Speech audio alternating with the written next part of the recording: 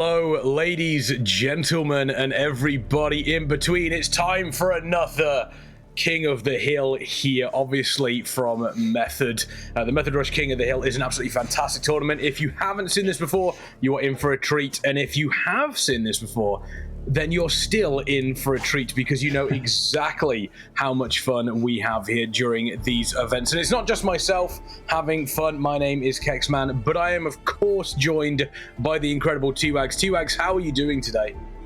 Doing fantastic. Always happy to be around for another one of these, and having you leading the helm here of the Minecraft fans, always a pleasure.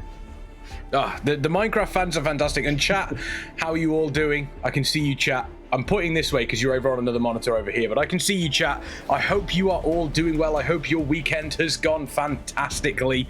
But yeah, we've got some brilliant competitors, obviously, here. Our king, our reigning king, Hoffik, still standing tall here with the crown on the head. But we do have some contenders for that crown. We've got Reign, we've got DecTheElite, and we've got Dylqn as well. It's shaping up to be a pretty interesting tournament between these players here. I mean, you take a look at DecTheElite, their personal best, actually quicker than Hoffik's here. Same with Dylqn and Reign as well, T-Wags. Yeah, Hoffik's PB, I think, roughly 9 months ago. Hoffik was one of the very few to get that sub 11, and now a lot of people are getting more and more. Sub 10 is becoming popular. More and more calculator usage, streamlined technology with resetting. So yeah, it's been a while since Hoffik has PB'd, but you never know. He I think barely clutched it out last tournament. I think the last one was pretty close, so this could be a close one. It was very, very close. I mean, some of the games that we've been seeing have literally come down to, you know, a couple of seconds here, or, you know, a couple, maybe just a slight misplay in one area. It's been so close between these players. And Hoffik looking to potentially take that crown into Christmas. It's going to feel better eating the turkey with the crown on his head. But if you want to make sure that you are also looking fly during Christmas, I recommend you check out the fantastic Method merch that is available. Exclamation point merch in the chat. Go check out the merch store. There's some awesome apparel there. It is absolutely incredible. Love to see that. I have some of it myself, and it is very, very comfortable. It is very, very comfortable, I can tell you that. And on top of that, we also want to give a shout out to one of our new sponsors, Kingston. Obviously, exclamation point Kingston MC in the chat. And do you need more dedicated WAM for your PC? Then get your next gen performance today with Kingston Fury. It is absolutely incredible. As I said, exclamation point Kingston MC in the chat, and you can learn more about that as well. But here we do have, obviously, the bracket between these players here. And honestly, I mean, we're looking, you know, Hoffik versus Dylqn and then Reign versus Dec. And for my money, I mean, I'm excited to see Hoffik back on, you know, back playing here. He's an incredible player. I'm really excited for that matchup between Reign and Dec, because for those two players there, their personal bests, pretty close between the two of them. And if that is any indication for exactly how quickly these players can complete these maps, we're in for a treat. Yeah, all three of the challengers this time very used to the tournament scene. Top runners, top names that have played multiple tourneys before and won them. Reignex doing very well in Break the Record lifestyle events. Always putting on a good show. DecTheElite, a top tournament runner, always placing in top 5 in a lot of big open tournaments. And KexMen, maybe we'll get to this a little bit later, but Dylqn and Reignex, a lot of the community knows it's the biggest bromance possibly of all time. Dylqn and Reignex, just their fates are somehow intertwined. I can't quite explain it, but I think some of the MCSR chatters will know what I'm talking about. Dylqn and Reignex just tend to always meet each other in tournament through some weird stroke of fate. It just seems to be always meant to be. So it's weird, you know, they're not facing off in the first round, but I just got that gut feeling they're gonna find each other. Yeah, and for those that haven't watched this tournament before, it is a best of 3. It is double elimination, so people will drop down to the lower bracket and then they will play their way up. Best of 3, obviously, it is between the three matches. So if one player wins 2 of them, then that's the series over. They move on in the upper bracket. The loser drops down to the lower bracket. And on top of that, we do have a couple of extra little things that we do during this tournament. And T-Wags, you are probably one of the most knowledgeable people that I know about Minecraft, specifically speedrunning here. So why don't you walk through the viewers of exactly what happens with the method mod here? Sure. There's a ton of RNG in Minecraft. A lot of these runners get very annoyed. RNG ruins almost all of your speedruns. But in this case, in a tournament, most of that is eliminated. So things like blaze spawns, which blazes drop rods, the ender eyes that break. The first 3 eyes thrown will never break, but then after that, they are standardized. Piglin trades for pearls and obsidian, and even the gravel that you get flint in order to enter the nether is seed-based. Iron golems always drop 5. There's increased obsidian rates. Hopefully we'll see 20 obsidian so that you can get a better, closer estimate and leave the nether closer to the stronghold. Dragon perches fairly quickly as long as you stand fairly far back, and ocean monuments will not cause mining fatigue in case we get one of those rare ocean monument seeds. So most of the RNG is eliminated, but things like mob spawns that are still random, you will have to use your brain to overcome those random obstacles still. So yeah. Oh yeah, absolutely. And the brain of a speedrunner is very different to, my brain, I don't do speedrunning or anything like that. So not only are they trying to calculate exactly where things are, but they're doing it at a very quick pace while also considering other things. There's a lot going on with this. And again, as I've mentioned before, if you've joined us and you've never seen one of these, then you are really in for a treat, because it's not only is it exciting, especially when it comes down when both of them have entered the Ender Dragon's bedroom and they're looking at taking down the Ender Dragon, but also in the lead up to it, how they handle various different things. And you mentioned, the monuments, the ocean monuments that we do see that don't cause mining fatigue. I think we've only seen one of those, specifically with us two casting. I think we've only seen one of them, haven't we? Yeah, sounds about right. They're fairly rare, a little bit more difficult to seed find, but yeah, Minecraft, everyone starts out looking at Minecraft like this dorky kids game, and then you start watching some speedrunning and you're like, wow, okay, that's kind of interesting. There's a ton of strategy. I'm a huge fan of strategy and tactics games, and I just got sucked into Minecraft speedrunning because there's just so much going on. You need to find a source of pearls, of obsidian to travel throughout the nether faster. Travel through the nether is 8 times faster than the overworld. There are a bunch of different ways to get ender pearls. Sometimes you need 12, sometimes you need a bit less. There's 1 cycle, there's 0 cycle in the end. There's so much going on. So we'll try to spend a bit. Phase, 0 phase, 1 phase. 0 phase, 1 phase, as we all know. New Minecraft terminology coming through, which is always exciting in these sort of situations. Chat, I'm asking you, but I'm also asking you, T-Wags, kind of putting you on the spot here.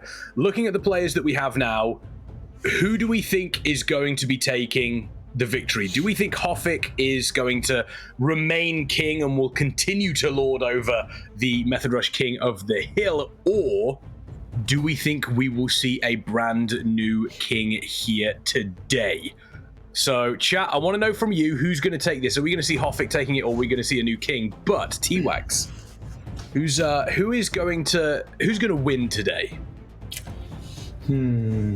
If I had to put my money on someone, it might be Reignex.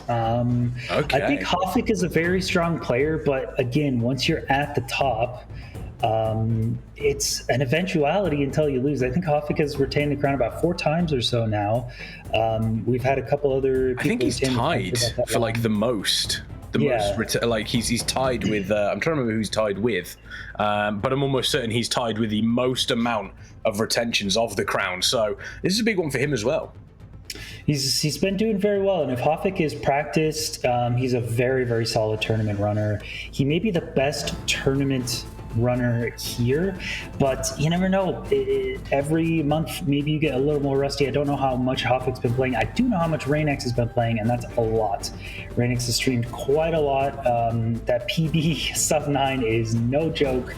And Reignex, every once in a while, Reignex will come across a seed in a tournament where he just really struggles, takes an early death, does something a little silly, throws the seed. So Reignex has kind of been a little bit cursed in tournament performance, but in terms of just pure speed, I think Reignex definitely has it over these four. And if he can just clutch it up and not make any of those major mistakes, he's got my money for this one. Yeah, just a quick note from production as well. Hoffik is currently on 4, but the current leader of like crown retentions is Feinberg with 6. So there's still a way for Hoffik to go. Hoffik would like to be in a position similar to Feinberg, where they do retain their crown for longer than Feinberg. You would hope. Obviously, if the king stays on, they do actually get a little bit of extra cash as well from the prize pool. So that is that's also a big incentive for these players to remain king. On top of that, kind of going back to what you said about Reignex there, the personal best being below 9 minutes. It's not just an 8-minute 58. It's not like 2 seconds below 9 minutes. This is 21 seconds below that 9 minutes, which is, in speedrunning terms, 21 seconds is an eternity. It's a very long time. I mean, once you start getting to sub 10, 20 seconds is a considerable portion of the run. And half of it getting a PB is just grinding out the hours and hours it takes to get that right seed that allows you to get that. But the other half is grinding out the hours and hours of practice time, making sure every variation of every bastion route, just in case you come across something that's 1 in 100. I tuned in to Reignex's stream this morning. He had a weird buried treasure seed where he actually had to enter the nether without a bucket. So he dug up some sand, made a bunch of doors, and actually used a magma ravine in the ocean with no bucket and woodlet with no flint and steel to enter the nether into a bastion at 2 minutes. So it's just those weird situations that are 1 in 100 or less that you have to be trained for. And if anyone here is trained for it, it's Reignex. So I'm excited to see. I know DecTheElite and Dylqn, very, very experienced tournament runners. I don't think they're going to be making any major mistakes or anything as well. I expect a lot from all 4 of these runners this time around.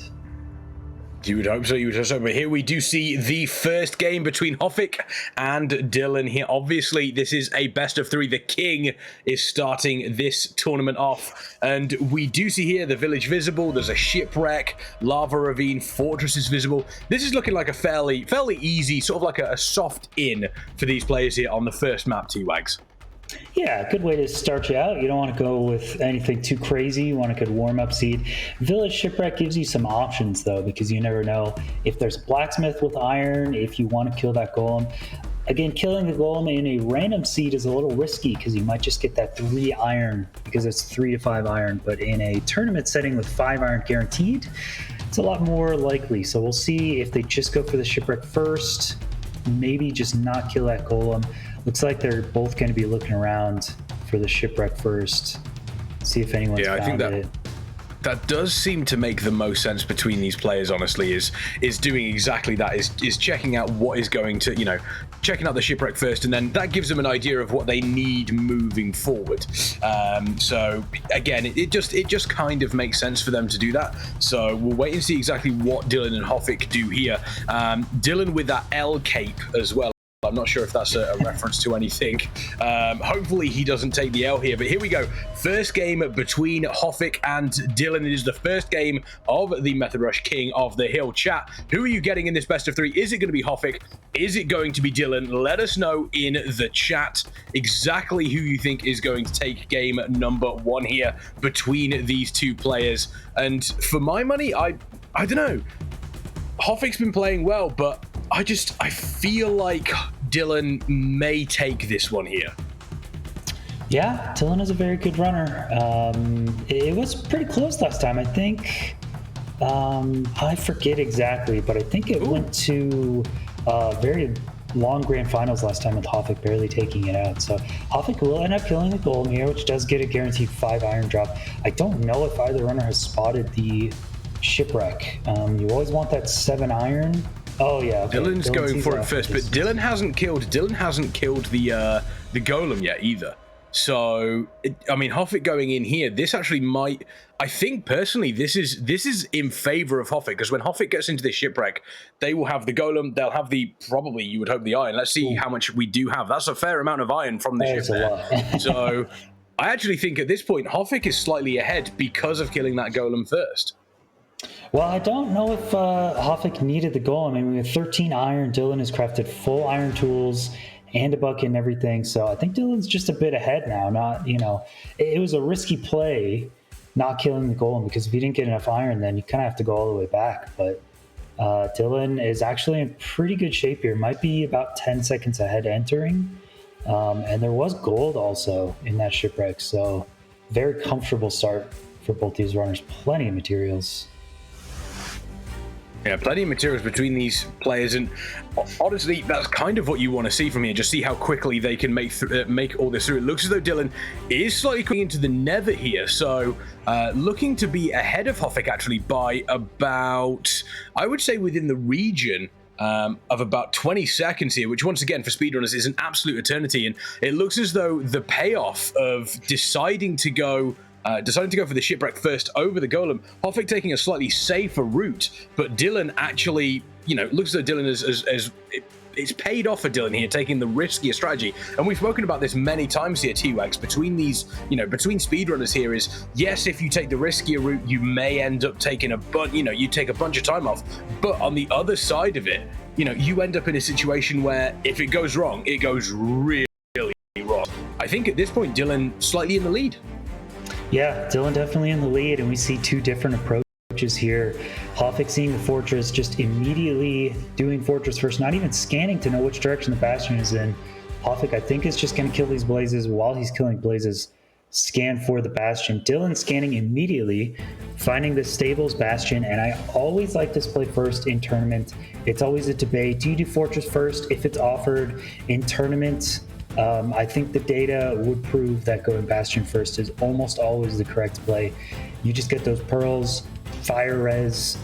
You could do blazes faster with the blaze bed. It just makes more sense in the route, and both structures are really close. So I like Dylqn's play here.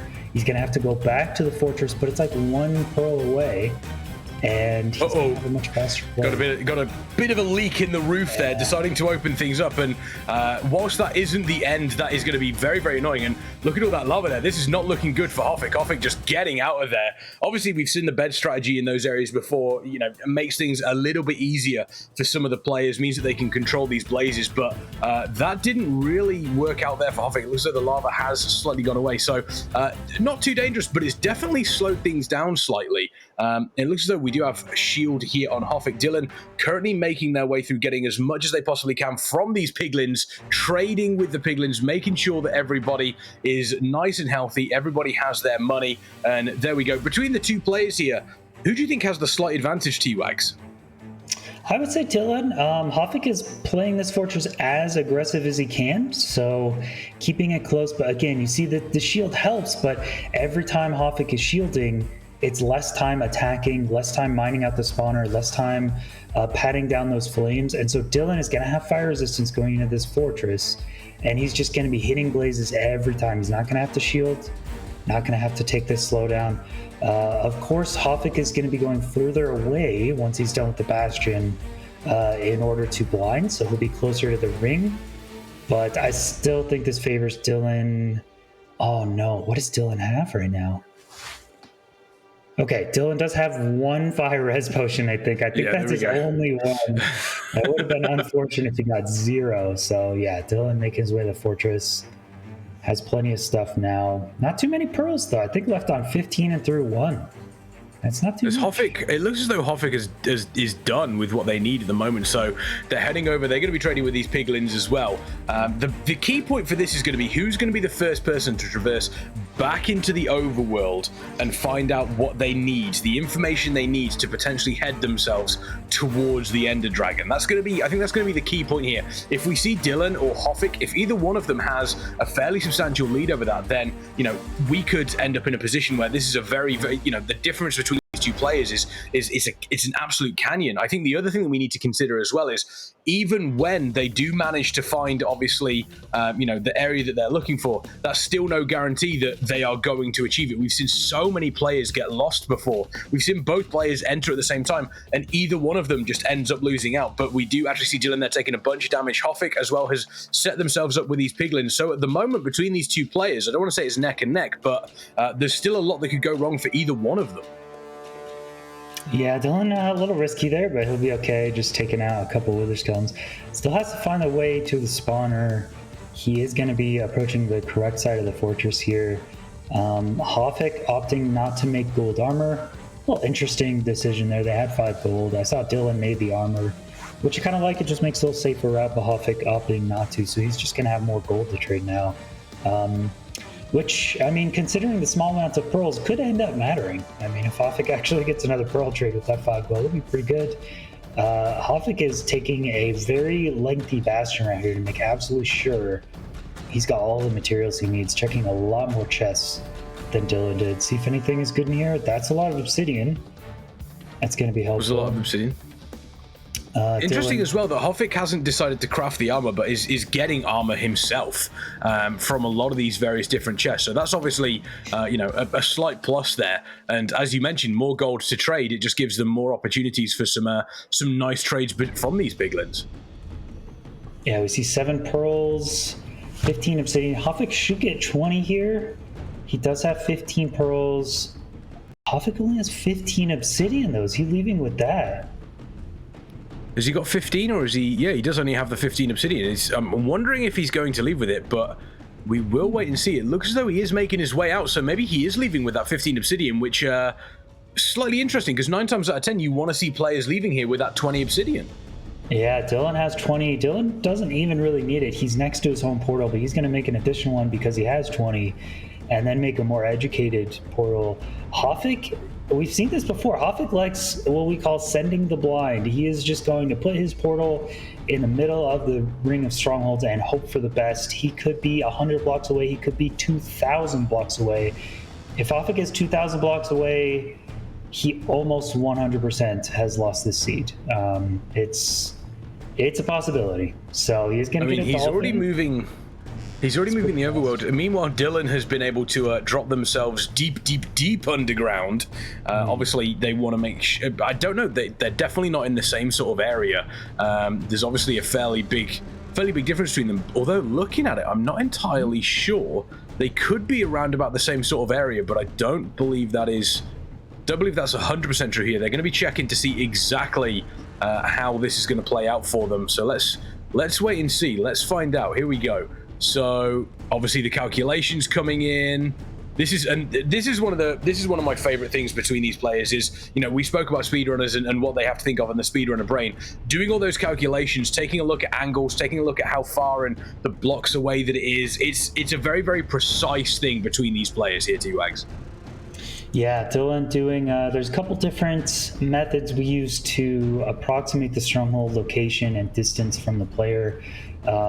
Nowadays, calculators are available for use in RSG, so people don't really do math anymore. You just press a button and calculate it does it for you. But in here, those aren't allowed, so you gotta use some math. And so Dylqn takes 2 eyes thrown at different locations to triangulate the location. I think he's doing a rough approximation here. There are pinpoint methods we can use where you have to do a bunch of difficult math in your head. But I think Dylqn is going to do an approximation. So he has a good idea. He's got 10 obsidian. Let's hope the terrain looks good for Dylqn. He is kind of entrapped in this fortress here, so it may not be so easy. Meanwhile, Hoffik still chugging away with that dolphin. Could be close, could be really, really far. I don't even know if Hoffik knows himself how far it is. I mean, I think I don't think he knows exactly how far it is, but the fact he's currently lift from Echo the Dolphin suggests to me that Hoffik knows it's far. It's pretty far, and 2 very different strategies before, and I mentioned this before we obviously got into the game. Hoffik in the overworld, making sure, that just traveling across the overworld. Meanwhile, Dylqn taking the slightly riskier play here. I mean, it's definitely easier to go on the overworld, but potentially slower, whereas Dylqn, if Dylqn is able to calculate this properly, then Dylqn is absolutely going to have the advantage over Hoffik. But, as mentioned, T-Wags, more dangerous. There's more chances for Dylqn to die here, which, in a speedrun of this sort of, like in this scenario, is absolutely catastrophic. Yeah, usually this would be a safe play for Dylqn running around in the Nether, but the unfortunate part is he only got 1 fire resistance from the Bastion, which is fairly rare. Kind of unlucky. So now Dylqn has to play this a lot slower. He also doesn't have that many pearls. So yeah, Dylqn using his coordinates. Hopefully he's close to where he thinks the stronghold is going to be. Yeah, he's going to place his portal here. Just the terrain wasn't that kind to him, and he didn't have enough fire resistance. So unfortunate. Here we go. Let's see. Where does Dylqn end up? He ends up, I think, around the same area Hoffik is right now. Could be.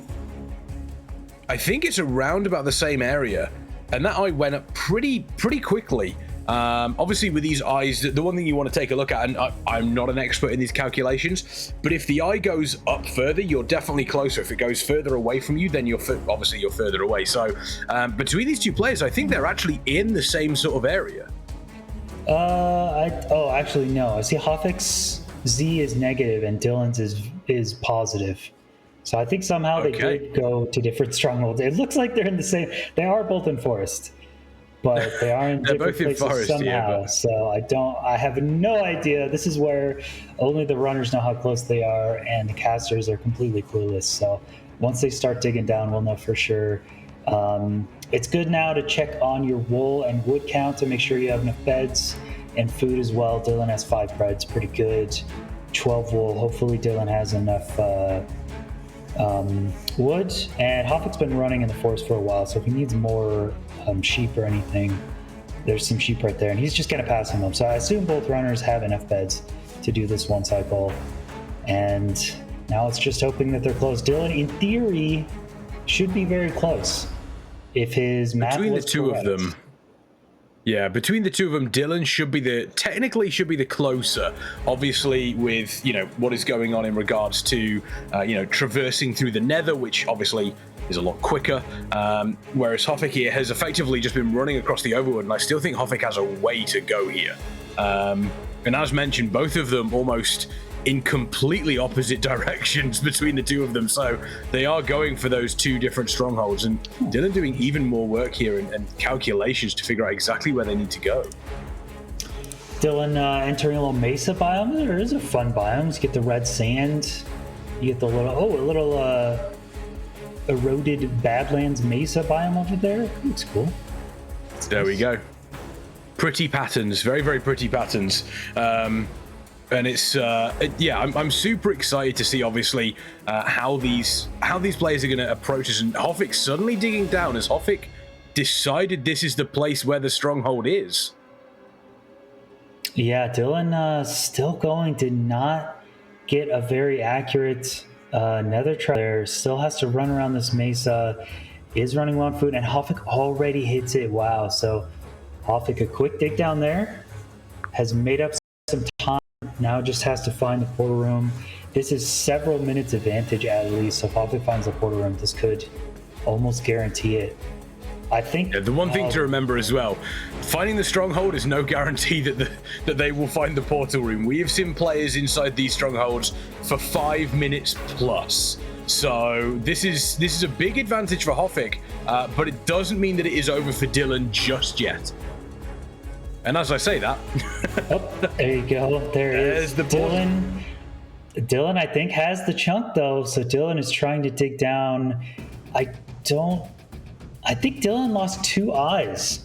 So Dylqn actually needs a 2-eye portal room, which is I think like 20 or 30% or less. So Dylqn actually in dire straits. He does find the stronghold, but I believe needs a 2-eye. Hoffik is already in, and only has about a minute and a half before a Dragon Force Perch. And it looks as though Hoffik is not going to be setting up for that 0 phase. Looking at going for the 1 phase, they know that the dragon will perch. That is guaranteed for them. Now the question is, if Dylqn finds his portal room quick enough and has enough eyes to activate it, will Dylqn potentially go for that 0 phase? Will Dylqn be looking at maybe trying to sneak the win here? Here comes the portal room. Let's see if this is going to be enough here. It looks as though it may actually be. Let's find out. There it is. Dylqn is through. So is Dylqn going to go for this 0 phase? This 0 phase is, we've seen a couple of players attempt it. Obviously, they don't wait for the dragon to push. They go up to one of the pillars around the room here. We see the dragon kind of going around here, teasing Hoffik, and it looks like the perch is coming in. So here it goes for Hoffik. Is Hoffik going to be able to take it? Let's see when this first bed goes down. There it is. Let's see this connection with the bed. 1 connection, 2 good connections, 3 good connections. This 4th one, there it is, the 4th one. The Ender Dragon goes down. Hoffik takes the first game here against Dylqn. 16 minutes and 52 seconds in. Not the quickest time, but definitely enough for Hoffik to claim the victory. And for my money there, I think Dylqn did play that well, just got a little bit unlucky with how far away they were from the stronghold when they came out of the nether, T-Wags. Yeah, that was a tough one. Tough one for Dylqn. He's got to be upset. His late game looked pretty good. Dug down on that stronghold, found the portal room right away. Was super close, maybe a minute off or less there. So unfortunate. I don't think Dylqn should beat himself up too much about that one. I think the Bastion routes were pretty similar. I want to say Dylqn's Fortress was faster, but yeah, Dylqn's nether terrain to traverse to exit and get close to that stronghold just wasn't there. I think the lack of 1 extra fire resistance potion really hurt him. Not being able to pearl also. So yeah, kind of unfortunate. I think with different trades, Dylqn actually just easily takes that one. But you got to adapt. You got to adapt. The barters are the same for both players, but they're going to be different every time. You don't know what those are going to be, and it just favored Hoffik in this case. Hoffik with the blind taking it, so well played. Absolutely, absolutely. And you mentioned the speedrunner's brain. You know, you have to adapt on the fly. Something like that comes up. Okay, what is my next move?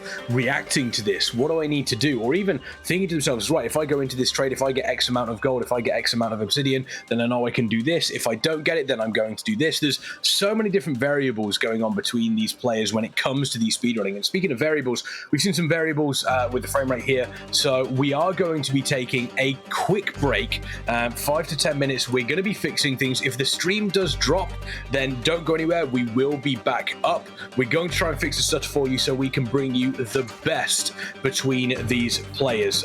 When we come back, I'm sure production will let me know, but I'm assuming we will go into game number 2 between Hoffik and Dylqn. But as mentioned, we're going to try and fix, obviously, the various different sort of like stutter issues, figure out exactly what's going on there. We love OBS, and we will be right back after this.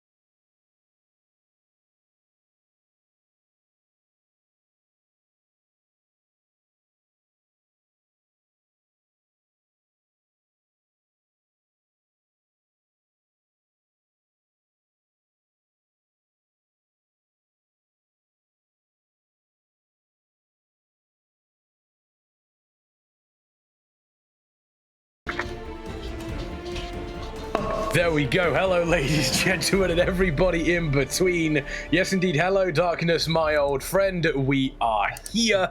Hopefully, we fixed some of the problems. We're not 100% sure what was causing them, but fingers crossed that has fixed any of the stutter that you did see. But of course, my name is KexMen. This is T-Wags. T-Wags is this side. This is T-Wags, and you are watching the Method Rush King of the Hill tournament here in Minecraft.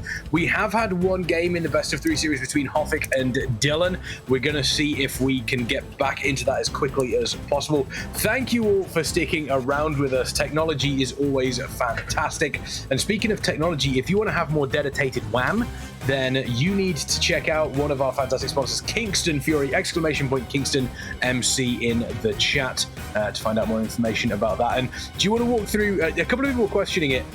He said the thing, yeah. Do you want to walk through the dedicated WAM thing, T-Wags? I want to see more people recognizing that meme in chat. Because you had to school me on it before we went live, because I was looking at it going, what dedicated is that? And I actually said it as dedicated RAM, and T-Wag specifically said to me, no, you have to say it as dedicated WAM, for a very, very specific reason. And if I remember rightly, it was a Minecraft convention of some sort. Yeah, it's one of the internet's most ancient memes. Dedicated WAM. I think it was Super Kai or something. A little kid came up in a Minecraft convention, one of the first ones. Asked how much dedicated WAM he needed for his server. Come on, that's such a good I mean, one. you mentioned you say one of the earliest memes. I have been around for many years on the internet. I was, I don't consider that one of the original memes. Like one of the original memes, you're talking, badger, or you're talking, you're the man now, dog. Those are the original ones. Don't. I was there, Gandalf. I was there 3,000 years ago, or whatever it is, whatever that quote is. But yeah, it's it is one of those that kind of sticks with you, and I think that's across a lot of Minecraft. To be honest, there's one thing you can say as we wait for this, as we wait to see if we're getting into the next game between Hoffik and Dylqn is, I think it's fair that Minecraft is very much now involved in just the general entertainment area of the world now. It's a very, very well known name, and I think as you mentioned, a lot of people would look upon it and think to themselves, oh, it's just a kid's game. You just do a little bit of mining, you build a house. Oh, nice. But there's so much more to it than that, and I think chat can agree with this as well. There is so much more to Minecraft than just building a house. Yeah, they've done really well with updates. Honestly, Mojang has in the last couple of years really stepped it up. So Minecraft is quite an old game, but started with version 1.0, and we're already on 1.19, 1.20. I don't know. Pretty far up there. So Minecraft's pretty interesting. They've added a lot of things. It's gotten worse and worse for speedrunning in the last few years, though. 1.16 was such a nice update. Bastions, you get crazy trades for pearls. The Nether update was crazy, man. Before 1.16, do you know what the Nether looked like, KexMen? Oh, it's just boring. The most bland thing ever. It's just netherrack. That was it. It sucked. So yeah, 1.16 update, very, very cool, really cool for speedrunning. Update since then, not as healthy for the speedrunning community, but yeah, it's a really fun strategic game, and yeah. Yeah, it's someone, Artemis saying step 1, build the house, step 2, blow it up with TNT. I mean, have you really played Minecraft if you haven't got into creative mode and put as much TNT as possible into one location and then crash your game? Yeah. Like, if you haven't done that, have you truly played Minecraft? I mean, I think that's the big thing. And actually, a question I have for chat, and a question I have for you, T-Wags, as well. Chat, I want everybody to answer this, but T-Wags, I'll come to you, obviously, because you can give me a direct answer straight away. What was your first ever experience with Minecraft? When was the first time you ever experienced Minecraft? I think it's always been with friends when I've started it up. Like, I never I never did Minecraft solo. My friends and I were looking for a game to just pass the time. And man, Minecraft was just a sandbox. I played way back in the days where there was no dragon, there was no end. No dragon, no end. There was no point. It was just a sandbox. You just run around and do stuff. I would just mine coal and iron for hours and hours. Yeah, so that was my original experience. And then coming back to it a couple years ago, when the pandemic started shutting everything down, I needed, again, a game I could connect with and play with friends. And Minecraft is a game you could play with anyone. They don't have to be gamers, you know. I play a lot of games where you kind of have to be a gamer. You got to study it for a couple of years to be really good. But Minecraft, you just jump in with friends and mess around, you know? So, yeah, a couple of years ago, I started back up. Yeah, it's my first experience. We've got to cover. Watched a YouTuber that mostly so for a few years, 1.7.2 to 1.11. My sort of first real experience was, I think it was still in beta at the time. And a couple of friends were playing it, and I was like, okay, I'll join in and see what's going on. And we built some houses, and then we burn each other's houses down as is tradition. And that's basically that was my first experience with Minecraft, and that's effectively all I've really done. I've dabbled in it here and there. I haven't done any speed running. Once again, maybe that'll be something in the future. Maybe something in the future if we do like a really successful.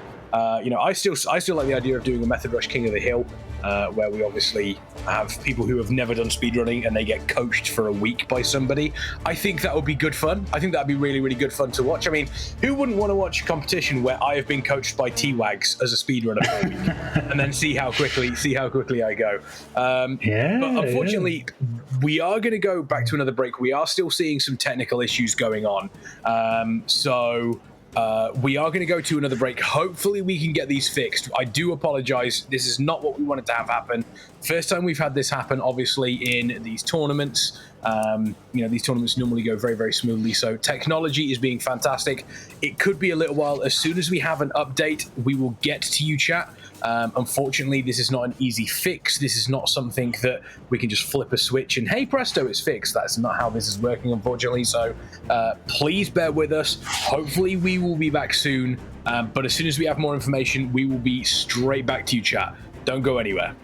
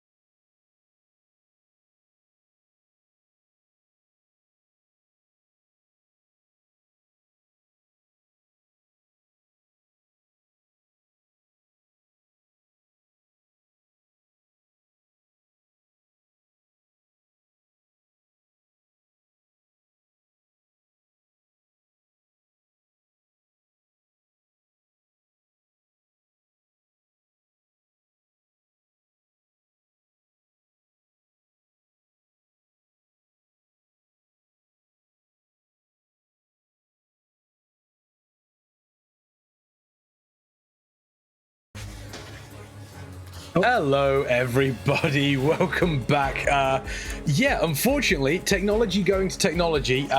This is one of the downsides of doing these events when you're remote is, yeah, technology going to technology. My name is KexMen. I'm, of course, joined by T-Wags, and we should be bringing you some Minecraft games shortly. We are not 100% certain if the issues are fixed, but we will be bringing you action from the Method Rush King of the Hill. Fingers crossed, we can continue to bring you some really, really high stakes games between these players here. Obviously, we will keep you up to date with any information, in regards to that. But we are still looking at game number 2 between Hoffik and Dylqn. We're going to continue how things currently are. Chat, I hope you're still with us. I hope you're still out there, chat, because we do have some brilliant stuff coming up for you, obviously, between these players. And this little break in between games, I do obviously, there's nothing we can do about it. This is just technology. This is how things work, T-Wags. But in a tournament setting, can that sometimes upset the rhythm that you get in? Specifically, Hoffik winning that first game there. Obviously, it's only the first game in a best of 3 with Dylqn, but still the potential there for you cool off a little bit. Maybe you don't quite keep yourself warm, keep your brain running during that time during the tournament. So there's potentially a danger of Hoffik here cooling off slightly.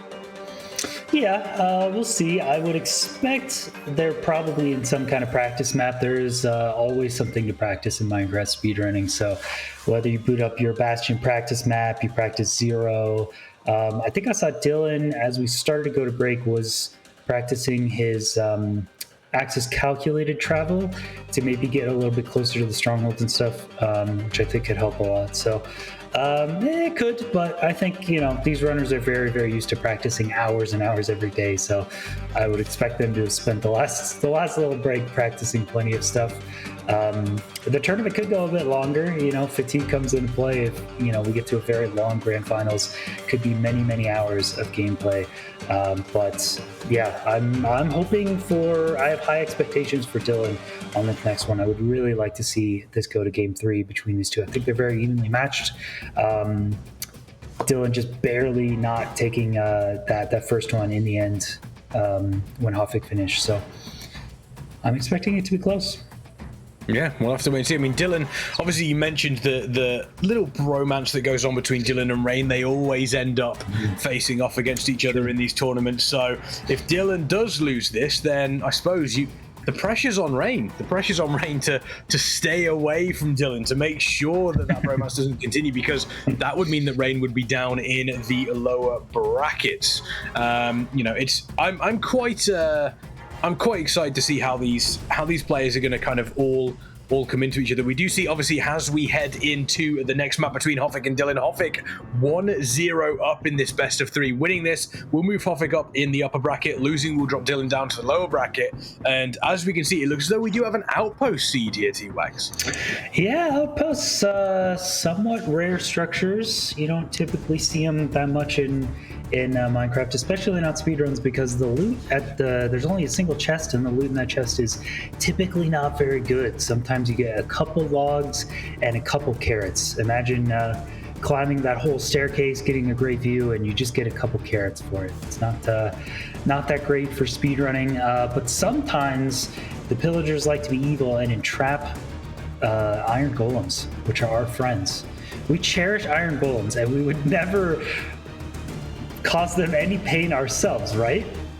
No, we would never ever. We look after the iron golems. We look after them. If they are entrapped, then we make sure that we free them. We make sure that they are looked after. They're fed. They're watered. Everything about them is fine. In no way, shape, or form will we abuse trapped iron golems. In no way, shape, or form. I hope that both these players don't. I hope both these players, if they do find the trapped iron golem, they are very kind to them. Hopefully they are. But here we go. Game number 2 starting between Hoffik and Dylqn. Let's see how this seed is going to look for them. There's the outpost. And are either of them going to make their way over? They are going to make their way over towards the outpost. Let's see if there is an entrapped iron golem. I can't see one in that cage. Yeah, there's I think there was one in the front right. I think I saw one. Okay, so they've got an iron golem to look after. What do we have in here? We have a bits of string that'll be good for the beds, obviously.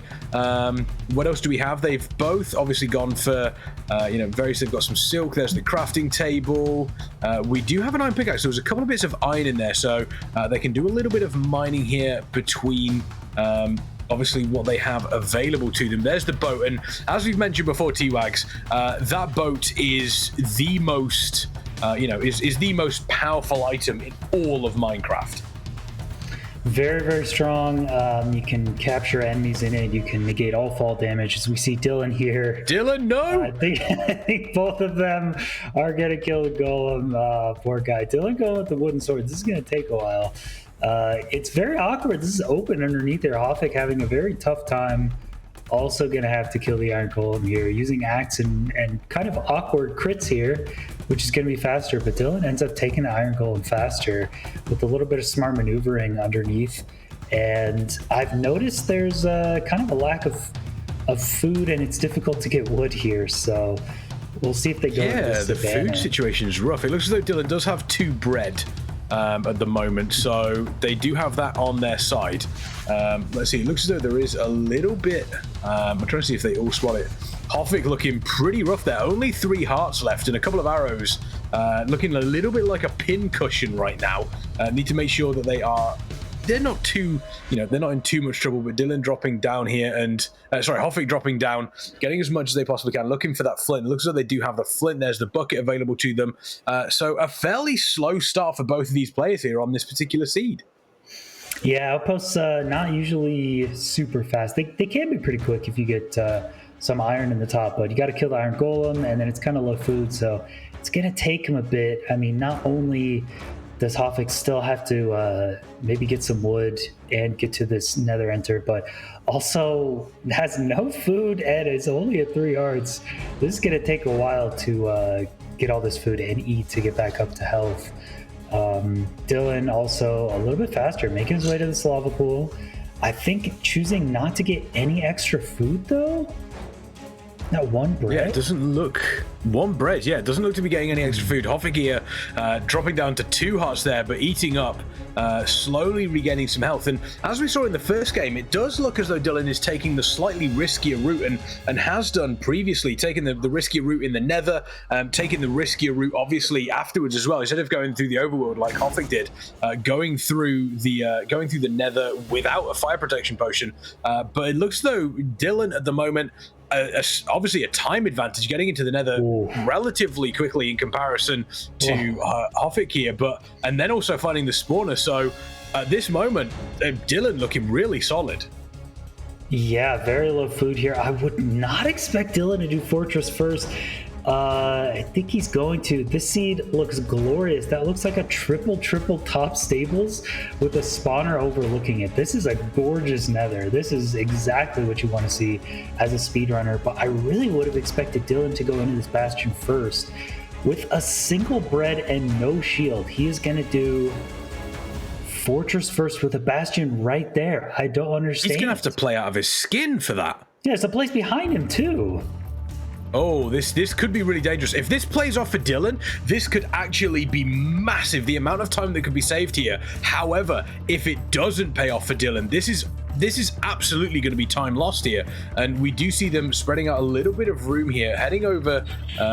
Obviously, it looks like there we go. There's the ship, not the ship, the boat as well. It looks like they are going to be getting maybe a little bit of food from this pig here. I'm not sure if this does drop food. I believe it does. So we'll have to wait and see there for Dylqn. It looks like it has. And then Hoffik has now entered the nether and is heading towards this spawner as well. So between these two players, Hoffik entering in slightly afterwards does have the shield. So Dylqn, for my money, Dylqn is going faster, but is absolutely taking more risks than Hoffik is. And we've seen so many times those risks do pay off, but also at the same time, they can absolutely cause havoc on a run. Yeah, Dylqn, I think doing the smarter approach, he did end up killing a couple cycles of blazes. He has 3 blaze rods.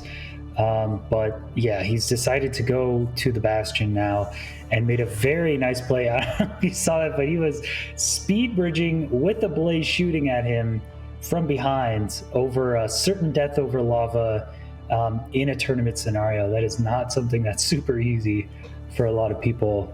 Very easy to make a mistake and completely throw the run, and they could have just lost him the best of 3 right there. But very well played, keeping it calm, cool, and collected, as Dylqn usually does, getting some food from the Hoglin. He's going to have to kill this pig and try for the second 4 gold blocks here. He is just doing the top of the stables bastion, which gives you a lot of chest. It is pretty much guaranteed to get 20 obsidian here. The pearls and fire res counts are really what we need to be concerned about. Hoffik, meanwhile, barely making that. Does have 6 blaze rods, so Hoffik is done with the fortress, but just starting out this kind of risky stables bastion here. There we go, taking out Pumbaa with that lava. Obviously, as mentioned, those are now called Pumbas, as we discovered in the previous King of the Hill. Between these two players, again, Dylqn seems to be, well, I say seems to be, is absolutely slightly ahead at the moment. But again, riskier play, which I actually quite enjoy. I like to see that in these setups. And there we go, Dylqn just making sure they get all the trades there, almost guaranteed. There's a zombie piglin as well coming in, but guaranteed for that 20 obsidian. Looks as though it is absolutely already there.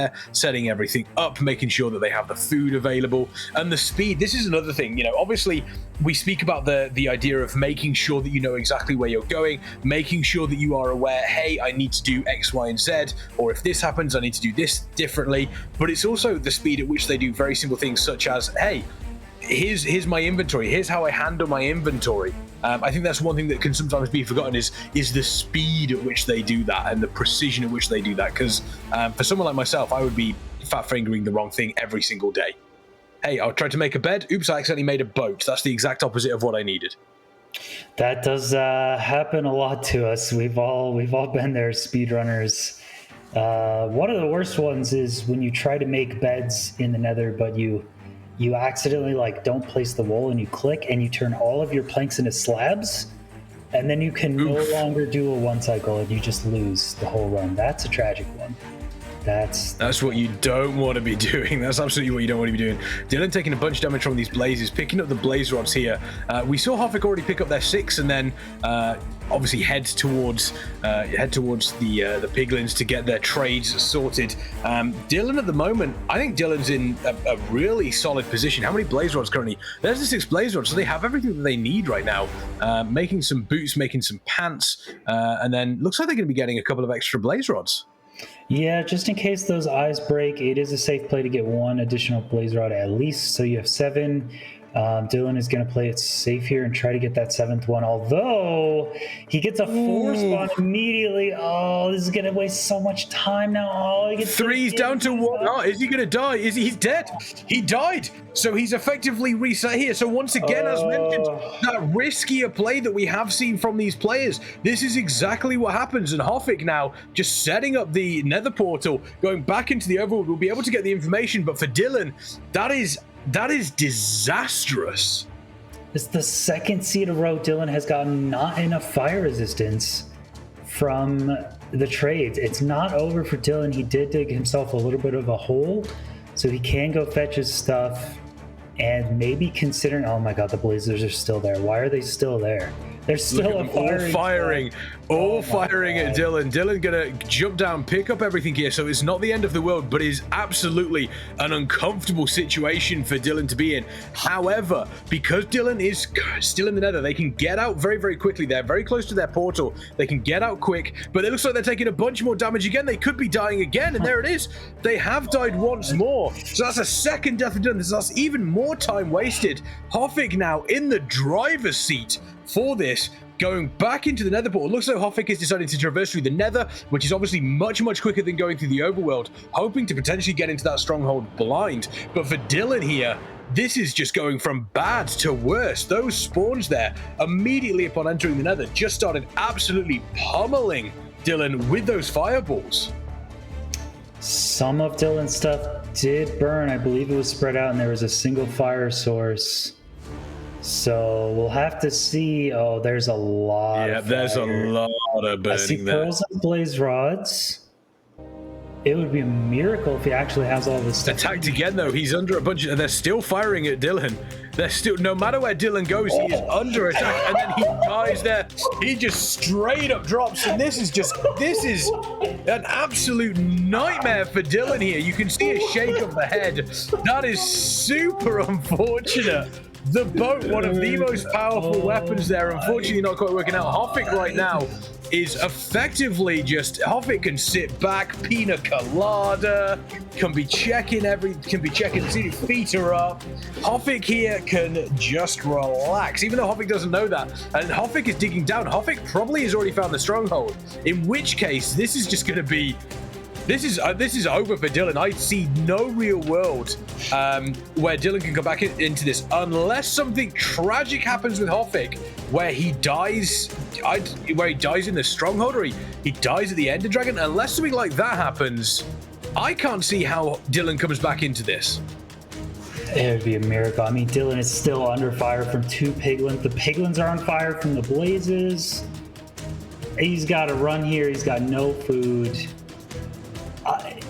I think Dylqn, does he have all of his stuff? Does he have... He doesn't have everything. He still has still got the pills and the rods. So there is still... He can get out of here.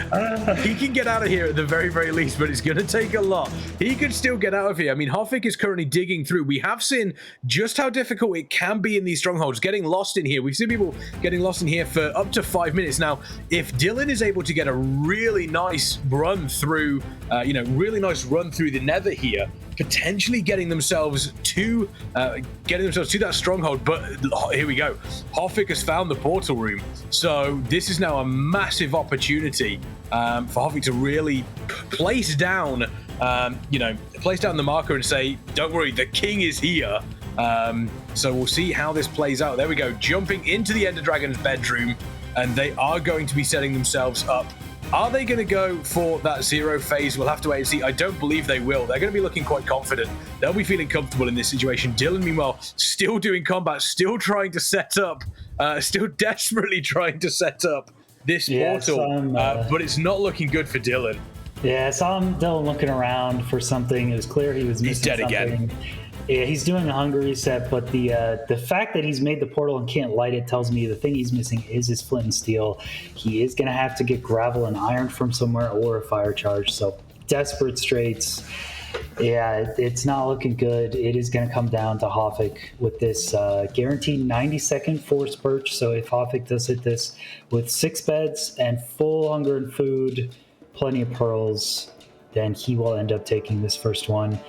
Tragically, this first one came down to low fire resistance. Hoffik did Fortress first both times and actually dealt with the blazes totally fine, doing a blaze bed in the first one. Hoffik seems very, very comfortable with his fire resless blaze fights, whereas Dylqn having a much more difficult time. Dylqn bed lighting. Blowing up a bed. Nice. You ever blow up a bed to activate a portal? Because Dylqn had to.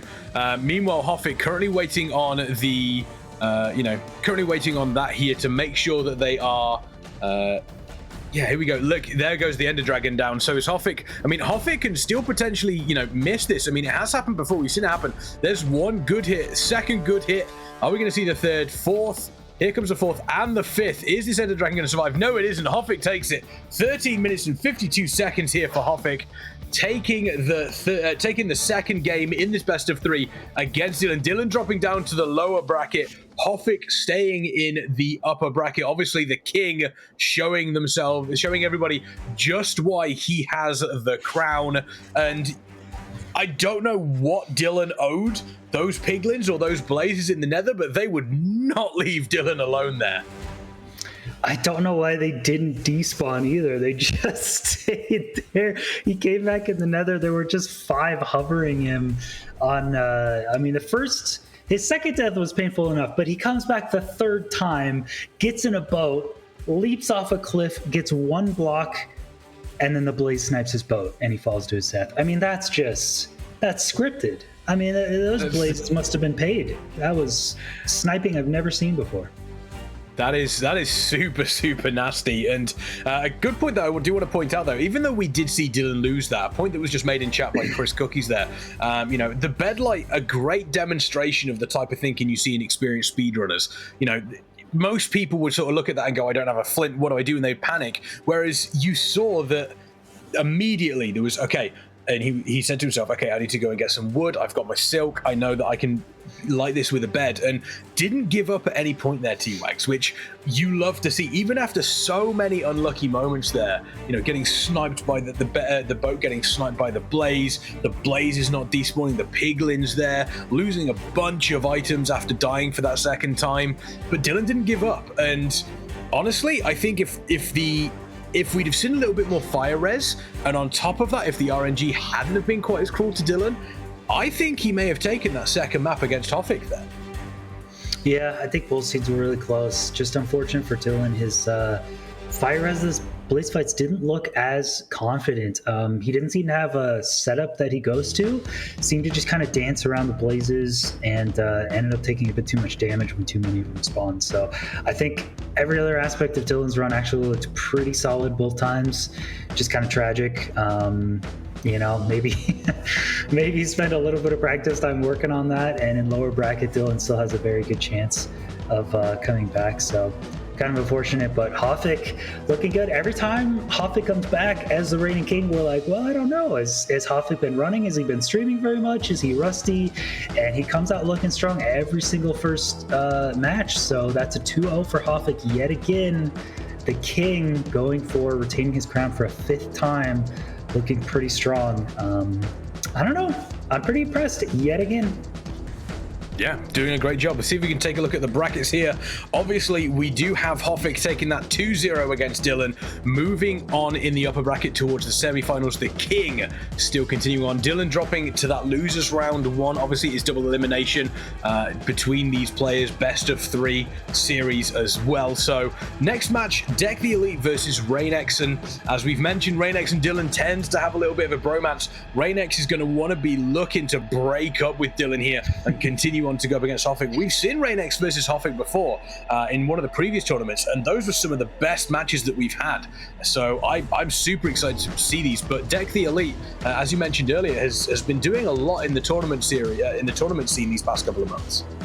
Yeah, Dec is always, honestly, every time there's an open tournament where anyone can join and DecTheElite joins up, you can pretty much guarantee he's going to be in top 5. For whatever reason, he's a very solid tournament runner. The tournament nerves don't seem to get him down. Slips up every once in a while, but very consistent. So of all the runners here, I feel like DecTheElite is one of the most consistent. But of all the runners here, if you're talking about absolute speed, you give these runners 12 hours to see the fastest they can get on a random seed. I think Reignex is winning 9 times out of 10. He is a speed demon. He knows all of the tech, super fast, very risky player. So kind of polar opposite play styles in this next match. It'll be fun to see.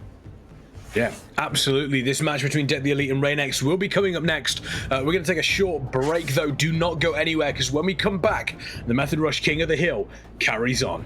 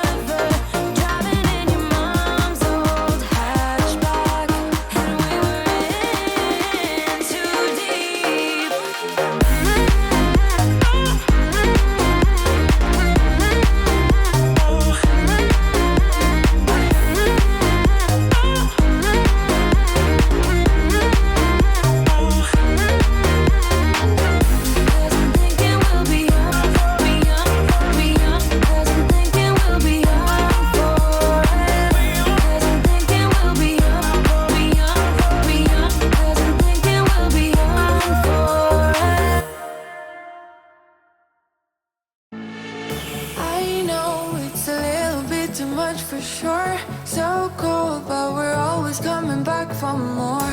Egos in this wicked game, it's all for sure. Oh, I've got you.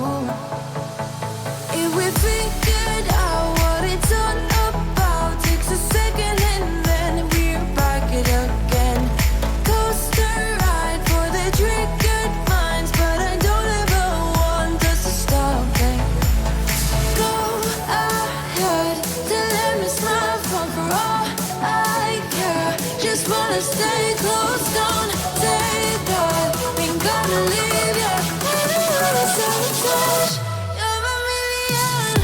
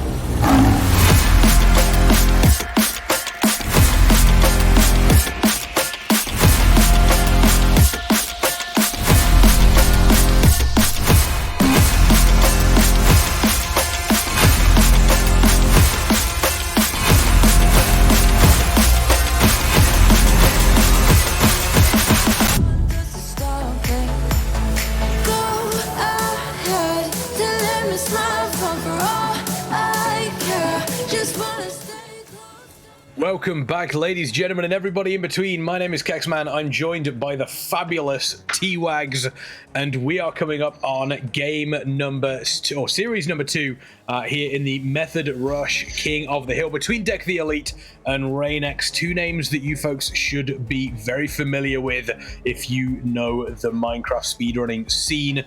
And honestly, super excited for this. We saw Hoffik besting Dylqn in the first series, but between these two players here, this one's slightly closer. I mean, taking a look at the tournament best here, DecTheElite actually has the quicker time, but when you look at personal best, Reignex far and away ahead of DecTheElite. Yeah, honestly, Reignex having the fastest PB but the slowest tournament best is kind of par for the course. Reignex, very well-known name in the MCSR community, one of the few elite to hold a 116 RSG world record, actually did it in a Break the Record live style tournament. Very well known for performing in those events, but in his tournament settings, in these type of tournaments where both runners are on the same seed and you get one shot, Reignex tends to be either the fastest or the slowest, making some mistakes here and there. So his tournament best being a little bit slower isn't really unconventional. So very risky, very fast play style. Don't be surprised to see Reignex absolutely obliterating his opponents or just taking a few deaths, you know. Yeah, it unfortunately happens, as we saw in the previous map there. Dylqn unfortunately getting so unlucky, sniped, the boat sniped out, dropping from a cliff. The blaze is not despawning, but one thing I do want to point out, obviously, is some of our fantastic sponsors. Check out the Method merch available, ! Merch in the chat. That'll give you all the information that you need to know to get yourself some brilliant Method apparel. It is fantastic. I have some myself. Super, super comfy. The hoodie I cannot recommend enough. And if you want to make sure that you have enough dedicated WAM to run your own server, then check out our fantastic sponsors, Kingston Fury, ! Kingston MC in the chat. That is Kingston MC in the chat. That will give you more information on that as well. It is absolutely fantastic stuff. It will help you power your own Minecraft servers. Maybe in the future you'll be able to run a little tournament like this between your friends as well. And speaking of friends, obviously there's going to be no love lost between these two here, DecTheElite and Reignex. They both know what they have to do, and you've mentioned that you can see some mistakes coming out of Reignex, specifically in these tournaments where the seeds are slightly different. However, I imagine Reignex is going to want to prove a point here. He's going to want to turn around and say, hey, I'm known as one of the quickest speedrunners in the world, yet I have the slowest tournament time out of these 4 players right now. I mean, Hoffik far and away the leader at 8 minutes 14 seconds, but Reignex, the slowest of the tournament bests here, he's going to want to improve on that. Yeah, if I have words of advice for Reignex, I'd say take this first one slow. We all know you're one of the fastest runners, who's ever speedrun the game. But take this one slow. Get a score on the board. Take this one, because I would expect, knowing Reignex's playing style, he is going to be ahead of pace of every one of these runners. I think almost every single runner in the world, Reignex, you would expect to be ahead of pace on the same seed. But, if you're playing the Fortress with low food, maybe take a step back, eat a little bit, get a little bit of health first, and then continue the run. So I just hope Reignex doesn't make any crazy mistakes and gets a little discouraged, because it's always tough in the first seed. If you make a mistake, get discouraged, get a little bit disappointed in yourself, and then you have to do the rest of the tournament with that mindset. It's way better to just get a positive start. So here we go. Ship and lava ravine. Hopefully a pretty standard high iron shipwreck with some food to get them started would be nice. Absolutely, and that's also one of those very, very strange situations where speedrunning, in your head you think to yourself, speedrunning, yeah, I've got to go as fast as possible, I need to keep moving, I can't stop at any point. But you've made a very, very good something that you need to keep an eye on is food. Food is very important. You need to take the time to stop. If you turn around and say, right, I'm going to take 10 seconds, 20 seconds, yes, that may lose me time overall, but if it means I don't die in the future, that could save me 5 minutes, 10 minutes, that we have seen before. So I think for players that are looking at getting into speedrunning, yes, you want to do everything as quickly as possible, but sometimes taking that extra 10, 15 seconds to check out your food situation means that you generally save time overall. And these players are going to want to consider that going into this. I'm going to give you a little bit of a quiz here, KexMen, okay? I'm going to test your Minecraft knowledge, also for chat, but you're not allowed to cheat and look at chat, okay, KexMen? Okay. Of the food that's available in a shipwreck, there's potatoes, carrots, wheat to make bread, okay? So rank those 3 foods in the correct order of how good they are: potatoes, carrots, and bread. I would say, I mean, personally, if we're going by general world rules, then potato is the victor, because potato can make mashed potatoes. You can have, fried, you can have chips, you can have fries. But I would say it would go bread, potato, carrot. No, bread, carrot, potato. That's my bet. Bread, carrot, potato, with potato being the best, or? Potato being the worst. Potato being the worst. Okay, potato is by far the worst. That's good. Potatoes do have Which is confusing. Which is very confusing. Raw potatoes are the worst. Okay, so we see potatoes and wheat here. We don't see any carrots. Baked potatoes are actually just as good as bread. So baked potatoes are actually pretty good, but raw potatoes are absolute garbage in Minecraft. Carrots are next up. They don't satisfy your hunger very much, but they do give you a good amount. And then bread is 2.5 hunger, which is pretty good, pretty satisfying. But carrots let you see in the dark. Carrots do. Carrots also, you actually want to see more carrots than anything in a speed run, because if you get gold from the Bastion and turn those into golden carrots, that is now the best food in the game. So usually you want to see carrots. 7 bread here, though, is actually very nice. That's pretty much all you need for a run. So runners are going to be very happy. They get enough iron, not enough for an iron axe, but overall, very nice shipwreck. I like this one. Yeah, they've got the bucket available. They do have, the iron shovel. They've got the iron pickaxe, and they're going to want to get the flint here. Looks as though they do have that. We see them moving down. Reignex dropping down, as well as DecTheElite. DecTheElite slightly behind here. Not by much, but only slightly. We'll see how. The past couple I will say, the one thing that I have noticed is the past couple of times we've gone to the Nether, the amount of fire resist that we've had available has been almost next to nothing. Almost next to nothing for these players here. Trying to get there we go, Reignex trying to get the flint here. We do see DecTheElite is setting up this portal as well. Are they going to be looking for the flint? It looks as though they do have it. They do have the flint tinder going in. Both these players going into Nether at almost the exact same time here. Almost a very, very similar position for them as well. So this is about as neck and neck as you can get here. Yeah, I think we saw a quick scan for the Bastion. We saw a spike. Reignex is going kind of in between where that spike was, and the fortress is very visible there. Reignex, yeah, ignoring this fortress. I like this play. Bastion is right here.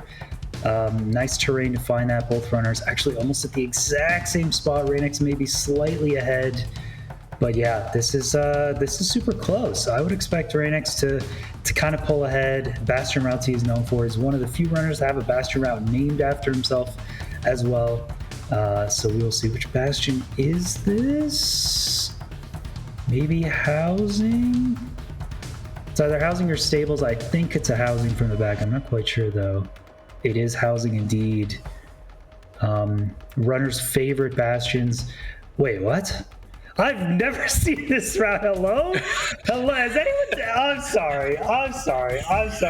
Did anyone in chat, has anyone seen that before? Are you serious? Am I just old? Am I behind the times? Reignex, no. It's like... Oh, wait, hang on. What happened to Dec? What happened to Dec? DecTheElite just...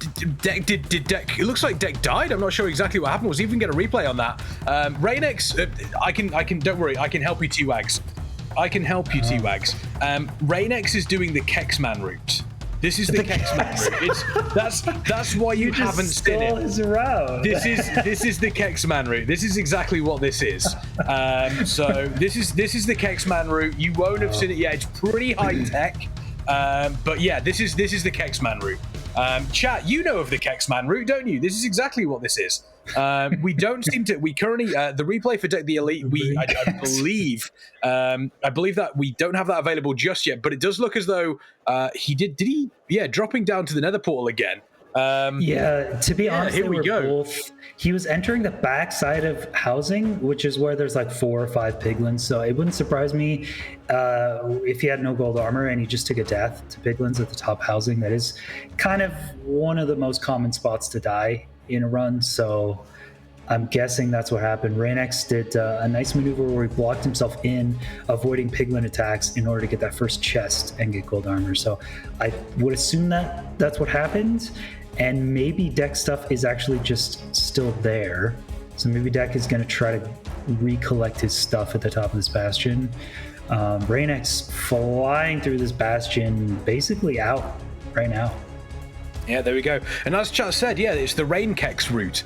That's the Reignex route. So it's the Reignex route there. And we see, it looks as though DecTheElite has been able to get close back to the stuff. It looks as though 2 skeletons were the cause of the problems for DecTheElite here. But once again, picking up everything they do have, it looks as though they are able to continue on, but not looking very comfortable. Reignex is going to be going up against these blazes here and looking fairly comfortable right now. DecTheElite going to be doing what they can to make sure there's 4 blazes there for Reignex, and the sooner they can get to at least those 6 rods, the better here. But questioning whether or not Reignex is going to play it slightly safer. Yeah, he's changing his RD. I think he's doing a little bit of dynamic RD in order to try to get more stray blazes to spawn. He did get 4 strays, which is kind of insane. Does raise his render distance to find the second spawner and gets his last blaze rod. Reignex just executing this perfectly. I mean, this is just years of practice coming into play. This is so well done. Gets a portal on top of the surface. Wow. And it looks like he's just in an island as well. He's on an island, so that's even better for Reignex. Reignex is on top of an island here, so there we go. Couldn't have actually got much better for Reignex. And is Reignex going to be doing a little bit? Yeah, there we go. Just taking a look, checking to make sure and seeing where these eyes spawn and where they go so they can actually really get an idea of where they need to go. Dropping down here, picking up that eye. And is Reignex going to go through the Nether? It looks as though Reignex is setting up to go through the Nether. They have an idea of where they need to go. DecTheElite currently doing some more trading for the piglins. Probably about 2 minutes behind Reignex here, I would say. Possibly even more T-Wags.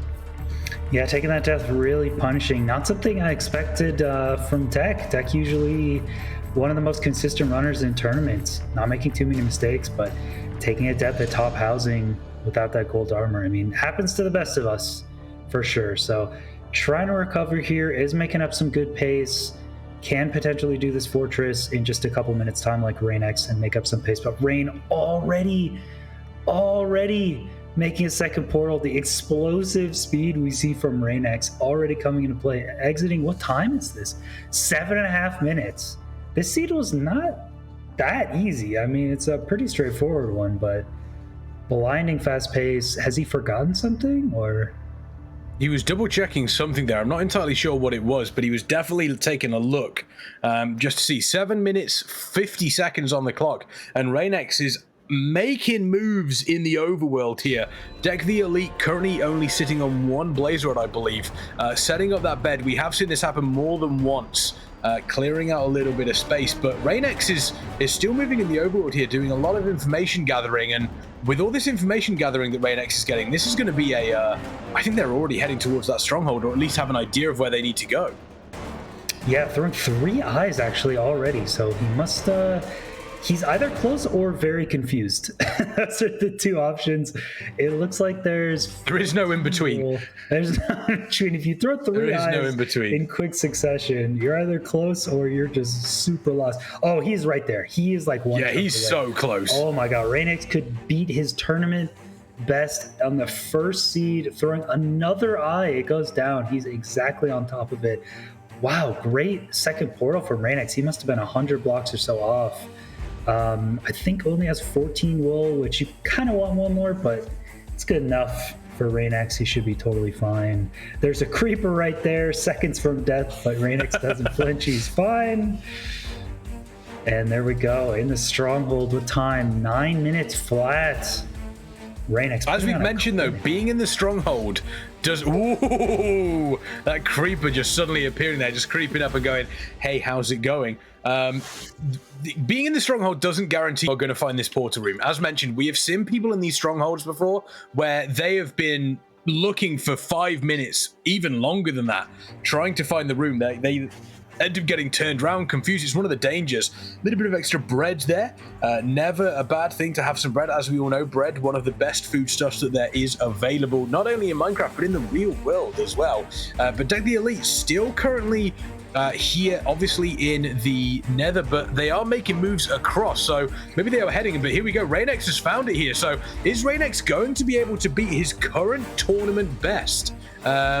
Between these, there's obviously making more of those beds. No, hang on. He's going for 0. Hang on. Take it easy, Reignex. Just get a win. You don't need to 0. He's going for the 0. Oh, he's crazy. Oh, it's Here it is. Here it is. Here it comes, folks. Here comes the 0 from Reignex. The 0 phase here against the Ender Dragon. Doesn't need to be doing this, but feeling as though he maybe has to. Let's take a look. First bed comes down. Let's take a look and see how this first hit goes. Waiting for the Ender Dragon to come across. That's a pretty solid first hit. The Ender Dragon coming across. Really solid second hit. Third hit.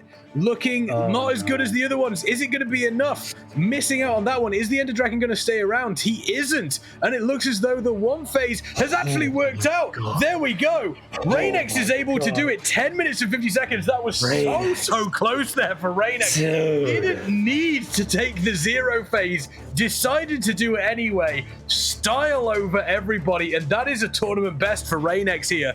And T-Wags, you turned around and you said, hey, Reignex, take it steady in this first match. And that is the exact opposite of what Reignex did. No one else on the planet gets an 1104 on that seed on the first playthrough. Not a single person. Feinberg isn't even coming close. I'm calling it now, dude. Feinberg, Cube, no way. 1104 on that seed is insane. 4-bet, 2 anchor, 0. I don't know. Dude, he's cracked. He's cracked. Reignex is just, he was too good. That was crazy. Absolutely correct there. DecTheElite, unfortunately, that early death cost, it does look as though it was a couple of skeletons maybe, you know, knocking DecTheElite as he jumped over a chasm or something along those sort of lines. But yeah, DecTheElite falling short there. And after that, I don't think DecTheElite played it Paulie was moving towards the stronghold at that point, and I think was heading towards the same stronghold, that Reignex was at. But there we go. A new tournament best coming out of Reignex, 11:04. Now actually not the slowest here for tournament best. That goes to Dylqn, but maybe Dylqn in their lower bracket matchup could take them on. Maybe they'll be going up against DecTheElite. Maybe this idea of a Reignex Dylqn matchup that we see so often in tournaments isn't going to come to fruition here in the Method Rush King of the Hill. But my word, what an absolutely incredible matchup between those two. And Reignex, you mentioned T-Wags, and I said, you said, Rain, take it steady. Let's get yourself into the first map and go from there. But the moment that Reignex ends up in that Ender Dragon's bedroom, he immediately goes, nope, I'm zero phasing this because I can. Yeah, Reignex saying, what, you want me to slow down, take an easy win? I mean, Deck had a death there. Reignex in an additional 3-4 minutes and still been okay, but Reignex says, no, you know what? I'm gonna build the most efficient magma ravine portal. I'm gonna do a new bastion route that you've never seen before. I'm gonna do Reignex route. Reignex route. He did render distance manipulation at the fortress. He hit a second nether portal without a calculator 100 blocks away. He does preemptive in the stronghold, and then he zeros. This dude is crazy.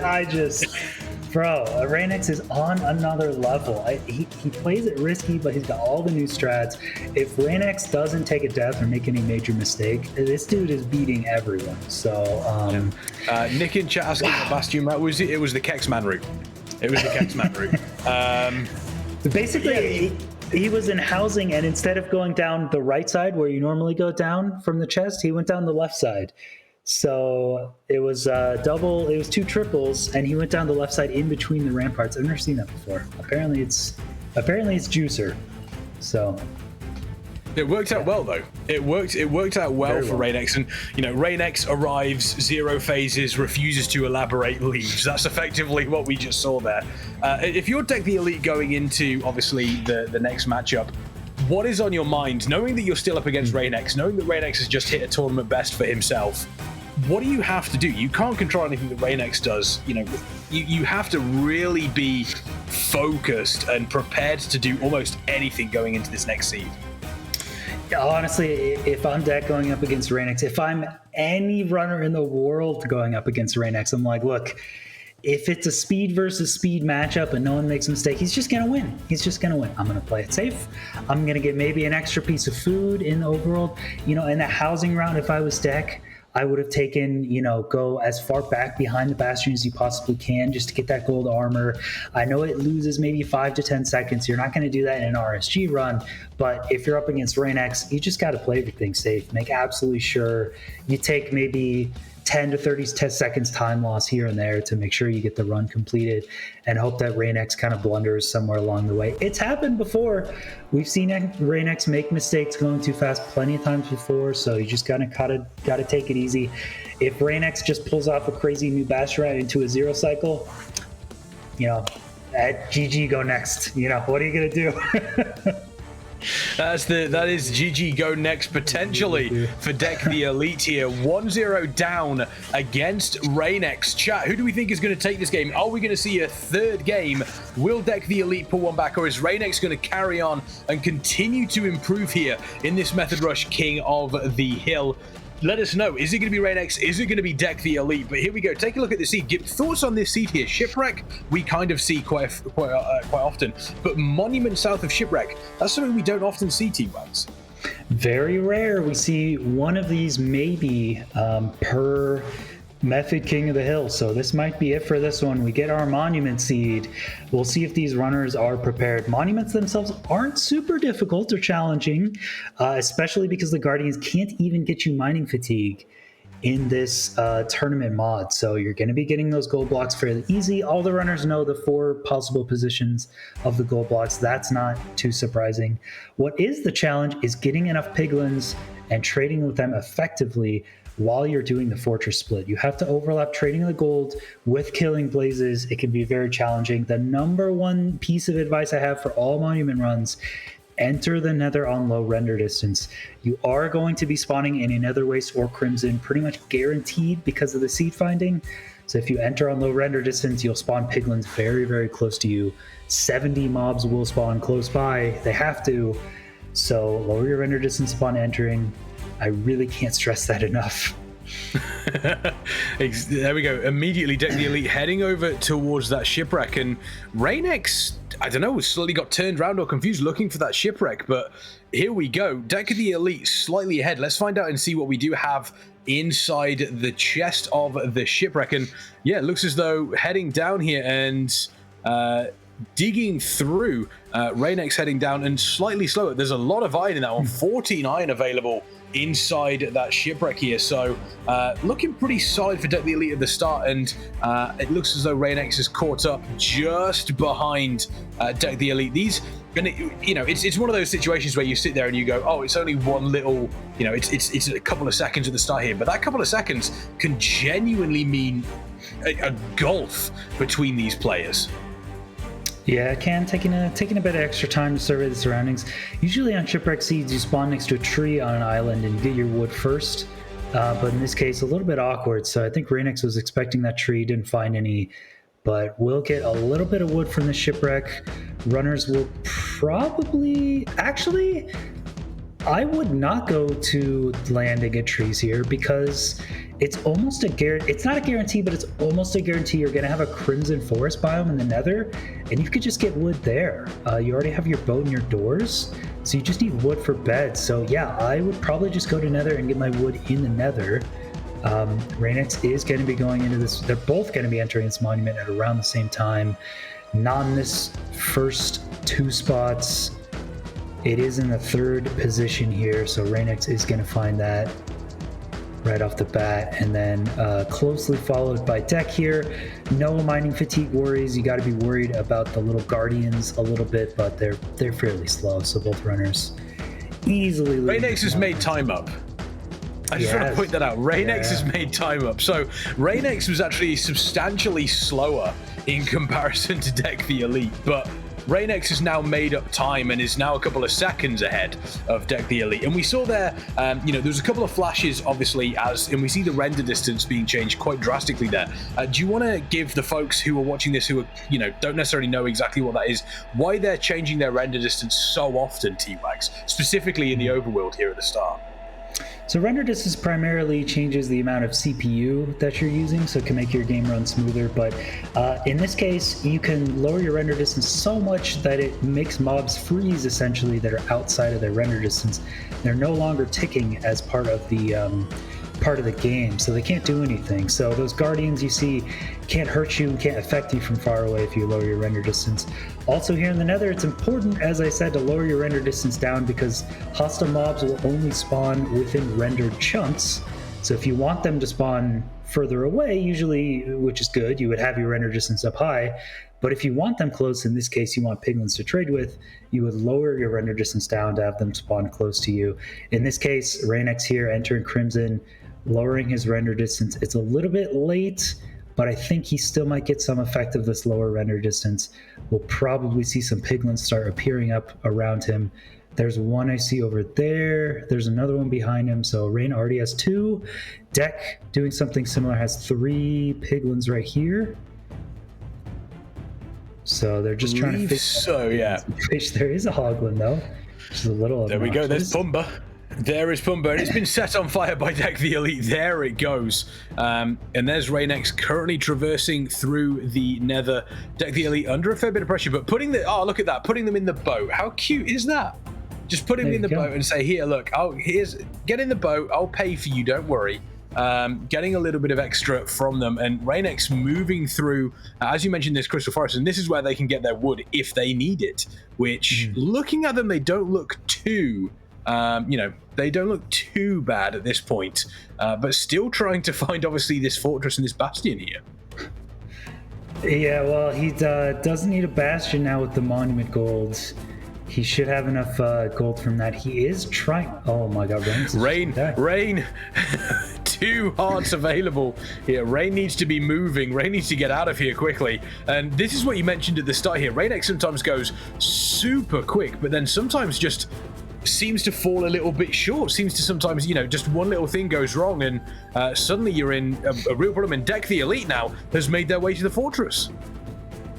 Yeah, Dec getting plenty of spawns, has the gold trading, has those piglins in a boat, which will make sure that they're trading and don't despawn. Reign now gets like 6 piglins. He has spent a lot of time running around this Crimson, so a lot of piglins have spawned. He might actually want to wait for all of his trades to be done before going to the fortress. If you have Reign, he's just getting beat up by hoglins over and over. There's a piglin there too. And there's the piglin, 2 hearts back up now. There's that 3rd heart. So slowly but surely getting the health back. But this is wasting so much time for Reign here. Oh, that hoglin will kill him if... Oh. Yeah, that hoglin's not happy. That hoglin is not happy at all. There's the mushroom stew. Getting the mushroom stew eaten. But Reignex is playing this super, super riskily. However, on the other side, you know, you take a look at DecTheElite, and DecTheElite is now looking relatively comfortable. I mean, not looking the healthiest, but looking comfortable in comparison to where Reign is right now. There's a force spawn. That is dangerous. That is still dangerous. And that shield, it does help. But as you mentioned previously, T-Wags, you got the shield up. You went damaging the blazes. Yeah, he's got to wait. It is slower. Blazes could spawn any second when you got that shield up. He will be okay. But yeah, there was no food in that shipwreck, which is really, really punishing in a run like this. You could definitely take some time to kill some more hoglins, which I think is smart. But Dec just doing the classic Monument idea of completely overlapping trades with killing blazes.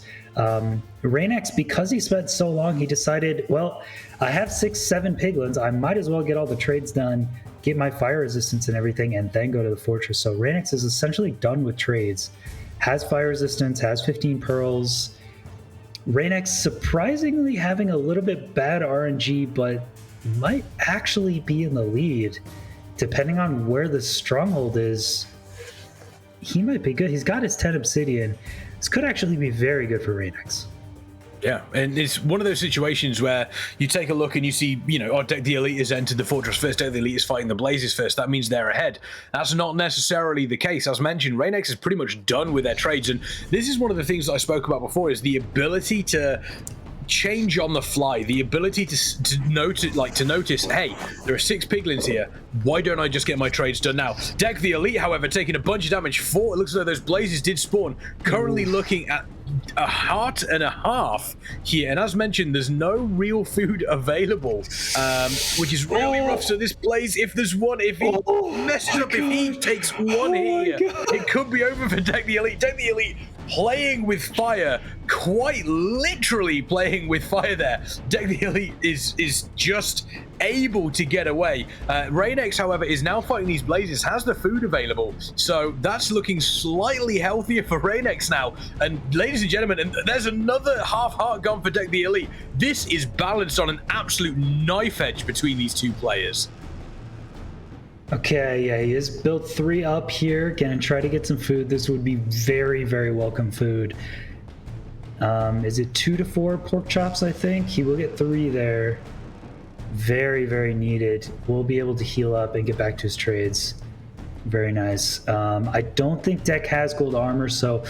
Ooh, could actually get beat up by hoglins and piglins on the way back. This is not great. Risky. Okay, 7 blaze rods available there. So DecTheElite, again, this match very much on a knife edge, having to kill one of the piglins there, coming charging through. Are these trades enough? It looks as though it may have been. These piglins still going to be attacking here. In comes another one, so there's a bunch of pressure still on DecTheElite here. So, there's 2. There's another one coming through. Reignex was having problems in this area, and now DecTheElite is having problems in this area.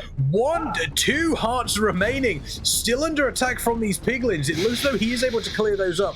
Bunch of trades coming in. Do we have enough? We do have enough pearls. We have enough blaze rods here for DecTheElite, so he is able to move through. But Reignex is also going to be going back into the overworld here. But DecTheElite has died. DecTheElite got caught by some lava. That is so bad, and that's going to be all of the items gone for DecTheElite. Reignex was on the edge and managed to get through.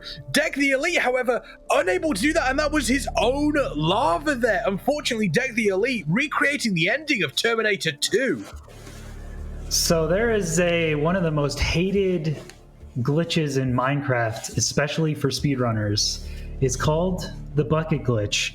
It happens because there is a server client desync.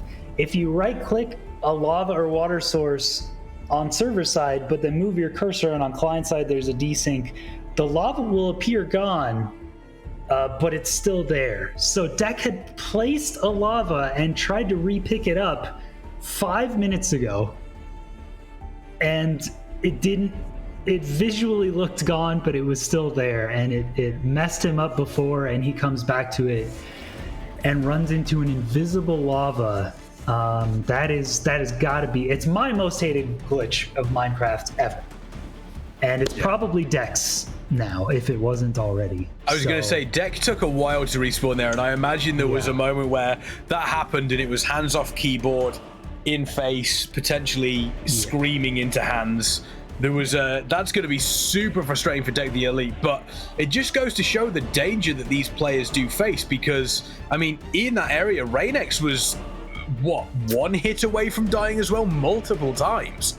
So between these two players, and DecTheElite has died again, and that is super unfortunate. You've got to imagine, and all those items have got to have been burned up. That's pretty much over now, and Reignex dropping down here has already found the stronghold. This is over between these two players, and that is so unlucky.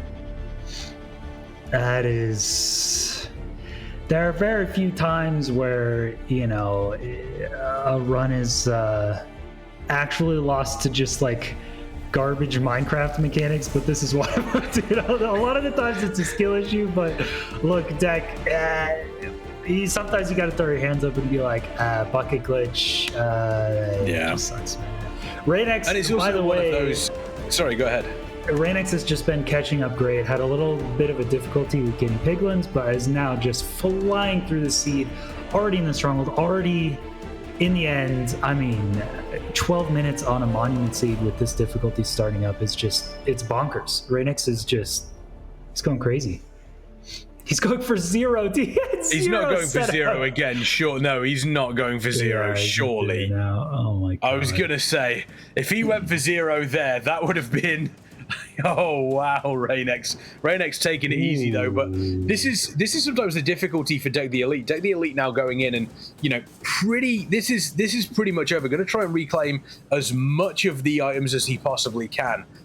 There's a fair few of them available there. Does still have the blaze rods, does still have the post, but taking so much damage from these piglins coming in. Pumba doing as much damage as they possibly can. And there goes down the lava, obviously killing those ones.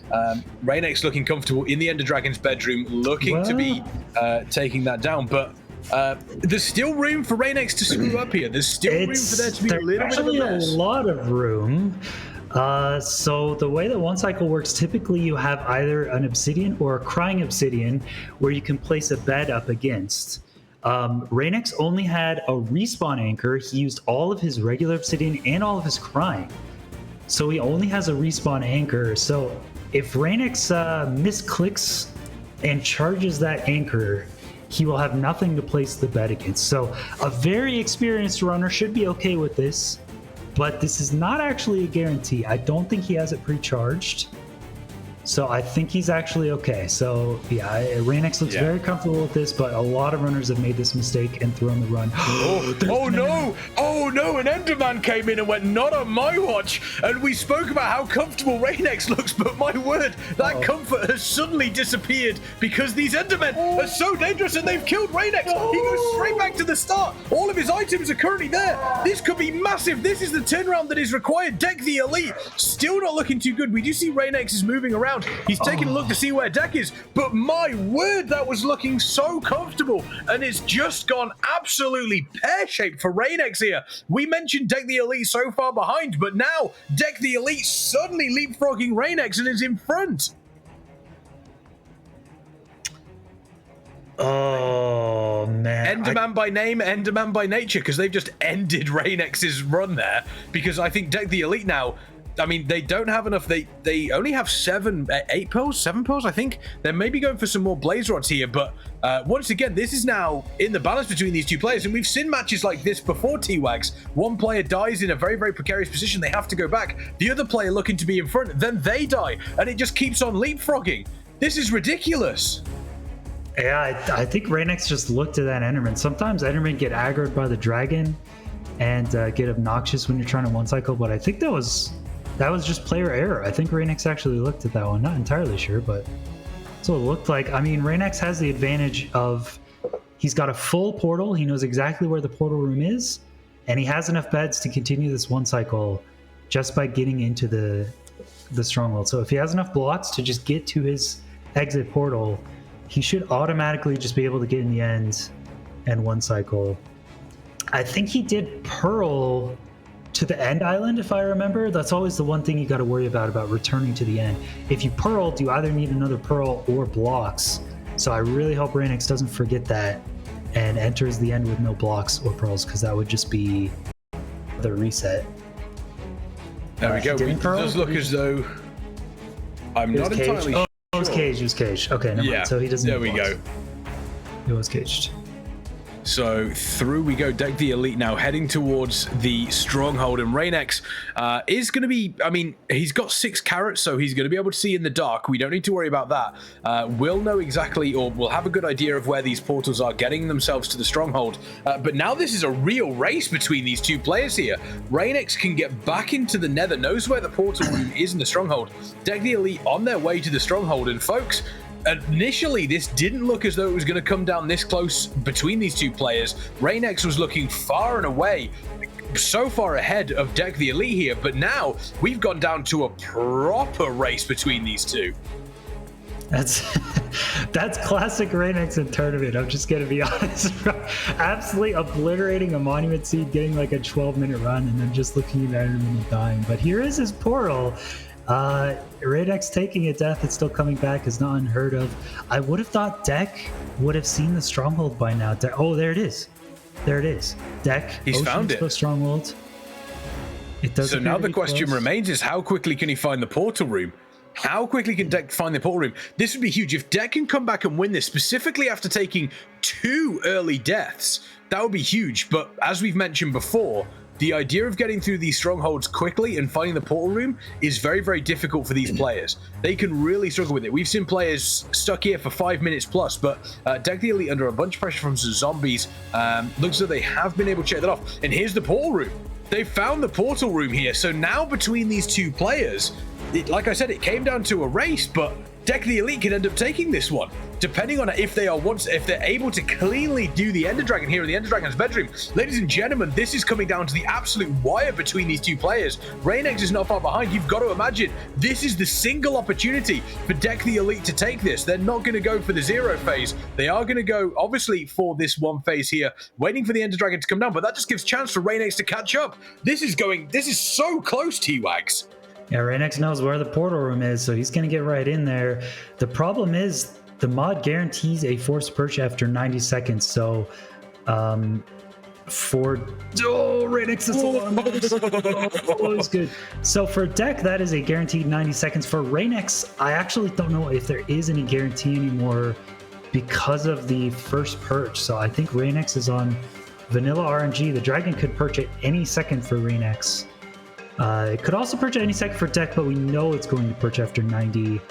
Yeah, so Reignex's dragon just unperches, and it's essentially completely random RNG now. It takes roughly 1.5 minutes on average to perch, but it could take 5-10 minutes. You never know. Hope Reignex has enough beds to do this.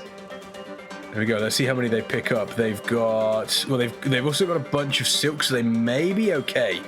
They might be okay here. How many beds are we looking at here? So there's 1, 2, 3. I think they have enough. They have enough. The question now remains is it just comes down to RNG. Just comes down to RNG when this dragon is coming down. Reignex is effectively on a timer. DecTheElite. In comes the perch from DecTheElite. This could be it.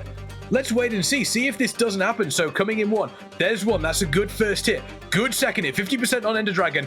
There's the 3rd. Is the 4th. The 4th takes it. DecTheElite. There we go. Takes game number 2 in this best of 3. 19 minutes and 25 seconds. What a game between these two here.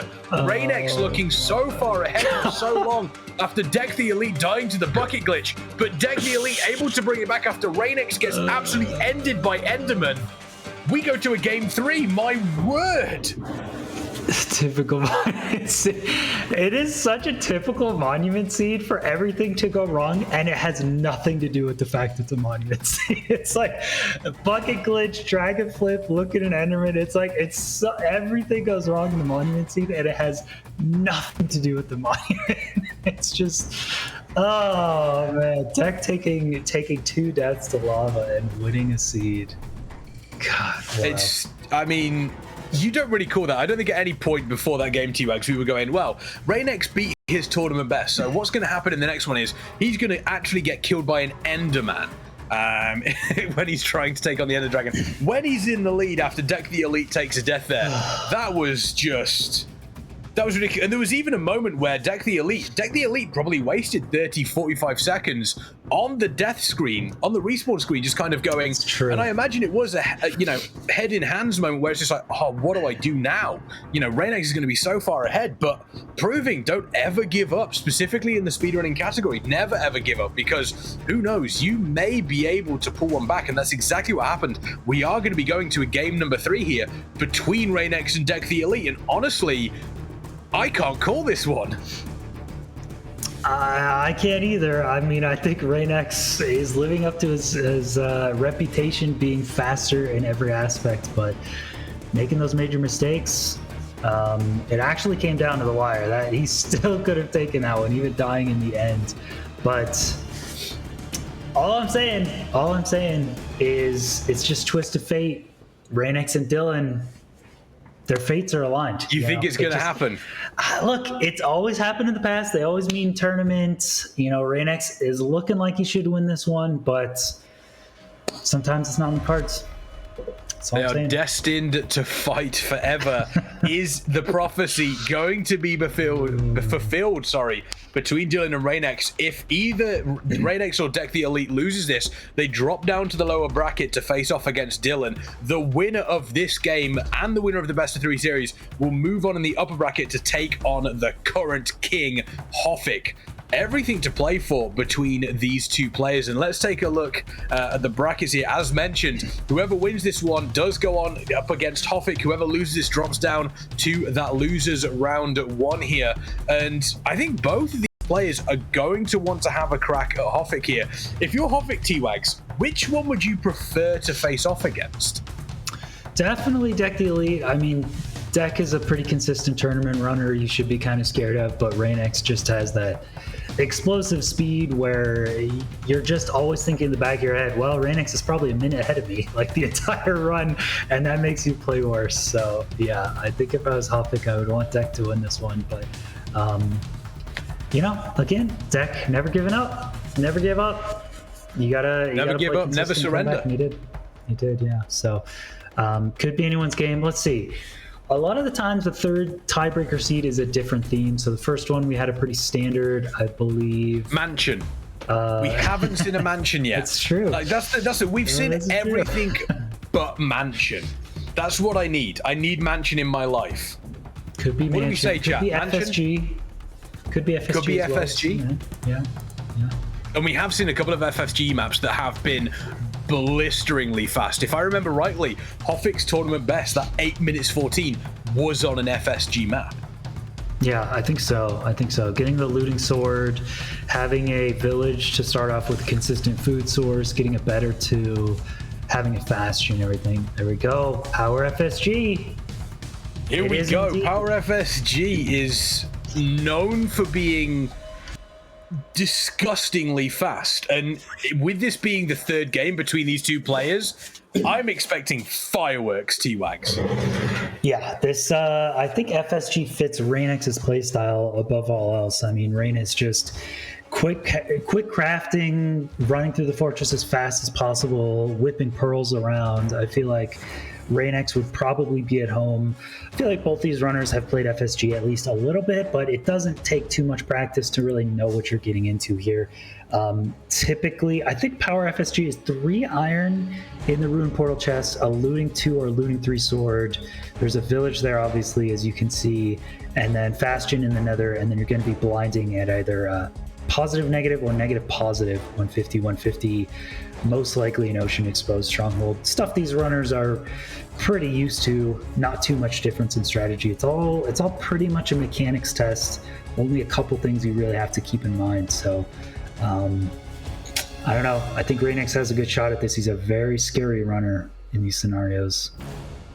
Oh, absolutely. Absolutely. And I mean, chat, Reignex, DecTheElite, game number 3 in this best of 3 series. It is Power FSG. Everything to play for both of these players. Let's get some hype. Let's hear who you think is going to take this one between these two players. As mentioned, T-Wags, this probably favors Reignex slightly more over these. So we do have a bunch of golden carrots. There's the sword. Looks as though they are looking fairly, they've got the drip, as it were. I believe that's what the kids say nowadays. They do have the drip, but also going into this, is there a danger of almost playing this too fast and making mistakes? Yeah, there definitely is. I think the biggest problem here, I think they have gold armor, so the bastion will probably be an easy one. I think the fortress is going to be the really only point of mistakes here, because you're going to be whipping pearls around like crazy. You're probably going to be on low health. You're going to try to get some stray blazes. It's a looting sword, so the fortress split won't take too long, but if you run into a wither or something on low health, it could be a problem. Also, Reignex does like to go for those 0 cycles. It is a possibility. He could go for 0. Usually you're going to want to grab a bed or 2 from the village, because these bastions should be so fast you're not going to want to wait for string. You're going to want to get some... Oh, Reignex making a mistake here, actually not getting an axe, so he has to... Oh, that's like a 5-second time loss. Yep. Having to mine some sticks by hand.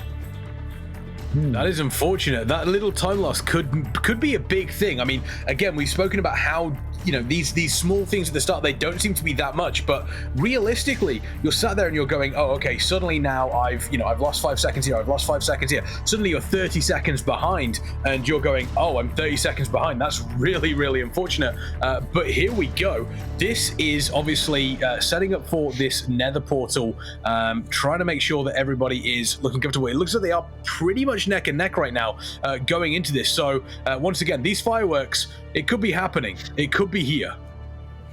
I think so. Very, very similar entries. Yeah, I like the way both these runners played this overworld. I see Rain went for the iron shovel, but Dec actually got some shears and got some leaves. No. He actually, I think maybe the hoe was enchanted with silk touch, so maybe he got some leaves from the hoe. It's kind of an interesting play from Dec, but he gets 20 leaf blocks pretty quickly. This is a dangerous looking nether, a bastion here, but it's in a warp force, so there's a lot of wither skeletons. There's quite a lot, but I think Dec is very slightly leading entering this bastion here. Yeah, Reignex looking quite comfortable though, moving across, and as mentioned, don't count Reignex out. Very, very fond of those 0 phases, and let's see what happens for DecTheElite and Reignex. This is going to be neck and neck, I think, for a very, very long while between these two players. You have to say that these players, they know exactly what they need to be doing here, but between them, Reignex slightly quicker, but I would honestly say for a Power FSG, I don't think that's going to matter too much, specifically after what we saw in the previous matchup. Yeah, Dec having a little bit of difficulty getting the gold to trade with the piglins there, a little bit of a slowdown. Both runners saw this with stables pretty quickly and are deciding to do this top. Is this a single, triple? Reignex looking through some more stuff. Reignex doesn't find any obsidian in that chest. This bastion round is looking a little bit uncomfortable, actually. Oh, Dec gets so much obsidian. Yeah, he ends up with a bunch. Chest. There's the 21. I believe 21 obsidian there, so that's going to be really comfortable for him. Up to 24 now as well. Wait, Rain is... Oh, no. What's happening with Rain? So he did the top triple route. It didn't work out. He broke the piglin trading hole, hit a pig, and he's now trading a good gap. Usually this would be very good in a tournament setting, but Dec is at the fortress because he just checked one chest. Oh no, this is going to be a minute slowdown for Reignex. Oh no. This is, and a minute slowdown on Power FSG might as well be a century here. DecTheElite, however, we've seen these two players, they have got themselves into trouble before. It doesn't look like that is going to be the case, though. Obviously, this sort of looting is going to make this fortress very, very quick for DecTheElite, but Reignex, that's a really, really bad mistake for Reignex to make there. I mean, yeah, he just didn't know which chest had obsidian and which didn't, but Dec doing that top triple and just checking a bunch of chests. He finds one with Obby. It was the one closest also. It was the one in the neighboring rampart that had like 7 or 8 obsidian, and Dec is just totally good. Building his portal now. Reignex just now getting the fortress. Oh no, this could be it. Yeah, this could be over very, very quickly. We see DecTheElite going straight in. In is going to come the Blaze Powder. There's the eyes. Let's see where this ends up. And then DecTheElite immediately checking to see where that is, waiting for it to fall down, and then is going to boat their way over. DecTheElite so far in the lead, but as we have seen before, being in the lead at this point doesn't necessarily mean that you are going to win. Yeah, still a lot that could happen. We don't exactly know where the stronghold is. Dec should be very close. I think with that seems like a lot of light. That is probably it for Dec. Yeah, that could be on the screen. Meanwhile, Reignex purling to the coordinates does have enough. Reignex needs to catch up. We really gotta hope he doesn't end up in a cave in the ocean. If he's above the stronghold, that would be perfect. Dec finds the ocean exposed portal room. Oh, this is huge for DecTheElite here. The question is DecTheElite confident in his lead to just go for the just wait for the 1 phase, or is DecTheElite going to potentially risk the 0 phase here? He's prepping for 0. He's purling for 0. Is the tower and the dragon blessed for him? It was not. It really was, but he's not going for it. He's going to wait. But he's got a huge lead. He has such a big lead here over But that is zeroable for Rain. Rain is definitely going to want to 0 that. It's back left, but it is a cage tower. I would not be surprised if Reignex goes for this 0. It is very doable. Reignex might absolutely send this 0, so he's in the portal room as well. This is going straight down to the wire here. This is about as close as you could possibly get. A block placed down there, unfortunately, but that doesn't stop Reignex. Is he going to go for the 0? He immediately switches his FFE, eats a little bit of food. Is it going to be enough? He's going to take a look, or is he going to wait? He didn't prep enough for it. He's going to have to wait for it, which means he's automatically behind DecTheElite here. This looks as though DecTheElite does have the advantage, waiting for that Ender Dragon to come down, but the Ender Dragon may come down first for Reignex. This is effectively just waiting on the Ender. Who does the Ender Dragon favor more? Is he going to come down and say hello to DecTheElite? It looks as though it is. DecTheElite needs to set up properly for this. This could still go wrong. There's the first hit. First hit big, second hit big. Third hit is massive. The 4th hit takes the Ender Dragon down, and in comes that next hit. There it is. DecTheElite takes it. DecTheElite, 7 minutes and 4. That is a new tournament best, I think. Oh my God, Reignex. And 4. That is huge. And Reignex is so close. Oh my. Reignex is so close. 7 minutes, 49 seconds. My God. That is about a 10-second difference between Reignex and DecTheElite. That is a new tournament best across the board for everybody by DecTheElite. That is what it takes to take down Reignex. But my word, if that mistake hadn't come in from Reignex during that Bastion run, we would be talking about a very different scenario here, T-Wags.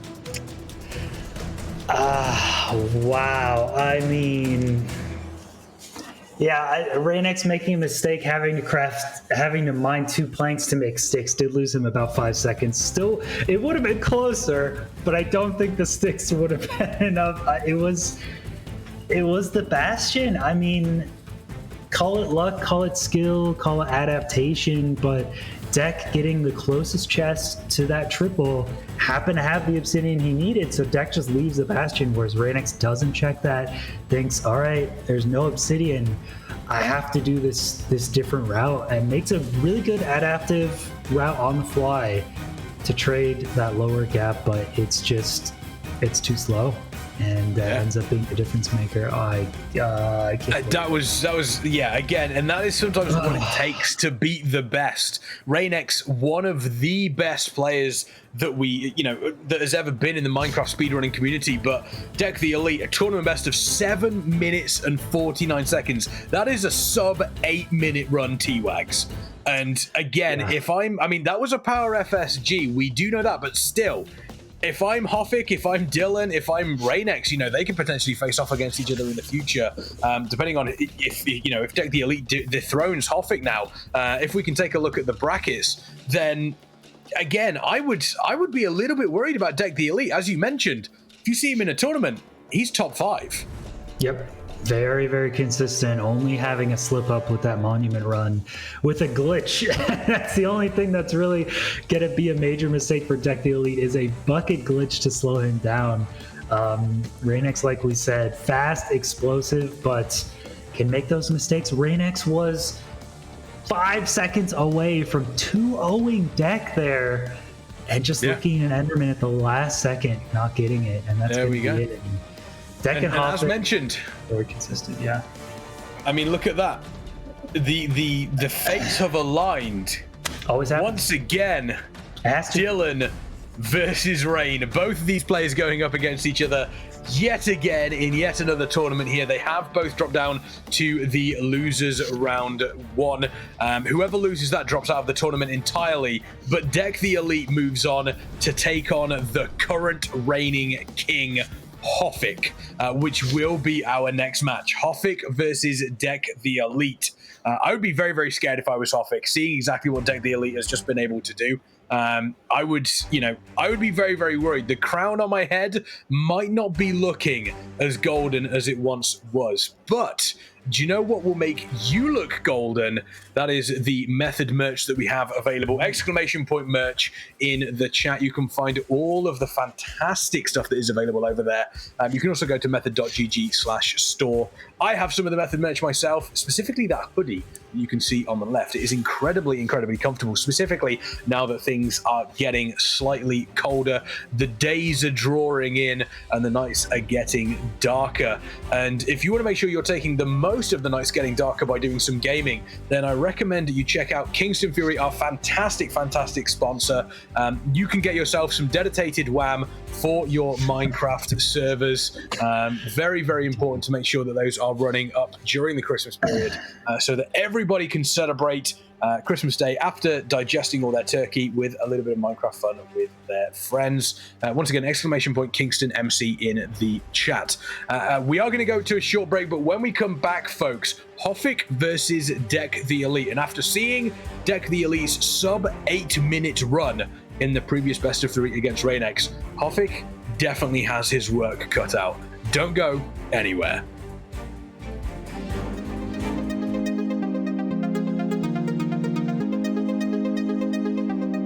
I'm so good at pretending. Keep on smiling in my tiny bubble, like a movie without ending. Spending time like it was going backwards. Posters covering my walls, but they fall down. Diving deeper in the books that we read blind. Breathing in and breathing out to get smarter. Not working out for me, yeah. Got no money on my mind, tell my mommy I'm alright. Even laughing at the jokes you would tell me. Keep myself inside.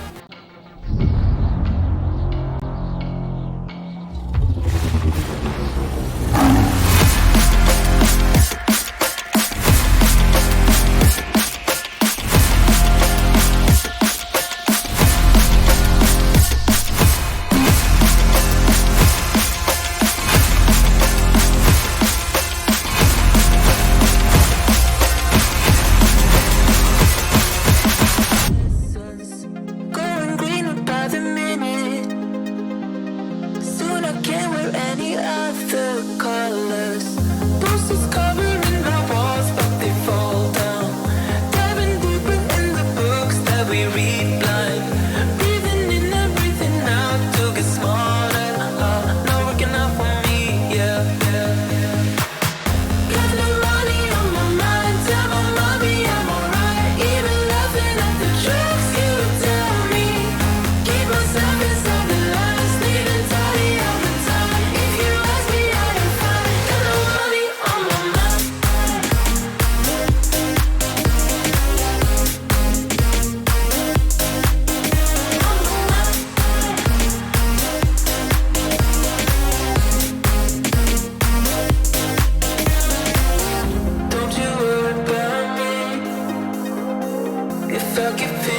like I'm missing something. Don't you worry about me, yeah. Don't you worry about. Got no money on my mind, tell my mommy I'm alright. Even laughing at the tricks you tell me. Keep myself inside the lines, leaving tidy all the time. If you ask me, I am fine. Got no money on my mind.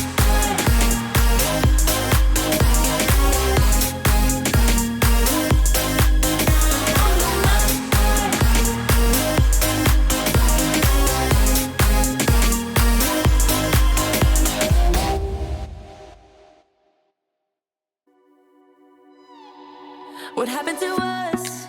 What happened to all the love we always took for granted? Are we stranded? Is it too late? Is it too late to color feelings that have faded? Complicated. I'm waiting for an answer, waiting for a sparkle to come to ignite love. I need no second chances. I'm tired of romances without love. So where do we go when we can't find our way? I don't wanna be alone. I need you tonight and I don't wanna wait. I want you to show me the way. 'Cause I'm a satellite around you tonight. Nothing's gonna bring me down. As long as the stars in the sky, as long as the stars in your eyes, as long as the stars in your eyes, as long as the stars in your eyes.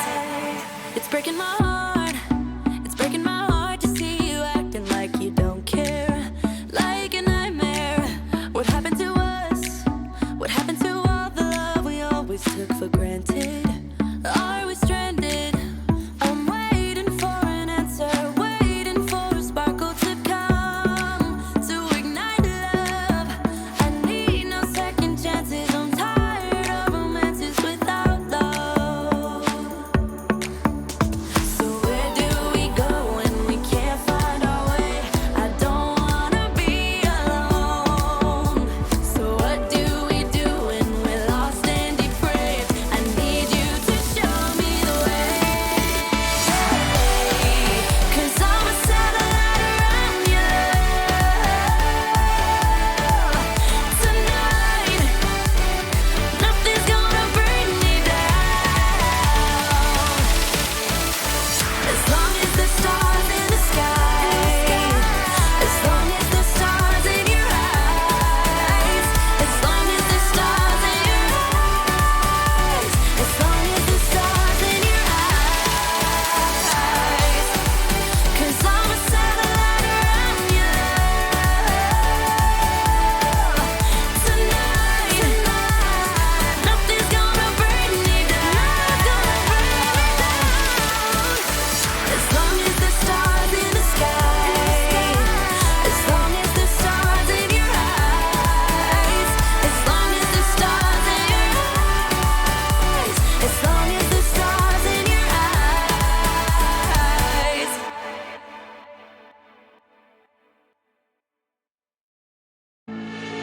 I know it's a little bit too much for sure. So cold, but we're always coming back for more.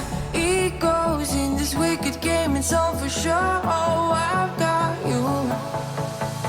If we figured out what it's all about, takes a second and then we're back it again. Coaster ride for the triggered minds, but I don't ever want us to stop it. Go ahead to let me smile from for all I care. Just wanna stay close, don't take that. Ain't gonna leave you. Sabotage, you're a million.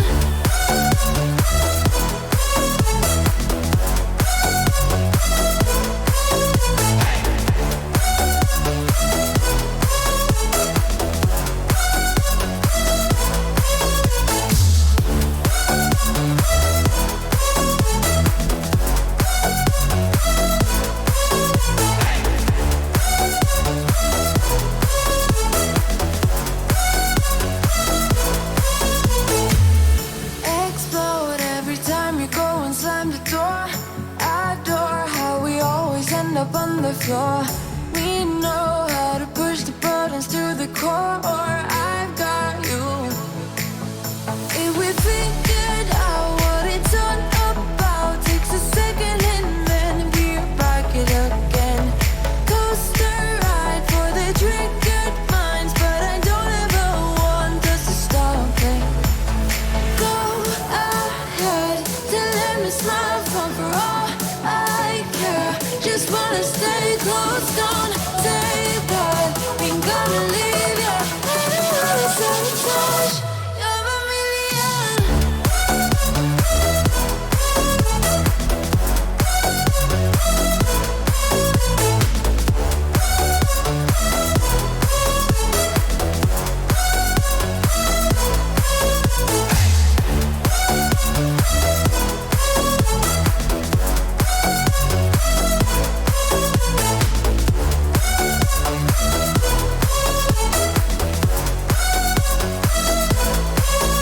If we figured out what it's all about, takes a second and then we're back it again. Coaster ride for the triggered minds, but I don't ever want us to stop it. Go ahead, then let me smile for all I care. Just wanna stay close, don't say that. Ain't gonna leave ya. I don't wanna sabotage. You're a million.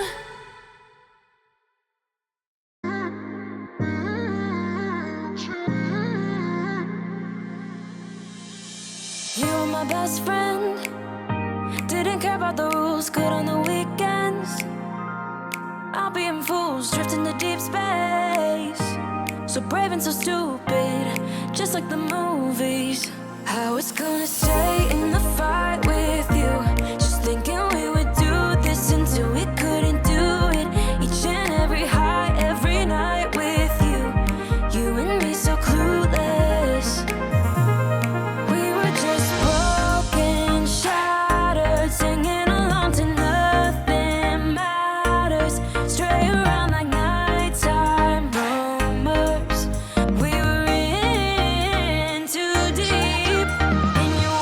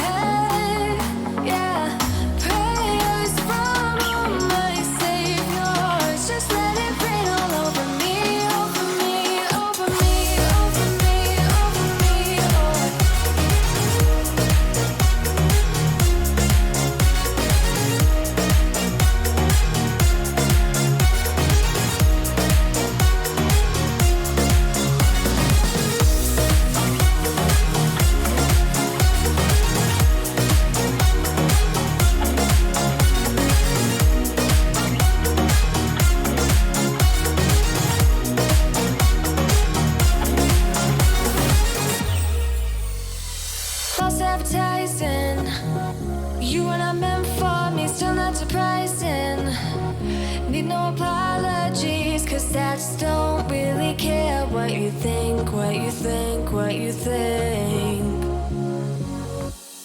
Shame on me thinking it was just a phase. Got me like ooh, got me like ooh. Ain't it fun recognizing your mistakes? Got me like ooh, feeling so ooh.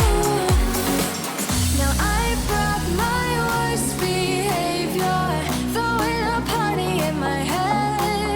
Yeah, prayers from my saviors. Just let it rain all over me, over me, over me, over me, over me.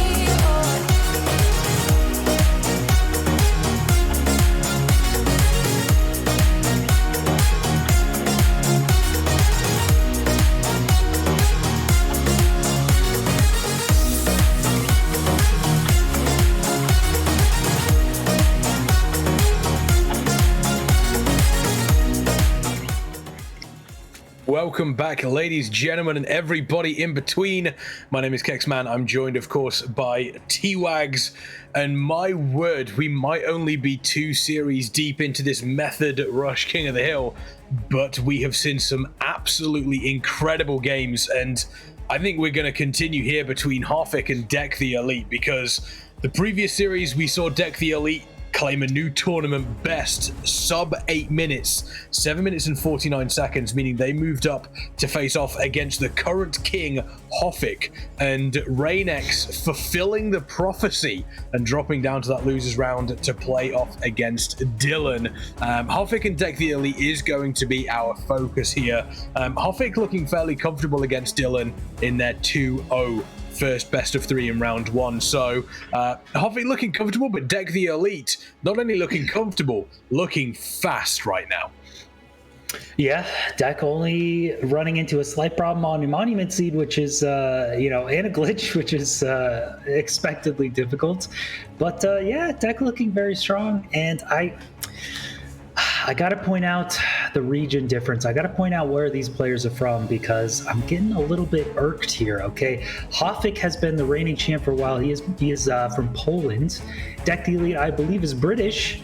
And of course, me being an NA fan from the good old N of A, Dylqn and Reignex are in the lower bracket. They're my NA buddies. It's kind of disappointing. I'll be honest. Feinberg was keeping us strong, bringing up the NA pride, and now it's been Cube and Hoffik, and everyone in the upper bracket is EU, and I'm feeling a little lost. EU just built different. That's all I'm going to say. However, do not count out Dylqn and Reignex. They still can come up from the losers round bracket into the finals and claim it. So that is still a possibility. But here we do have Hoffik versus DecTheElite. DecTheElite blisteringly fast time on that Power FSG third map. Hoffik, however, in that 2-0 against Dylqn, once again, as I mentioned, looked very, very relaxed. And I think going into this, that's where Hoffik needs to stay. Hoffik needs to stay relaxed, because if he starts thinking, you just put up a tournament best, I've really got to go, I've really got to go fast, I've really got to make sure that I'm putting the pressure on. If Hoffik does that, that just opens up so many mistakes that are available there, which DecTheElite will just take advantage of. Yeah, that's very true. Honestly, Dec has a pretty good shot at this. We've seen this match be the most critical of any best of 3 in these King of the Hills, because the winner of this match would have to lose 2 best of 3s in a row in order to not keep the crown. So it's pretty critical. You can always come back from lower bracket for sure, but it's very, very crucial to win this. And Dec, if Dec took this one, man, would put him in a stellar spot in the grand finals against Hoffik. I don't know. Do you think, KexMen, you've seen a few of these now? You are what we call a seasoned pro. Do you think Hoffik is gonna remain the king? I mean, it's been what? It's been like 4. It's getting up there. It's been 4. I mean, it's tough to say. I think it is very, very difficult to say. Dylqn played against Hoffik slightly more, I would say, aggressive, was definitely taking more risks, didn't pay off for him, so he is down in that lower bracket. But at the same time, DecTheElite in the series that we just saw against Reignex, didn't necessarily take many risks, but did the basics extremely well. Unfortunately losing a bit of time to, as we mentioned, the bucket glitch, which was unfortunate, but the actual basics did very, very well and was able to react to what was going on around him as well. So that was impressive. Hoffik, I think, is definitely in a good position to retain the crown, but out of all of the tournaments that we have seen so far, I think this is going to be the most dangerous for him. This is going to be the most dangerous for him to retain the crown. This is going to be the toughest for him to remain in court, as it were. DecTheElite definitely looking at potentially taking this first game here in this best of 3. Hoffik versus DecTheElite. Very, very simple here. Looks as though we do have a village, a lava pool, something that we do often see in these first maps. They will be pretty basic, something that they can understand what is going on here. However, just key point, look at the tournament bests. Hoffik had the quickest tournament best, 8 minutes 14 seconds. DecTheElite absolutely smashed that by over 25 seconds, which, as mentioned, in speedrunning, speedrunning 9 times out of 10, T-Wags, is decided in, sometimes can be decided by a second, even milliseconds between some of these players. That's 25 seconds. That's a massive, massive gulf. Yeah, and I think, honestly, turning nerves would probably be a little tougher for Dec. Now, Hoffik has been here plenty of times before. Hoffik should just be... This is just another Sunday for Hoffik, but Dec could have had some turning nerves. This is probably the biggest event he's played in so far, the biggest prize pool for sure. But I think maybe Dec is probably feeling a lot more comfortable after that second seed, the Monument seed. Dec's mouse was shaking the entire time. I think Dec got a lot of those nerves out of the way at this point. You're like, all right, got the adrenaline. I'm good. Let's just play some Minecraft. So I think Dec's in a really good spot now. Very probably thankful they had to play that very stressful second seed, because now things will be much easier going up against the King. And a little bit of an awkward, unusual start here. A little tundra village, not typically what we're used to. I appreciate that this is a tournament that's close to Christmas, and this is like the 3rd time we've started where there's been snow. So yeah, I like that. I do like that. We see DecTheElite here. Obviously, it looks like they picked up 7 bread. That should be enough for the entirety of the game. We will have to wait and see. The flint, it looks like they do have their flint already. Hoffik currently setting themselves up. And as you mentioned, not necessarily an easy setup for these players here. It does seem to be slightly awkward, but both of them doing slightly different routes and, working out for them here. Yeah, the one thing, I think Dec is in a substantial lead. For whatever reason, Dec was able to find a village house with 3 iron. I don't know if it was a blacksmith or a toolsmith or what, but Dec was able to find an iron pick right off the bat and has now killed the golem and has enough for bucket, flint, and steel, whereas Hoffik didn't see that. Hoffik ran around the whole village, had to make a wood pick into a stone pick, still hasn't seen that house with the iron pick. So Dec actually could be in quite a huge lead. Hoffik has to find something else here. I fully appreciate how DecTheElite was trying to get into that room there, and the villager just kept shutting the door in his face. I fully appreciate that. But here we go. So there's the bucket, obviously full of water. DecTheElite making the portal, but it does look as though Hoffik has been able to catch up slightly. Here we go. Let's take a look. Oh. There's a lot of lava going all over the place there, but Hoffik picking up as much water as possible. Hoffik has a wood pick, so he's just going to go in maybe and hope for iron in the bastion. I mean, about half the time you get iron in the bastion, but that's only half the time. That's not great odds. Here it is. DecTheElite is now in the nether. Probably about a 30-second lead, I would say, over Hoffik currently. And not only a 30-second lead, but also in a position where has all the iron tools that they require. Hoffik is going to have to go, as you mentioned, going to have to go and hope that they find iron and that they can use, obviously, for a pickaxe here. It is something that you would say that, there's a chance of it showing up, but, the fact that that pressure is there. Here we go. Let's see. Hopefully this boat doesn't get sniped. It doesn't get sniped. DecTheElite dropping down and immediately starting to make moves through this bastion, and these piglins going to want to get some nice trades from them here. Another stables. It looks like Dec is going to take a top triple approach.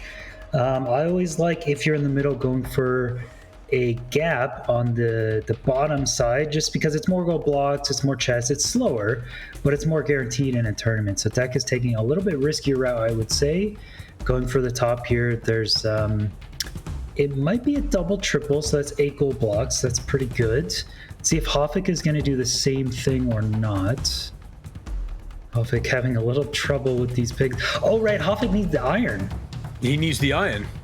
Oh, there it is. Wow. Yeah, there it is. Lucky there. He does have the iron, but again, just slowing Hoffik down slightly, and these little adjustments that Hoffik is having to make here can be a real issue. Yeah, definitely. I think this time is adding up. If Dec hits these trades and actually gets everything he needs from this 1 or this 2 triple, which is looking pretty good. It's looking close so far. Dec is going to do so. Oh my god, Hoffik. There's a hoglet above him. Oh, this is so awkward. Okay. Pumba is aggressive. There we go. Able to get away from Pumba in time. But again, it's these very, very little things that just cause issues for these players. And I don't think it's anything that... And I mean, Hoffik's taking a bunch of damage. Down to 2 hearts here. Needs to make sure they're eating food. They do have the bread available. There we go. Chomping on some bread. Being able to make sure that they are healing themselves up. But dropping down, they're still playing this super risky. We've seen players in these situations before, but... Oh, that is getting so rough for Hoffik here, and it all stems from having to find the iron for that pickaxe, I think. Yeah, it did. His route was a bit awkward, and he's just now starting a gap route. Dec did a faster route, and he's already out of the Bastion because of the iron pick. I mean, Dec's overworld and Bastion route was just far superior. Hoffik really struggling here. Is low on food. He's going to have to eat maybe 2 pieces of bread. He's going to be down to 2 bread. Entering the fortress, maybe less, and Dec is on 5 here. Already lowering his render distance, trying to get some stray blazes to spawn. Dec just looking very, very solid. He is looking incredibly solid, but don't count out Hoffik at any point. DecTheElite here going in. This is still dangerous. I mean, if these blazes spawn in an awkward position, I do think that there is some fire protection there, so that's fine. There's some fire resistance. But if these blazes spawn in an awkward position, we have seen so many runs over the past couple of months, T-Wags, where these blazes just have absolute zero mercy on players. Yeah, this is a little spooky here. There's a lot of wither skeletons. There's a lot of endermen around as well. This fortress is a little scary. Oh, there's a wither there. Oh, dodging him. That seems to be okay. There's got one blaze rod. There seems to be a tree in there. Yeah, the spawner seems to have caused some issues here. The tree seems to have, got in the way. We do have another spawner over here. Looks as though DecTheElite has had to leaf that other spawner. Thank you, everybody. Thank you. My name is KexMen. But yeah, we do head onto this other spawner with the blaze. Taking up the room. Does look as though we do have a skeleton coming through. That's going to be a little bit of a problematic. There's a blaze spawn, and that's what we don't want. We've mentioned so many times just how these blazes just spawn at the worst times, and the amount of damage that DecTheElite just took there. They did eat their bread. They do still have 3 bread, so they're not in a trouble position at the moment. There's the bed, obviously destroying that one. This frees up the space, and T-Wags, you love to see this, because if they can get themselves a clean bed that just opens up the area, it's so much easier for them to handle with these spawns. Yeah, basically doubles the amount of blazes you get on average, going from roughly 2 blazes when everything is closed in to roughly 4 when everything is open here. The fires have to be padded out as well. But Dec using a bed there, taking quite a bit of damage from those blazes, the explosion and everything. So Dec is actually on. Ooh, the Enderman staring at him. Has he aggroed it? Has he aggroed the Enderman? No, he's okay. He did misplace some obsidian though because of the Enderman. So now he has to make his portal in kind of an awkward adaptation spot. I think he still has enough for 2 portals though. It's kind of awkward here. That is unfortunate. That really is unfortunate. Yeah, there we go. Placing it down, coming through the portal. And Hoffik has only just made it to this spawner. So he's a good 2 minutes behind DecTheElite here. He's so far behind. He does still have 2 bread, so he's got more food than Dec. He does have more food, taking down these blazes. But again, that small little mistake that we just saw there from DecTheElite, could that come back to bite him, T-Wax? Yeah, he should have enough obsidian unless he misplaces yet another one. If he misplaces 2 obsidian in the same run, then it would kind of be a run killer. Dec taking a lot of damage, taking some unnecessary fall damage there. Dec is out of food. Yeah, I don't like the little amount of food now. It just makes the rest of the run so much slower. But Dec's still in a lead, is going to do some type of grid axis, I believe. I don't know how far away that is, but Dec is actually pausing to do a good amount of mental math here. So the more runners pause, the more I expect them to be doing some math in their head and get closer and closer to that stronghold. It doesn't look like Dec did that much, but I would expect Dec's second portal to be pretty dang close here with that much amount of saying up for a second one, wants to get a little bit more information. No, heading straight back to the portal here, so obviously has the information that they require. Let's see how quick this portal is. Hoffik now leaving. Let's see where Hoffik ends up. Looks to be potentially a similar sort of biome that we do see, checking out where the Pearl is heading off. Gonna go pick that one up and then immediately heading back to Nether. Both these players seem confident in where they need to go, or how far they need to go at the very least. Yeah, Hoffik just guessing. There is a fairly likely chance that Hoffik is about 1,000 blocks away from the strongholds. That's a pretty nice conservative estimate, so you can go roughly that distance in the Nether, just feel it out, place a portal, and hope you get close. But if Hoffik is on one of the extreme ends, he wouldn't necessarily know, and so his second portal could be very, very far away. But you saw him save a lot of time. And by the way, the area Dec is placing it in, I think that's probably average. So I think Hoffik actually just saved a bunch of time, and that portal is probably just in a perfectly average location. Yeah, there we go. We see DecTheElite heading over. DecTheElite, I don't think has enough obsidian for another portal, but Hoffik making a portal in a very, very similar area, to where Dec is now. And you know, they're not exactly in the same place, but you've got to imagine they're in the same biome right now. Yeah, I think Hoffik actually made up a bunch of time there. Hoffik likes to just send the blind or just kind of guess and not do like any mental math, which that's actually what I would do, you know, unless I really, really practiced like a sheetless axis and got all my mental math down and stuff. I would just throw an eye and go roughly in that direction. I just went back in the direction that Hoffik went. So Hoffik has a good idea of where this is now. Hoffik has a real good idea, has one suspicious stew, so that's a little bit of food available. There it is. God. Hoffik's found it. Hoffik's found it. But DecTheElite's digging down as well. DecTheElite's digging down as well. He's slightly ahead of Hoffik. This is going to come down to the wire. This is going to come down to who finds the portal room first. DecTheElite is slightly ahead here. Both of them finding this stronghold at almost the exact same time. We've seen these portal rooms cause absolute havoc with these players now. Are they going to be able to find it quicker? Whoever finds it quicker has the advantage, but doesn't have the win. Oh, Dec is going to do some preemptive nav here, see if he sees a spike of orange that corresponds to that spawner in the portal room. It doesn't look like he has great info, actually. It doesn't look like it's working out too well. Hoffik, meanwhile, doing the same thing he's done every run, not doing this new tech, not really caring about sheetless axis or anything. He just runs. Going. He just goes and hopes for the best. Send to the not portal. A bad idea. Yeah, it's not too bad. I think that one of the problems that you can sometimes have, end up in a situation where you almost lose you're running around and you lose where you are. You end up doubling back on your. Whereas Dec here, it looks as though Dec's heading a similar sort of way. And is that the room?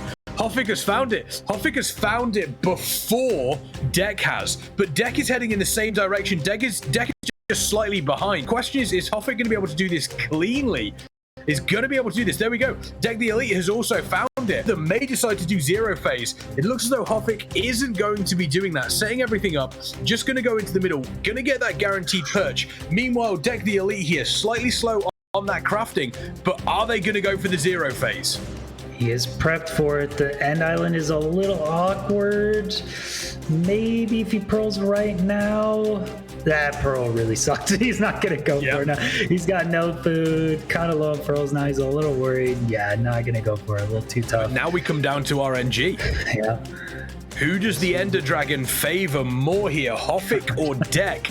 We're going to have to wait and see. This is so close between these two. The zero phase doesn't quite work out for either of them. Hoffik keeping an eye, also DecTheElite keeping an eye. We do know that this is a guaranteed perch after 90 seconds, but we see the Ender Dragon move in now. Is this a perch for Hoffik?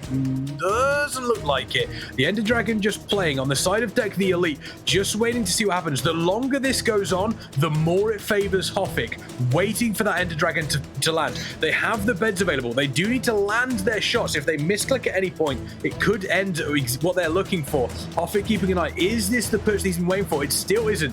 DecTheElite still waiting for it as well. This is like a Western standoff, but instead of a Western standoff, it's a dragon who's waiting to perch. So nothing at all like a Western standoff between these two players. Hoffik still waiting. Same with DecTheElite here. And the longer this goes on, here we go. The perch coming in for Hoffik. He needs to make sure that these beds land perfectly. Let's wait for this first one. First one hits. It's a good hit. Second one is a massive hit, taking the Ender Dragon down to 50%. There's the first. There it is. It looks as though the Ender Dragon survives on just basically 0 health, but Hoffik takes it down just before DecTheElite comes in. It looks like the dragon is perching for DecTheElite shortly as well. So that comes down once again, neck and neck until that moment. 14 minutes, 27 seconds. DecTheElite so close, but Hoffik making up time with that Netherworld traversal there. Yeah, Dec has got to be heartbroken. They're purling into the fountain, and it says you lost. I mean, that must have been just like Reignex on the last seed. Reignex killed the dragon. A second later, you get the you lost message. That's so tragic. So, honestly, Hoffik trading consistency tools for getting lucky, if we put it that way. Hoffik just throwing a single eye, saving about 20 seconds, not having to throw a second eye, doing any type of triangulation, just going. He hit that stronghold. He was like 100 blocks away. That was a complete guess. So very nice. And then in the portal, in the stronghold, doesn't do any preemptive, just go and beats Dec there as well. Dec does preemptive, doesn't see a good spike.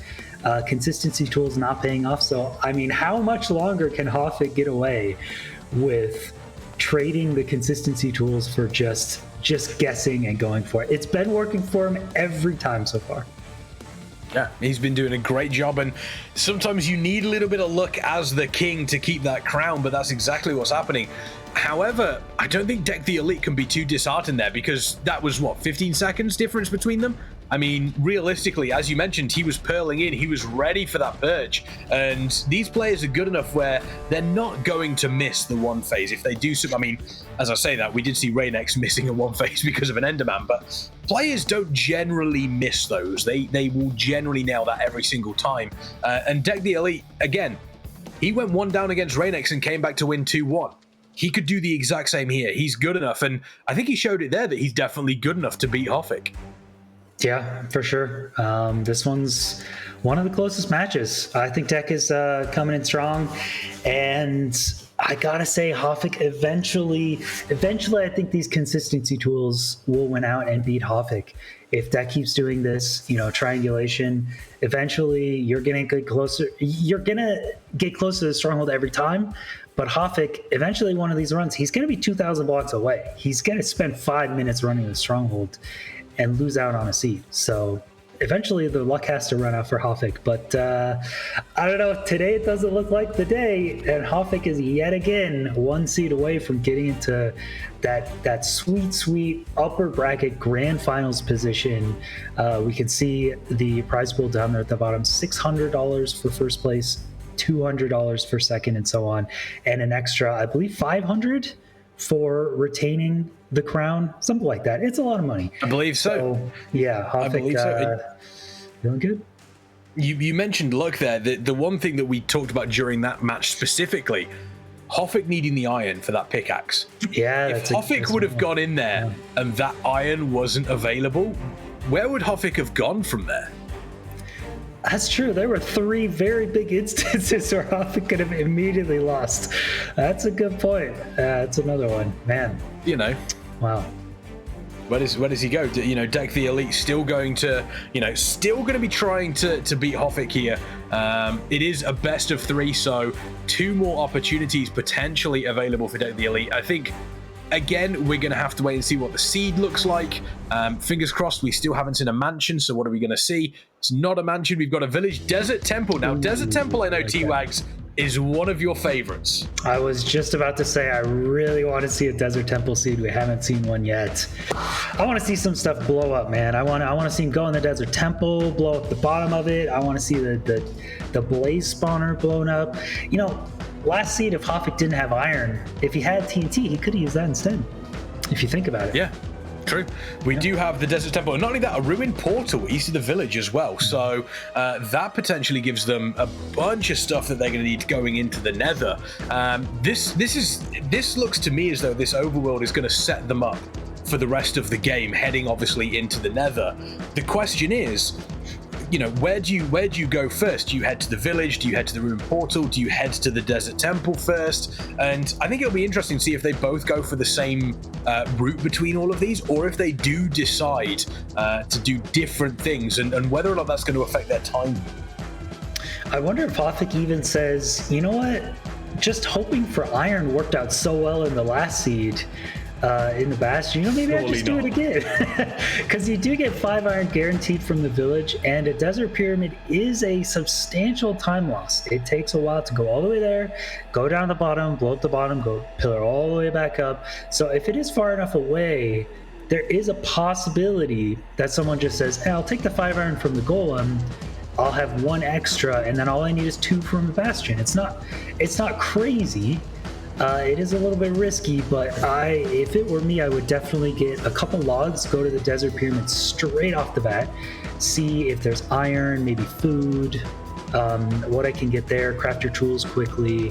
So I'm always looking to go to the Desert Pyramid as quickly as possible, and it does look very close here. So Hoffik taking the time to get a little bit of wood early. Dec immediately beelining towards that Desert Temple here. So again, slightly different between the two. And I don't know I don't know how I feel about necessarily going straight, obviously, for that wood. But again, just a little difference between these two players. Oh yeah, and Hoffik actually getting a bed here is probably going to try to use a bed to clutch at the bottom, which does reduce, I believe, 50% of fall damage. So if Hoffik, never mind, he's not going to use the bed at all. He just sends it down. I don't need knees. I'm just gonna drop down there. What is that on Dec's screen in the middle? Is that a horse? That's diamond horse armor. Oh, okay. Yeah. Horse armor's a thing now, apparently. There we go. No one ever uses it, but you can deck your horse out in some cool looking armor. Well, there we go. Doing a little bit of TNT action here. Oh, excuse me. I just sneezed. Every time a TNT goes off. I'm allergic to TNT, apparently. Excuse me. I do apologize, chat. But here we go. Dec making up a bunch of tools. Hoffik also doing that. It looks like they do have the diamond pickaxe, so Hoffik doesn't need to worry about iron. So he doesn't need to worry about iron at all. He does have that diamond pickaxe. Dec heading over, I believe, towards the village now. Hoffik slightly ahead, but at this stage, I don't think you can really call too much between them. Yeah, there is an additional blacksmith here that no one checked first. I wouldn't really have thought of checking that either. It does have a single iron, so you're probably still going Desert Temple anyway, so it doesn't make too much of a difference. But that 1 iron actually does make it more viable for Dec to just enter without killing the golem here, because he's got a bucket, a flint and steel. He doesn't need to kill the golem. Hoffik pre-made the iron axe, so he does have to kill the golem. So both of them having their time losses but time gains in separate areas, and now they're both very, very close to entering at the same time. There's a room whirl somewhere here. There it is. Yeah, DecTheElite is found it. Hoffik taking a little bit more time here to get some wood. Looks like we do have a couple more bits of iron. Doing a little bit of mining here. The diamond pickaxe should make short work there. And then we will see exactly what we have waiting for us in the Nether. Dec slightly ahead by probably around about 10 seconds, but here we go into the Nether, doing a little bit of work, taking a look at how things play out, and then immediately starting to make their move here. And this is, I always like that split second where they're looking at their inventory and going, what can I afford to lose? Because the danger, of course, is you end up in a horrible scenario where if you get rid of the wrong thing and then suddenly it comes back to bite you on the backside down the line, you think to yourself, if only I'd have kept X, I'd have been fine. And that's kind of how it works. It does look as though DecTheElite has kept a little bit of TNT as well. So with that TNT, we'll be able to do some blaze spawn strats with that too. Got his TNT handy. Deck, they both have E-Raid to the Bastion. They both know which direction it is. We've seen Hoffik force a Fortress first almost every single run. Is he going to do the same thing here? Yes. Hoffik, absolutely in love with this Fortress first, and you can't really argue with the results. He has won, I think, every time he's done Fortress first. Yeah, I think so. I don't think he's lost a seed yet today, so... He's come close, but he hasn't. Yeah. We do see Dec now setting up in that Bastion, working their way through, taking a little bit of damage from the Piglins, but doesn't look like it's going to be too much of an issue here. Does have the full food, so that will do a little bit of healing, eating a little bit of extra bread as well. 47 bread for Dec right now, so I think Dec should be okay for food. My maths might be slightly off, but 47 bread should be enough. Yeah, can probably do this run and another 6 speed runs, so probably be okay. Yeah, not going to use TNT on this Bastion. It's not very efficient, so that one's easy, but going to go up here. There are 2 extra gold blocks that can sometimes spawn here. Dec going for the second reserve one. That's actually a nice play. Not a lot of runners go check that one. It is there pretty commonly, but you just never really go there. So kind of a cool play to see that. Dec really needs a lot of obsidian here to get this run moving, and I don't see very much. Let's see, Hoffik has 3 blaze rods. So there was seven on the side there, I believe. Oh, 16, yeah, 16, there we go, 16, yeah, sorry, tell lies, 16, that was crying. There we go. So has a fair amount of obsidian available, but again, needs slightly more. Needs probably, I'd say, at least 4 more. Dropping up, checking this chest up here. There's a little bit more crying obsidian, but still sat on 16 obsidian, which is not what you want to see realistically. Yeah, it's a bit awkward. He does have a couple options. There's a diamond pick, so you could always mine obsidian once you've used it. There is a home portal that was pretty close to his fortress. You could always go back to your original portal, use that as your 10 obsidian. So he's got options, but yeah, 16 is a bit awkward. If you got 20, you could just put that portal down literally anywhere. So now it's a bit slower. Hoffik's still fighting. Man, these blaze rates look really bad. Getting a 5th rod just now. Interesting as well that Hoffik always has the shield available as well. We've mentioned how the shield can be a little bit awkward because you don't actually spend the time killing the blazes, but it's definitely safer. And I think the one thing that we can say with Hoffik over the past couple of months that Hoffik has been king is they've played things safer, but they've just been so consistent. They've been so consistent. Hoffik there jumping straight in, but they've been so consistent with their ability to do the basics so well. There goes the TNT. We love to see this. We'll wait for that explosion. There's the explosion, beautiful. And there it is. Look at that. That's what you want to see, T-Wags. Look how smooth and open that area is. Lovely. Gosh, no fire at all. My 4 blocks, he's just going to place some. That's going to be a completely optimized spawner in just a few seconds. And I think the slow blaze rates very much favors Dec right now, because Hoffik had to, again, craft that shield. You're slowing down when you're using shield. You're not using this blaze TNT to open up the spawner. And you see Dec right now, done. Completely optimized. He's got a bunch of that open area. Play some solitaire on your second monitor, just hang out here. There's so much room for activities. Look at that, immediately spawning. We do see 7 blaze rods on the side of Hoffik. He is moving towards that bastion now, wants to get the trades done. Dec already completed those trades. How many rods on the side of Dec, I'm wondering right now? We can't actually see that one, but yeah, here we go. Hoffik moving in, and I think one thing that we have seen with Hoffik is that these trades have not been great from him over the last couple of runs. 1 or 2 mistakes here and there, but so far, again, Doesn't have to worry about getting the iron, doesn't have to worry about setting things up, looking relatively comfortable there. Dec, on the other hand, as you mentioned, solitaire on the second monitor, just wait for the respawns and then you go for it. And there they are, 4 spawns. It doesn't look as though, there we go, we have 4 blaze rods. So if we see a couple of blaze rods from these, we could actually have, there's 5. Will we get the 6th one, or are we going to have to wait? There's 6. Wow. So does DecTheElite go with 6, do you think? I don't know. That's such a tough question. I feel I don't know, man. I'm so torn on that one. He's just gonna go 7th. That's a good play, yeah. And there he is, back at his home portal. Very expertly played by DecTheElite here. Pearl hanging, clean, efficient TNT blazes. Love to see this. He's gonna be the first one out, getting this information. Yeah, I mean, now that he's waited for 7, he's very, very confident his eyes are not going to break. He could throw tons of them. Yeah. He could throw the eyes more recklessly and get an idea where the stronghold is. Leaving on 6 seems smart, but we've seen it by people before, so I never know. Yeah, DecTheElite there, Pearl hanging. Last time I did that, I had to see my doctor, but DecTheElite looking relatively comfortable. Moving now through the Nether. And for those people that are watching for the first time here, they might not fully understand what's going on. Why do we see Dec going back into the Nether rather than using the overworld to get towards this stronghold? So going through the overworld is what we used to do back when this version released. For about the first 6 months, we would just get all of our pearls and our blaze rods in the Nether. We would go back out and then we would just run to the stronghold.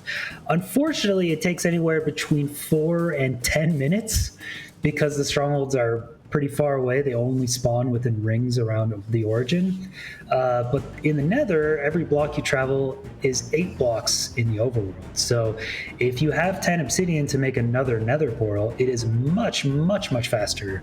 Saves about 5 minutes on average traveling through the Nether to get there, assuming the terrain looks good and is open and you can just pearl, which in this case it's pretty good for Dec. There's a big lava lake here, so if Dec needs to go through this lava, it'd be a bit awkward. He's just going to make it here, yeah. They're both making the portals in the same area. Slightly different, but they're both making them in the same area. And Dec misplaces. That's going to cost him some time there and immediately switches and places some here. Immediately changes that. Instead of costing the time there, just sets up the obsidian portal. But that's going to be rough. If he needs to place another one down, I don't think he will do. But if he does, that's going to cost so much time for Dec. That's what we mentioned, those misplaced. And that's the second time we've seen Dec do that. Did Hoffik blind again? This Hoffik blinded dude again. Is in love with just sending it. Hoffik just goes, man. He's like, it'll take me 20 seconds to get back. I don't want to do that. I'm just going to put it wherever and hope for the best. Sometimes could just be... That's just what you need to do as the king. You just need to send it. And not only did he blinded in almost the exact same place that Dec did as well, which you know, is mind-blowing. And this is not like a single occurrence for Hoffik. This happens a lot. This dude, and I think his eye just went back. This dude just sends the blind or just throws a one eye and gets in the same spot as the other runners like every time. Is he digging down? Oh my god. How does he keep getting away with this? Dude. Hoffik has found it. Hoffik has actually found it. That is like insane. Time.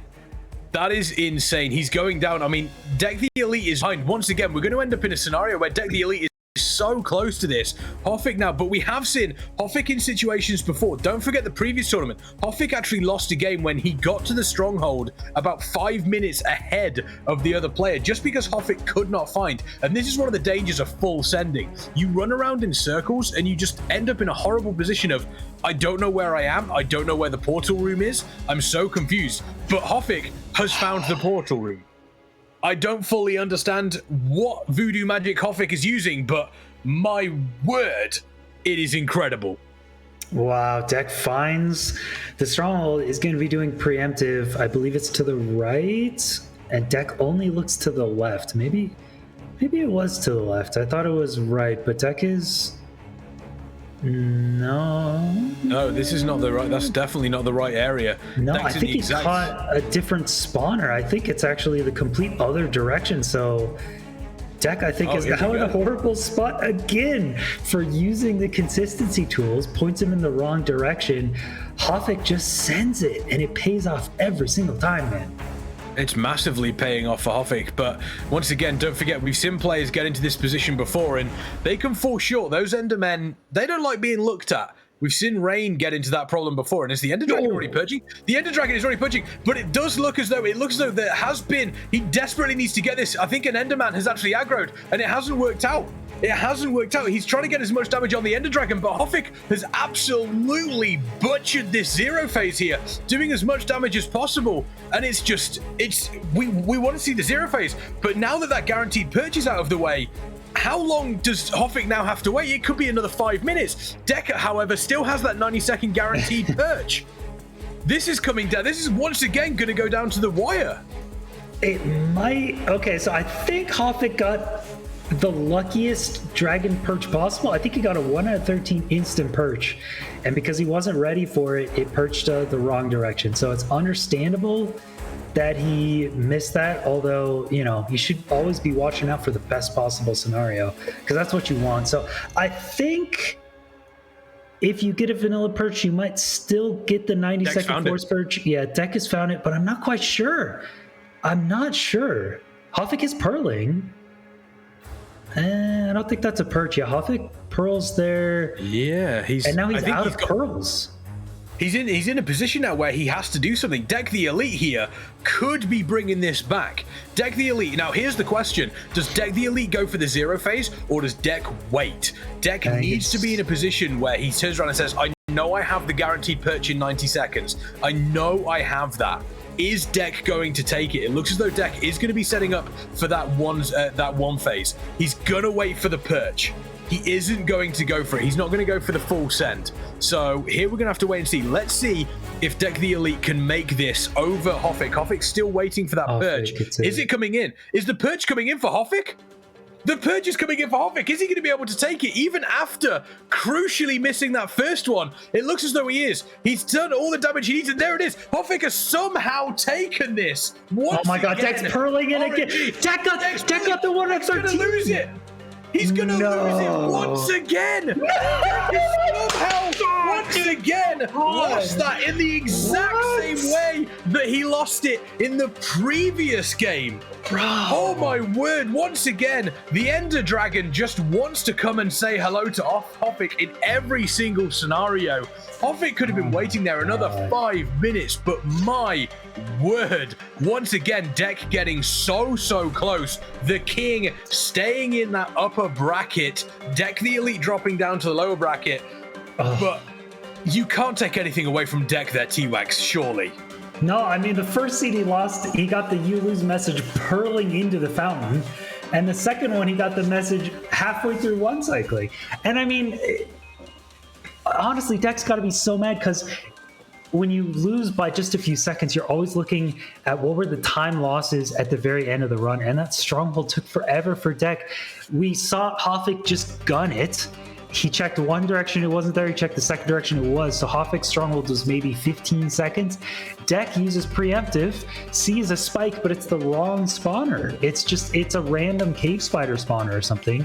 He spends like 30 seconds going the wrong way and loses by like 15 seconds. I mean, it's tragic. So it's just Hoffik. And the other side of it as well is if Hoffik doesn't find that portal room just sending it, then again, he loses so much time running around the stronghold. So it's almost like he's basing this entirely on luck, and it's just coming off for him every single time. But you've also got to imagine, I mean, you saw the blind move with the portal just going straight towards that stronghold and coming so close to it. I mean, Hoffik has to be doing some insane calculations, and not only some insane calculations, but also has got to have a really solid understanding of how the game works to be able to get towards that stronghold. He's playing it risky, and he's playing it like he's high rolling, and he's hitting it. You know, you can't blame him. If you're gonna play like a high roll, you better commit and you better execute, and that's exactly what Hoffik's doing. So that's why he's been king of the hill for so long. eventually you got to imagine it's going to run out. If you play for the high roll, eventually you're going to low roll and someone's going to take it. So it may not be this time, it may be next. So Hoffik will be in that grand final spot. He will be one of the grand finalists. He'll need to take home just one best of 3 to secure the crown for today, whereas one of these other 3 will be challenging him and they'll need to take home 2 best of 3s. He's looking good though. Looking good yet again. Yeah. He's looking solid. Let's see if we can get confirmation as we take a look at the brackets when they are available to see exactly what we are looking at. There we go. Hoffik in the finals is technically one best of 3 away from retaining the crown. DecTheElite dropping down to losers round 2, and they will face off against the winner of our next matchup, which is a matchup people should be pretty familiar with by now if they've been watching the tournaments. It happens every single time. Dylqn versus Reignex. And I mean, looking at those two teams, looking at those two players, sorry, T-Wags, who's your favorite to go away and win that match, that best of 3 between Dylqn and Reignex? I got a favorite Reignex in the past. Again, these two always tend to meet up in tournament. Reignex tends to get fired up. It's almost like Dylqn and Reignex are like Saiyans in Dragon Ball Z, and then when they finally meet together, they turn Super Saiyan. You're not going to want to miss this best of 3. I guarantee you, if history repeats itself, these two get fired up and play some incredible Minecraft, do some incredible strategies, and play like their lives are on the line. So yeah. Dylqn Reignex is going to be a very, very fun one. Sadly, one of them has to lose, but it's going to be a good one. It'll be a good one. I appreciate the Dragon Ball Z reference, and as we all know, there's one thing a Minecraft speedrunner always keeps. That's his pride. And speaking of pride, make sure you check out our Method merch so you can wear the Method logo on you with pride. It is all beautiful merch. I wear it myself. It is superbly comfortable, and it makes sure that you are nice and cozy during the winter months. And if you want to make sure that your Minecraft server is up and running and solid during the winter months as well, I recommend you check out Kingston Fury. Get yourself some more dedicated RAM. I'm going to say it correctly this time. Dedicated RAM this time for your Minecraft server. Needs !Kingston MC in the chat as well. However, as T-Wags mentioned, Dylqn versus Reignex is a matchup that happens often, and they both get pumped up for it. Make sure you do not go anywhere after this break, because it's going to be an absolute barnstormer.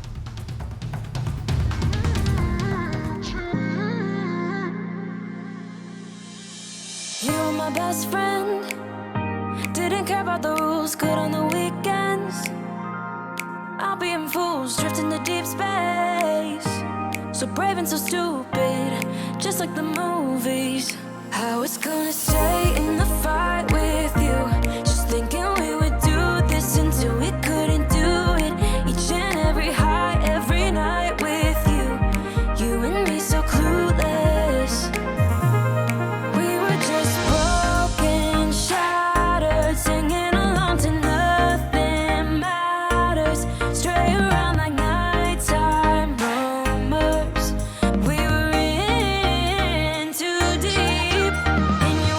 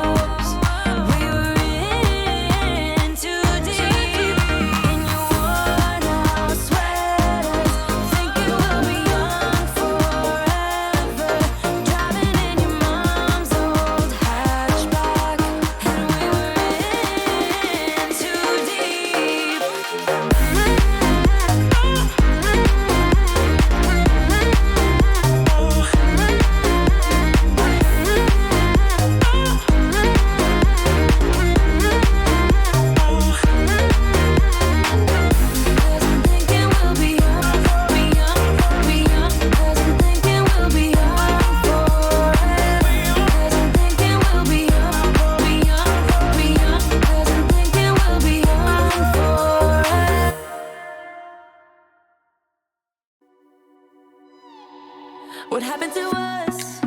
What happened to all the love we always took for granted? Are we stranded? Is it too late? Is it too late to color feelings that have faded? Complicated.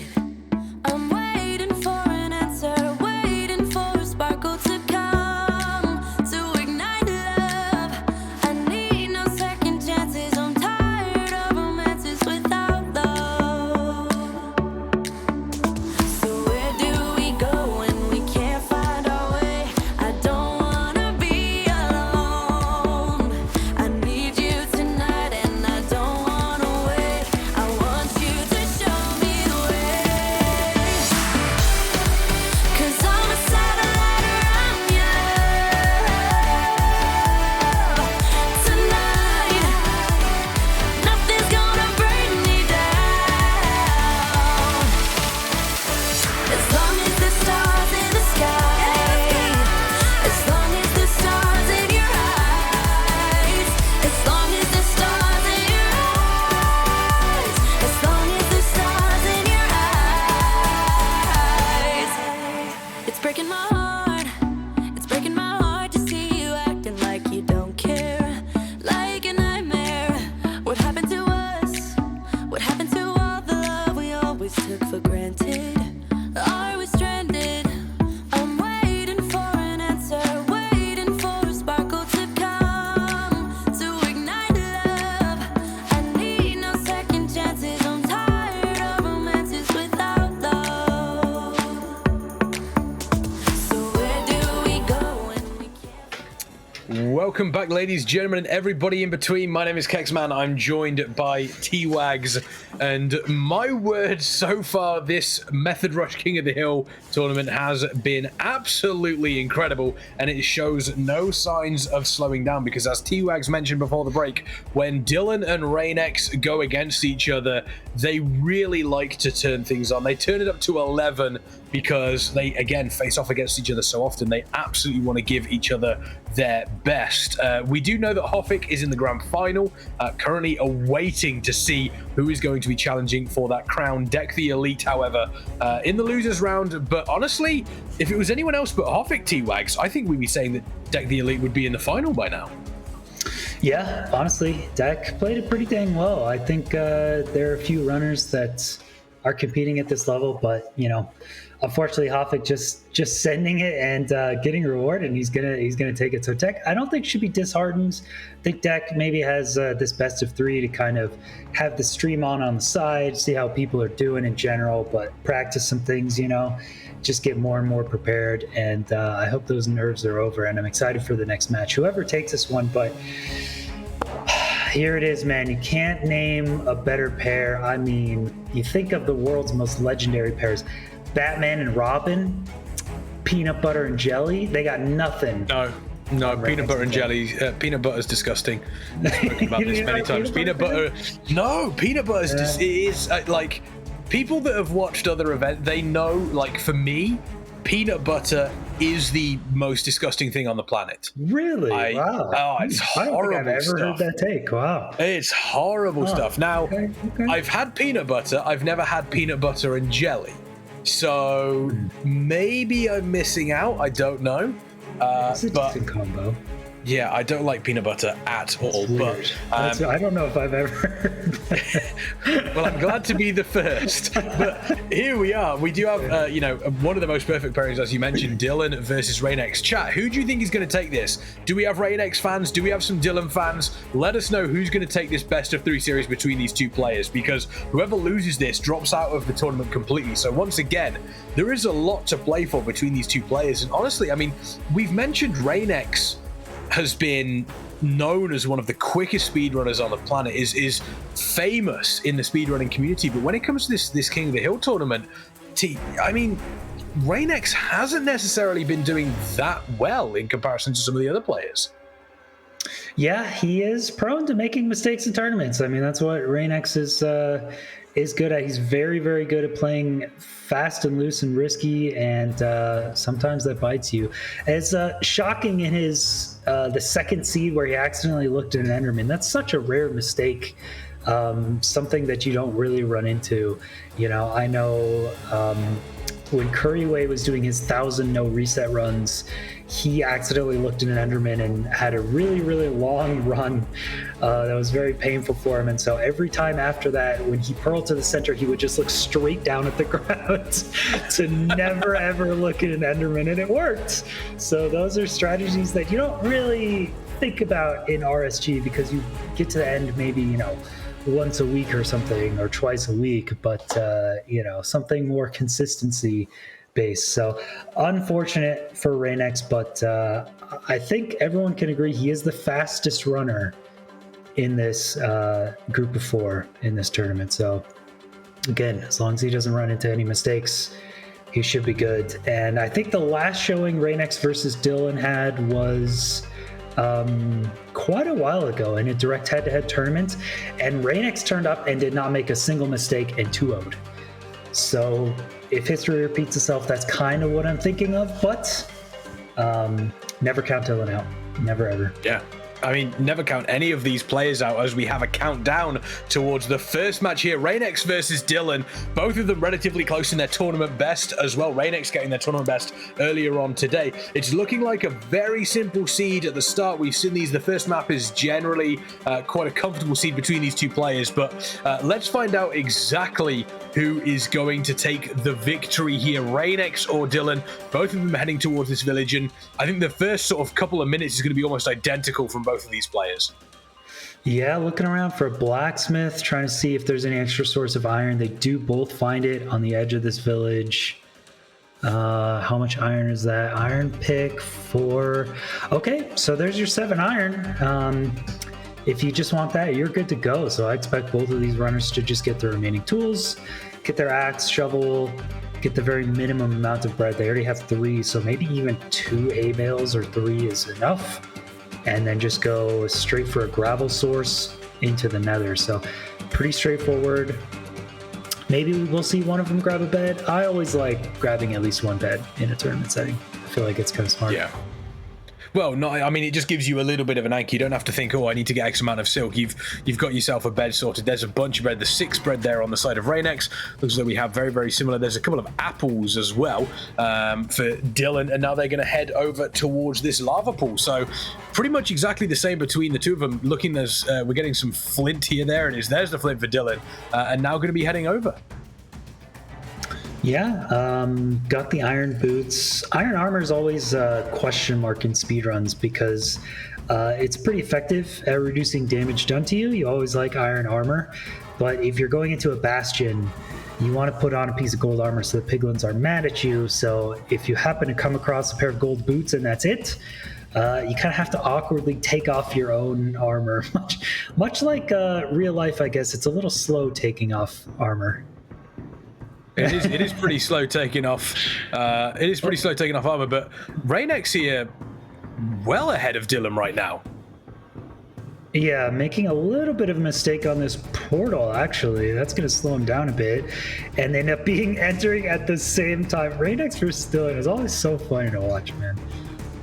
Okay, let's see how this nether plays out. And honestly, I think between these two players, I think the two key areas are, number one, how the nether plays out between them. Reignex immediately under fire, getting over there. And Dylqn looking like they got over here a little bit quicker, but not by much. They're basically neck and neck right now between them. And honestly, I think the speed in which they clear through this fortress and get their blaze rods, and then the speed at which they identify where the stronghold is, those are the two key points for me between these two players. Because outside of that, I think they're almost evenly matched in every aspect.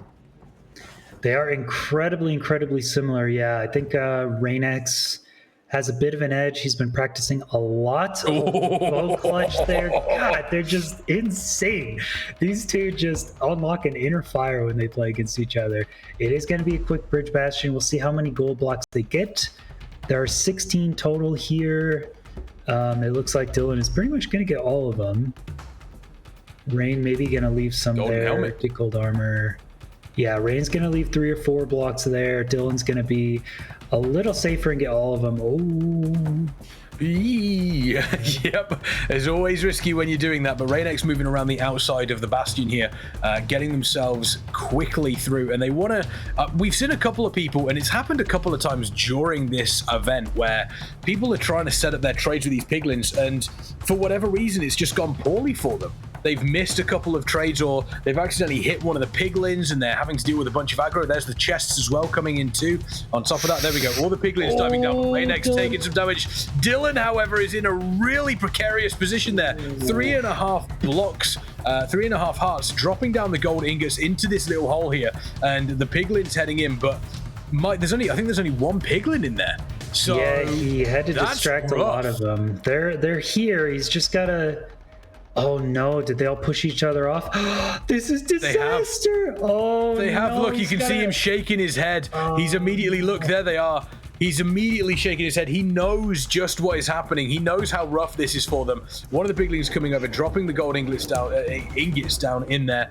There we go. There's 4 of them down there, but Reignex now is in pole position. Dylqn making a little bit of a slower staircase there too. These piglins got to go around. It's a bit slower for them to get up. Dylqn making some uncharacteristic bastion mistakes. There you go. That's a faster route. So now he's got all of his piglins in, but man, was that a 20-second time loss at least. Meanwhile, Reignex should be checking the other chest, taking advantage of this slowdown from Dylqn, and should collect his trades right now and be pretty much done. There's plenty of pearls, 20 obsidian. I think Rain's got a pearl hang as well. Yep, he has indeed. There you go. There it is. Nice. Oh, that was close. Nice. That was very, very close. And there's the spawner, and Reign here looks like they're setting up a portal straight away. They're just kind of getting this out of the way and done, so that as soon as they have these blaze rods, they can just get themselves back into the overworld. There's one blaze rod down as well, so let's see if we can get any more on Reign, and looks as though he's creating a bit of a bridge between these two spawners, so he can swap between them. But going across that bridge, if there are any blazes left alive, that could be disastrous for him. Yeah, that's a little risky, but they look close enough where you can actually just activate both of them at the same time. Pretty low string count actually from this bastion. I believe only 3 beds, but maybe a couple anchors, so is okay for a 1 cycle, but not a 0. 3, 4, 5, 6. Well, if you're really good at the game, then you could 0 with that. So I guess so Reign can 0 then is what we're saying. Yeah, I guess that's true. Reign can 0. 3 bed, 1 of a different color, and 3 anchors is the most awkward 0 I could possibly imagine. But if anyone's going to do it, it could be Reignex. Dylqn One also of the blazes spawned behind that. That's so rough. Yeah. It's annoying. It's a little time sink, but and also that's super dangerous being on the edge there, because one wrong move and you fall, and you don't necessarily die, but you're going to struggle. And there we go. He's heading straight in here. Looks as though Reign does have the. Looks as though Reign is setting themselves up. Let's see what they get information wise. If they only got 10 of the eyes. I think there might be some more. Well, he's probably going to have to go back anyway. Yeah. To do a second portal. So yeah, probably just leaving on what you have right now and then going to go back in. Throwing 2 eyes to get a distance estimate. Very rough distance estimate here. Dylqn is now back at the spawner. Has used the bed to blow up, create a little bit of room. Taking a bunch of fire damage there, so needs to be careful. Looks like they are in a pretty stable place. And then heading over. They've done the exact same thing. They've bridged themselves between the 2 spawners, which you like to see. Yeah, Dylqn, I actually noticed getting more gold blocks from that chalice than Reignex did. But Dylqn actually, because he had apples from the village, he's actually crafted 2 of those into golden apples. Golden apples.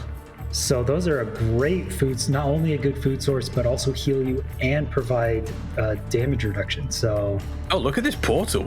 Normally we see them go in, but he's immediately making this portal here. There goes the flint. Golden apple eaten, getting a bunch of health back, and now let's see where they are. They're going to get a little bit of information from this. They have 16 of the pearls, so they have the ability to get a bunch of information here. Off goes that first one, going to do a little bit of information gathering. Look at Dylqn just getting nice and close in. No, Reign. No, Reignex. Reign is misplaced. He's misplaced a block. Reignex has misplaced a block and now immediately has to start going towards the edge. He's got to get more obsidian, but this is going to be so painful for him. This is going to be so painful for Reign here. And this is going to slow... I mean, we spoke about... I mean, Dylqn misplayed with those piglins, and now Reignex misplaying with those. And you've mentioned previously before, and there's a bunch of lava coming down. Reignex getting dragged away by the lava. Needs to be careful. It looks as though he does have a little bit of fire resistance, but this is just going from bad to worse for Reignex here. Oh my god, Reignex. He's probably so mad at himself. Oh, he's looking for reserve gold blocks. There's gold on the chalice. He's just going to have to get the gold on the chalice and go back. Oh my god, Reignex. I was just about to commend Reignex on the speed of his portal building. He built that portal insanely fast, and then... Oh, yeah. Dylqn taking a bunch of damage. There's blazes that spawn there. He's put the portal in the middle. He's had to come back through, and there's so many blazes. He's just taking a bunch of damage. One of the golden apples, I don't think he has any more left. So look at all those blazes. Now he has to move into a little bit of a safer area. He's done exactly that. But that was a risky transition back to the nether from Dylqn. Yeah, taking a bit of damage there. He's not out of food. Does have the extra golden apple health. And Reignex, meanwhile, needs, I believe, 2 obsidian, maybe, to take away the damage he's done. Now he just has to wait. Oh, Reign, if you just built that portal a little slower, you would have been fine, buddy. Oh, my God. He would have been in a much better position than he is right now. That's gotta hurt. Dropping down here is, yeah, he's got to go back for more gold as well. Dylqn, however, is moving through the nether. I don't know how much information he does have on this stronghold, but once again, we spoke about the mistake that Dylqn made with those piglins, unfortunately having to trick a couple of them and they didn't come with him, slowed him down immensely, but Reign now causing issues. And you spoke about this at the head, T-Wags, is that Reign is one of the quickest players when it comes, obviously to Minecraft speedrunning, but in tournaments, oh no, he's missed the block. He's not going to die from this, but this is just going to slow him down so much more. Reignex just seems to be one little thing after another, and it is just causing absolute havoc, getting knocked off the block, dropping down there. The piglin knocked him off back into the lava. It's going from bad to worse. I was just slowly watching Reignex's hunger bar deplete as he was running through this bastion, and I'm like, once it hits a certain level, he no longer has the ability to sprint, and he's just gonna jump and fall. I don't even think he got there, but he did. It's almost like he just missed. He missed it. Yeah. He missed it. Oh, he put a gravel on gravel, which causes the gravel to fall. So it's just a mistake. He's managed to get the portal up, but Dylqn is getting further ahead now, because Reignex now needs to just get a little bit more information about where he is. He's only got a heart and a half, so maybe we could see a reset on the side of Reignex. But these two players, they give it their all, but my words, there's mistakes happening left and right from the both of them. Yeah, Reign really had an easy time at this one. Dylqn fumbling in the bastion, but Reignex just fumbling the portal. Reign is resetting. Okay, I was wondering why he was using lava. Okay, I don't know. Not entirely sure. I think that's maybe the only thing that he had here, but Reignex is doing a little bit of searching for this area as well as Dylqn. They're both looking for this stronghold. They've got to find it, and once again, finding the stronghold is no guarantee that you are going to be in a good position. Chat, what do you think? Is Reignex going to take it, or is Dylqn going to potentially come back into this? It's looking like they may be neck and neck, or in the roundabout the same sort of area here. Chat, let's get some hype from you, because this is game number 1 between Reignex and Dylqn, and so far it has delivered. Who's taking this one? Is Reign going to potentially try and take out the reign of Hoffik, or is Dylqn going to claim this victory here? We do know that Reign won the last series between these two 2-0. Reign now digging straight down. Looks like we do have a reset on the side of Dylqn as well, but Reign feeling fairly confident he's found the stronghold. Wow, that's pretty good. I mean, he did do an educated portal, so he should be pretty close, but yeah, I didn't see his last eyes. I guess if he's really confident, then he's probably got it here. He found a spot and dig down straight away, and there it is. He has found the stronghold, but Dylqn can't be too far behind either. And as we've mentioned before, this isn't a guarantee, and we see Reignex using those tools, but those tools have that is a room full of creepers. But he's immediately came into the portal room. The creepers showed him the way. Rain is going to be moving into the Ender Dragon's bedroom super quickly. My word, those creepers were on guard. How is he not phased? Oh yeah, just Reignex thing's just going for a zero cycle right now. Is he gonna pearl? He's going for it. He's going for the zero phase. He's going for the zero phase. This could win him. This could lose him the match here. This could absolutely lose Reignex the match. No. I mean, Dylqn still hasn't found the stronghold, but my word, he's playing this. He's close. There's the first hit. It's a good hit. It's a real good hit for Reignex. The second one, not so good. The third one is still looking pretty solid. He's got to take out the Ender Dragon with these various different things. I don't know if he's going to be able to do it. He hasn't been able to do it. The Ender Dragon is... No, the Ender Dragon's down. I think the Ender Dragon is down. Reignex has been able to take it with the zero phase. My word, that was so close. How did he manage that? He had to use every single thing that he had available to him. Dylqn is going to find out very shortly that he has lost this one. There it is. And he didn't even find the stronghold. Reignex, however, somehow coming back after making one or two mistakes. I mean, the misplacement of the obsidian alone was huge for Reignex, but Dylqn just not able to really calculate where that stronghold was. Yeah, exactly. I mean, T-Wax, look, sometimes you've just got to go in and you've got a 3-bed 2-anchor the Ender Dragon in a zero phase. I mean, you know, you've just got to do it. I mean, I don't know what to say. Hey, that was... You mentioned T-Wags that these two bring out the best in each other, and I think we've just seen the best out of Rain there. I mean, and it's almost like Reignex made a couple of mistakes and then just went, you know what, I'm just gonna send it. That was huge. And this tournament mod doesn't standardize or lower the zero cycle at all. That was a vanilla zero cycle. I mean, I can't.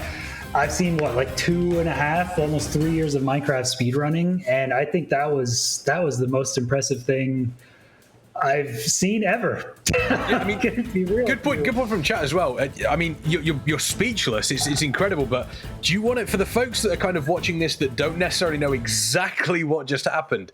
Do you want to give us some information as to what we just saw being absolutely balmy? So you need a minimum of 5 explosives to do a zero cycle, typically anyway. They all have to be within just a few frames of the right position. If even one of them is a couple frames off, it is over. You've lost the run completely. The dragon can either spawn front or back. Back is further to get to, so he had a back that was already lost there. 7/8 of the time, it's at an easy position. 1/8, it's at a hard position. That was a 1/8, so he lost that 1 out of 8 chance.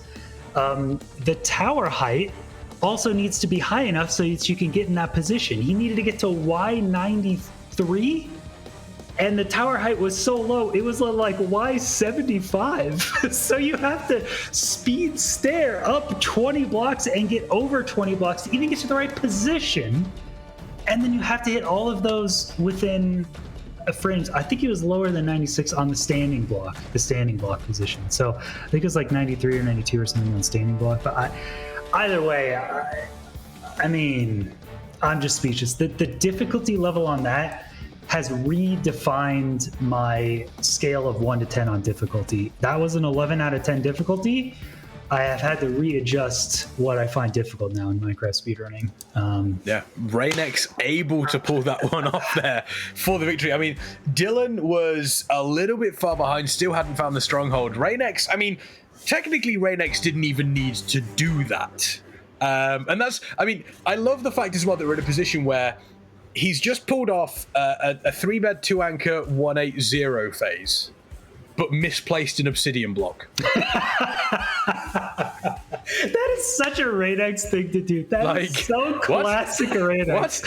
He just did the most difficult piece of tech I have ever seen in a Minecraft speedrun tournament setting, and he lost 3 minutes to misplacing one army. Like, I mean, what even was that? I mean, Reignex there just, oh my days, that was absolutely huge. I love the fact that we have a situation where it's misplacing an obsidian block, placing gravel on top of gravel so they drop down, falling out of obviously the bastion into the lava, and then pulling that off. And it almost feels to me as though Reignex was like, right, I've screwed up so much, I'm just gonna pull off, just watch this, like, just watch what I'm going to do now. That was yeah, that was huge from Reignex. And as people mentioning, he had a yellow bed in his inventory, another anchor in his inventory, so he could have had even more explosives as well, but just decided to do it in 5.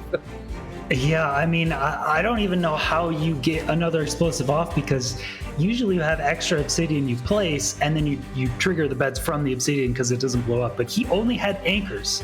So he used the last anchor, and there was nothing there. It was just air. So I don't even know how you continued to do anything. I don't know. Yeah. It was all in.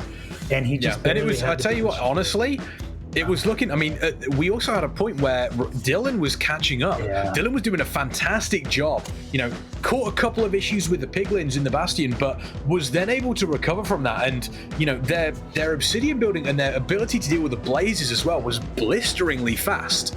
So if they had have been slightly quicker on finding out exactly where that stronghold is, then maybe Reignex would have needed that finish there to claim the win, because Dylqn would have been hot on his heels. And going into the next match, I mean, Reignex just pulled that off, but you've got to imagine as a player, you're not going to think to yourself, oh, I'll do that every single time. I'll do that every single time. That's not going to be the case. Whereas Reignex has got to realize that Dylqn is still going to be close behind. And Dylqn now, I imagine Dylan's going to have seen what Reignex has done and has kind of gone, right, I need to beat him now. I absolutely need to beat him, because if I don't, I'm going to feel so sick. Yeah, I mean, these guys have probably the biggest bromance in MCSR, so they're very tight. I think when they're playing against each other, it's not one of those things where it's like, oh, whatever, you can have the win. No, they're playing for keeps. They're playing for bragging rights. This is serious between them. They are. Well, they have really to play for keeps, because whoever loses drops out. Yeah, that's true. I mean, there's some serious money involved with winning this tournament, and I think both of them have the possibility to take the whole thing. So they definitely want to win, but Dylqn down 1 now. I mean, we typically see the second seed be a little bit more spicy. So I think Dylqn prefers the spicier seeds, I think, compared to these pair. Oh, it's Monument. It's Monument. Oh, wow. There we go. So Reignex had a lot of difficulty with the Monument in the previous the Monument seed in the previous one, just finding piglins. He actually was about to win that one, but I think made a mistake with the Enderman. I think that was that Monument seed. But Dylqn, chat, correct me if I'm wrong, has someone beaten his Monument run, or is Dylqn still the Monument world record holder? I know K4 has been doing a lot. Dylqn, for like a week or so, just decided to mess around and try Monuments instead of bastions, and got like an insanely fast-paced run. So Youth Chaos saying Giga Dylqn Monument Master, so that should give you an idea. Here we go, Reignex versus Dylqn. Reignex 1-0 up in this best of 3 chat. Once again, let's make sure that you are giving them all of your energy. You're giving all of the power over to Reignex and Dylqn. Let's see who's going to take this one. Are we going to see a third game in this best of 3, or is Reignex going to 2-0 Dylqn once again? Reignex just checking out the lay of the land. And if you're approaching this seed, T-Wags, where do you go first? It's a good question. It kind of depends on where everything is. I mean, I really, really like villages in Monument runs, because you have a very low amount of gold traded. Typically in Bastions, you trade around 12 gold blocks total, depending on the Bastion, but gathering up all the gold blocks and all the gold from chests, you trade around 12 gold blocks total. So you get a lot of pearls, usually 20 obsidian, usually enough string to get like 5 beds. But in a Monument run, you're trading 8. And only having 2/3 the amount of trades, that means you usually get maybe 2 or 3 beds. Considering the elevated amounts of obsidian trades in this mod, you're probably getting only 2. and 2 is not enough. So I would actually go to the village first, get enough beds, and then go to the shipwreck and then the monument. I know it's a substantial time loss, but I hate being in the position in a run like this where you have 2 beds and you're like, here's the stronghold, what do I do, you know? And there's the shipwreck. Reignex first to the shipwreck here. Looks like we do have some iron, 6 iron bars and a couple of iron little ingots there. So that's going to be useful. A bunch of leather armor as well on top of that. And then they're going to be heading towards this stronghold too. So looking like it's a, not a terrible shipwreck for either player here. Yeah, enough iron. They aren't going to have enough for an iron axe or anything, but they'll get their shovel, pick, bucket just fine. I didn't see the food. Maybe there's very low food. There's one. It was looked like there was quite low food because I couldn't see any on. I couldn't really see any on either of them. Here we go. Dylqn heading over to the monument. Dylqn now actually slightly ahead of Rain right now. So going to be checking out, seeing exactly what they have. Let's have a look. It looks as though Dylqn has been able to find out where all this gold is. There it is. So Dylqn is going to be digging through all of this gold right now. And a couple of seconds ahead of Reignex. But as we've seen, that couple of seconds, it can disappear very, very quickly. Very nice monument routing for both of them.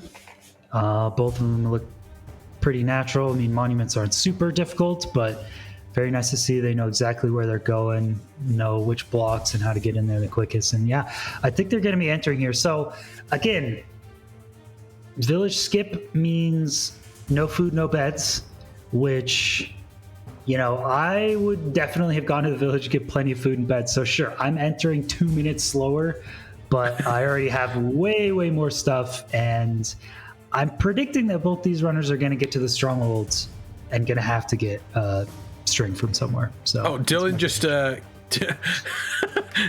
just took a fish out of water and then killed it with lava to effectively get themselves a little bit of food. So I quite like that one. Nemo just got absolutely incinerated by Dylqn there, and it looks like Dylqn is going to head slightly quicker and actually has a little bit of food available for them as well. Not much, but I think there's some there. I see Dylqn changing his render distance in the bottom left, which I really like to see on entering. Yeah, I see low render distance on Dylqn's screen. This is great play. Reignex has not. Reignex full render distance here. I'm loving the purple and green on Dylqn, by the way. That's a fashion statement. That is a huge fashion statement. Looks pretty good. I like that. Yeah, Dylqn has piglins everywhere. He's got a piglin here. The terrain sucks, though. He's got piglins stranded about. But yeah, look at so many piglins from that low render distance. He's totally fine. Reignex finds a single one there. Gets 2. Is going to start to trade. A little bit awkward. I love the boat. Terrain. The boat's very good. There you go. Okay. Both of them got their trades going. This is pretty awkward terrain. Like, if you don't have pearls and fire res, this is going to be really annoying to get to this fortress, especially with the wood axe. Yeah, it's going to be rough for them. Let's see what they get from these initial trades here. Some iron boots available there. Doesn't look like there's too much coming out from them right now, so they kind of just have to wait around and see. There we go. There's the lava bucket. Reignex doing a little bit of damage to Pumba here. Going to be looking at taking Pumba down. There we go. It looks like that is the case. Getting a little bit of extra food, and now going to be moving over. I'm wondering if Reignex is going to be going straight towards the bastion here. Sorry, the fortress. Fortress, yeah. I think so. Oh, speed bridging over lava. Okay, very good. Risky. Yeah, Dylqn is heading to this. He didn't see any pearls or fire resistance, so unfortunately not going to have those luxuries. Is just going to go straight to this spawner. It's pretty close, though. Hopefully the rates are pretty good. Oh, Reignex is speed bridging the entire way? Yep, apparently. It's so risky. It's so risky because one wrong move and you are you're definitely not in a great place. But it looks as though Reignex has been able to make it. Dylqn is currently taking on these blazes, slightly ahead, not by too much, but is going to be looking at setting everything up. Reignex taking a little bit of damage from them. But once again, not looking too uncomfortable here. But they're all going to effectively just make up and set up this this really nice flat area that we all love to see at these spawners. In comes one of the blazes, and I know yourself, T-Wags, you have been one of the biggest fans of setting up a nice flat area for these blazes to spawn. Always want to. In this case, where you have no shield and no fire res, you want to set up a nice flat area, but you still want some kind of backboard or some containment area so the blazes don't get crazy out of control. So maybe just mine this and then not do the rest, which is totally fine. You also only have a wooden axe, so they actually have some of the worst resources possible for this blaze fight. Sometimes you got to do what you got to do, though. Dylqn, man. So Dylqn got here faster, but Reignex spent that time getting extra food. Dylqn does have some mushroom stew, but I am worried every piece of damage Dylqn takes here is very bad. Yeah. He has no more food here. He's got 5 rods available. I'm not sure how many Reignex currently has available. I'm wondering if after this Dylqn is going to go back and do a couple more trades as well. I'm wondering if he's more focused on getting these blaze rods sorted, and it does look like the axe is broke. So now he's using a diamond shovel. He is just shoveling these blazes down as quickly as he can. Diamond shovel? I'm wondering if... Actually, not so bad, it turns out. Diamond shovel can 3 crit blazes, so it turns out of all the weapons in Minecraft, diamond shovel's actually pretty good. Yeah, it's better than fists against blazes. Okay, Dylqn has 7. Blaze rates were pretty good this time, so he is going to be leaving. Rain should be very close as well. I think Rain is on 6. Rain also has... Is that a stone axe that Rain has built as well? Yeah, he does. Yeah, there we go. Yeah, so he took a little bit of time to make that, and this is going to be a real tricky jump over here. He cannot miss this. Ooh. He looks like he nearly went for it then, but he built the blocks in front of him. He learned from his previous run. Which you always love to see. And crossing that as well with the blazes behind you. One of those blazes managed to hit you, and then you're really in trouble. Dylqn has moved over here. Let's take a look at the trades that we do have available. Dylqn is still taking attacks from those blazes too, which is never fun. But I do think Dylqn is actually looking okay now. So Dylqn's going to be heading back through the portal here. Oh, Dylqn's missed. Dylqn missed the jump. Oh, no. He's now down in the lava. He needs to get back up as quickly as possible. Oh, that's It's not going to kill him. But it's just the amount of time that is lost. There it is, jumping back up. It looks like, I think they had 52 strings. That is enough to make 4 beds, so them skipping the village is actually going to be fine. They might have something for anchors, but they at the very least have 4 beds minimum, so they won't need to go to a village. It would be more comfortable, but not necessary. Yeah, actually, they do have anchors as well, so they got pretty fortunate with those this time. So skipping village definitely paid off. I would have been much slower, but, you know, that's okay. Possibly safer. Possibly safer. Possibly. Okay, let's see what Dylqn's going to be doing here. Dylqn is obviously blocking everything up, going back into the nether. And, I mean, at this point, it's so difficult to tell who is ahead because both of them have, you know, they haven't played perfectly. There's been 1 or 2 slight mistakes here or there, but I think I'd give the edge to Rain here over Dylqn right now. I'm not sure either. I mean, Dylqn is... Oh, that's what Dylqn was doing. Dylqn dug down. He was going to do a hunger reset in the overworld, but maybe he didn't have enough fire resistance or something. So he's going to keep his fire resistance on and just go hunger reset after he leaves the nether. So the terrain isn't that bad. He's got to be careful, but the terrain does look pretty good. So now they're both heading there, and Rain's actually leaving first. Yeah, he did throw 1 eye, so he does have a little bit of information right now. He's just over the sea right now, which is, again, one of those situations. Where do I need to go? It looks as though he's going to have to be heading in that direction. I'm wondering if he's going to travel in the overworld or if he is going to go back into the nether. It looks as though he's going overworld. So I don't know whether he feels confident in his, you know, in how far away he is. But Dylqn right now still here. Looks like building in the same sort of location as we did just see from Rain. Let's hope that we don't have any misplacements right now. It doesn't look like there is going to be. There we go. So placing them exactly where it needs to be. The flint has been opened up, and Dylqn is now going to be heading into the overworld. We'll be in almost the exact same position. Actually, no, very, very different area here from Dylqn. very different area here. And here comes the hunger reset. Reignex, however, is still traversing through these mountains. Yeah, I think they're both on these mountains. So I think Dylqn went a little bit further and he's on top of the mountain, whereas Reign had to travel and pearl a little bit to it. So I think they're pretty close. Dylqn will hunger reset. So he's going to be fine now. And yeah, you never... Jungle and mountains are the two worst biomes to be looking for a stronghold in. It always sucks. It looks like this stronghold may be under a mountain. It's going to take a while to traverse and dig down, but they're both in the same spot. These two are always so close together. It's just insane. It's very, very close. It is close between these two. Calculators are not legal, so they are doing this all basically in their head, which every single time. Reignex is digging down, though. Reignex has immediately just gone, right, I'm digging down here. I think he's taken an estimated guess, and it may pay off for Reignex here. Dylqn, however, still out in the overworld, still looking for that stronghold. Let's see if it has worked out. Reignex is going deep, deep, deep down into the Minecraft world, and has it paid off for him, I wonder? Yeah, Dylqn's got to be pretty close. He's in the same area. He just threw an eye. He threw a second one. It does go down. Dylqn knows 100% the exact chunk. We'll see if Reign knows. He does. There it is. He does. God. He ends up down here. Now the question is, who's going to find this portal room closer? We have seen them use these calculations before, trying to figure out, waiting for that orange spike, but sometimes that orange spike can be very, very misleading for these players. Dylqn is not far behind Reignex. If Dylqn finds... Oh my word, that creeper came so close then. That creeper was so close. But as mentioned, has Reignex found it? No, that doesn't look like that was the case there.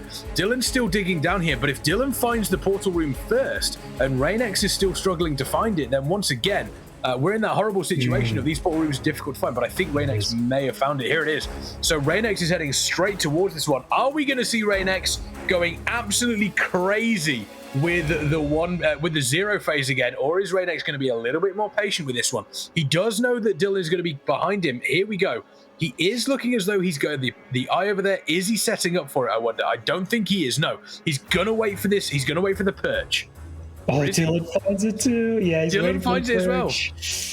Now, is Dylqn going to send this as a zero phase? No, if Dylqn sends this, he's got to... he didn't craft enough. There we go. Is he going to send it? I don't think he is. Crafted. I don't think he has enough. He's got 4 or 5 beds, so I don't think he wants to go for it. No. No, he's going in. So now it comes down to who's it going to land for? Who's it going to land first for? Who will be the first one to see the perch? We do see Dylqn heading over. He has set up. Reignex is set up as well. So now it's going to come down to who is perching first. Is it Reignex? Is it Dylqn? This is effectively going to... Dylqn has to win this to stay in the tournament. The Ender Dragon RNG is effectively giving Dylqn a chance here. Reignex is slightly quicker getting to the stronghold. It does look as though he's moving in. Is the perch coming in? He believes it is. Reignex is moving in. The perch coming in. This doesn't necessarily mean that it's a guaranteed victory. He needs to make sure that he nails every single one of these. There's 1. There's 2. There's 3. In comes the 4th. And there it is. Reignex does take it. What? And it does look as though Dylqn was under... Oh, no, he hasn't taken it just yet. I thought he had. There we go. I thought he'd taken it. I do apologize. I saw the health drop down. Oh, my word. That was so close. But there we go. Reign perch first. That's a GG for Reign. And that is a 2-0 against Dylqn. But my word, once again, T-Wags, I don't think Dylqn can feel disheartened at all, considering what we saw out of them during this tournament. Yeah, it's a bummer. That's how Dylqn has to go out. I mean, Reignex is one of the best of the best. Whenever Reignex is playing against Dylqn, he just doesn't make a mistake, bro. He can't beat Reignex in his own game. It's going to be another 2-0. So unfortunate for Dylqn. Was in the end that time super close. I think the first run, it just came down to that Bastion route. Dylqn had a little bit of difficulty. And I mentioned before, there's very few runners that have a Bastion route named after them. Reignex is one of them. And Dylqn made a little bit of a mistake on that Reignex route. They both did the same route named for Reignex. And Reignex pulled it off because of that in the first one. This one also super close. Could have gone either way. Reignex just barely edges it out. So GG's. Yeah. Tough for Dylqn. Tough for Dylqn. Yeah, very, very tough. I mean, especially it looks as though Reignex is starting to come into his power. We have seen a couple of mistakes, but still blindingly fast on a lot of these runs here. We have, unfortunately, got to say goodbye to Dylqn, but chat, let's get some love in the chat there for Dylqn. An incredible performance in both of those runs, and honestly I think either one of them could have gone either way, so let's get some love in chat for Dylqn. An incredible performer, but Reignex does move on, going to be taking on DecTheElite in the next game, and honestly I'm really looking forward to that one because Dec was so close. I mean, think about the way that Dec lost those games against Hoffik. Dec was pearling in on the first one and lost the game. Dec was setting up the one phase and lost the game.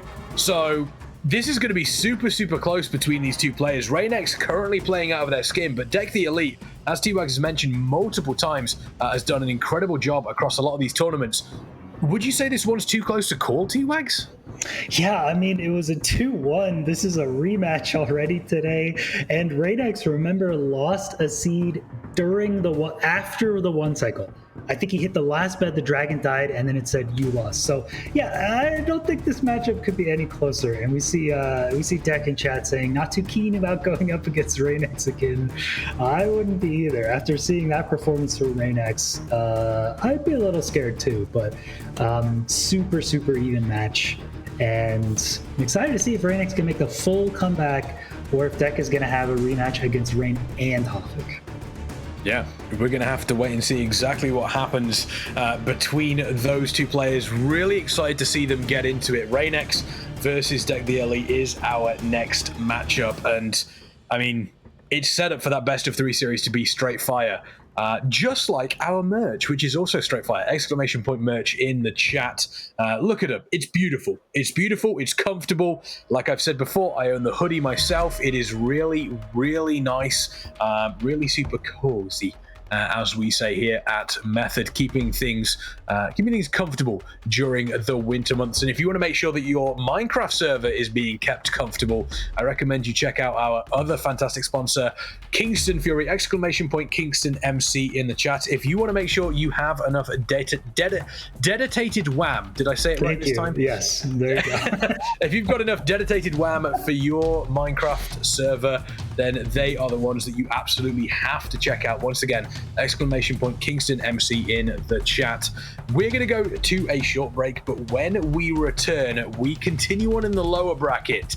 Reignex versus DecTheElite, the loser dropping out of the tournament, the winner going on to face our current king and ruler, Hoffik. Do not go anywhere.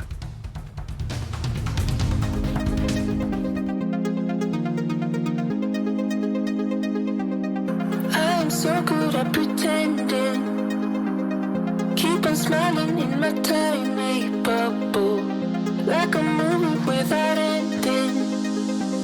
Spending time like it was going backwards. Bruises covering my walls, but they fall down. Diving deeper in the books that we read blind. Breathing in and breathing out, smarter. Not working out for me, yeah.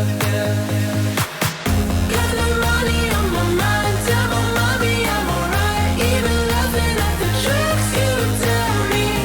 Keep myself inside the lines, needing tidy all the time. If you ask me, I am fine. Got no money on my mind.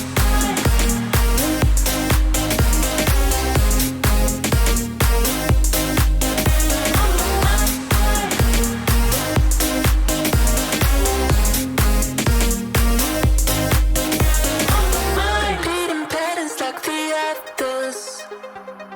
Meditation through the yoga lessons.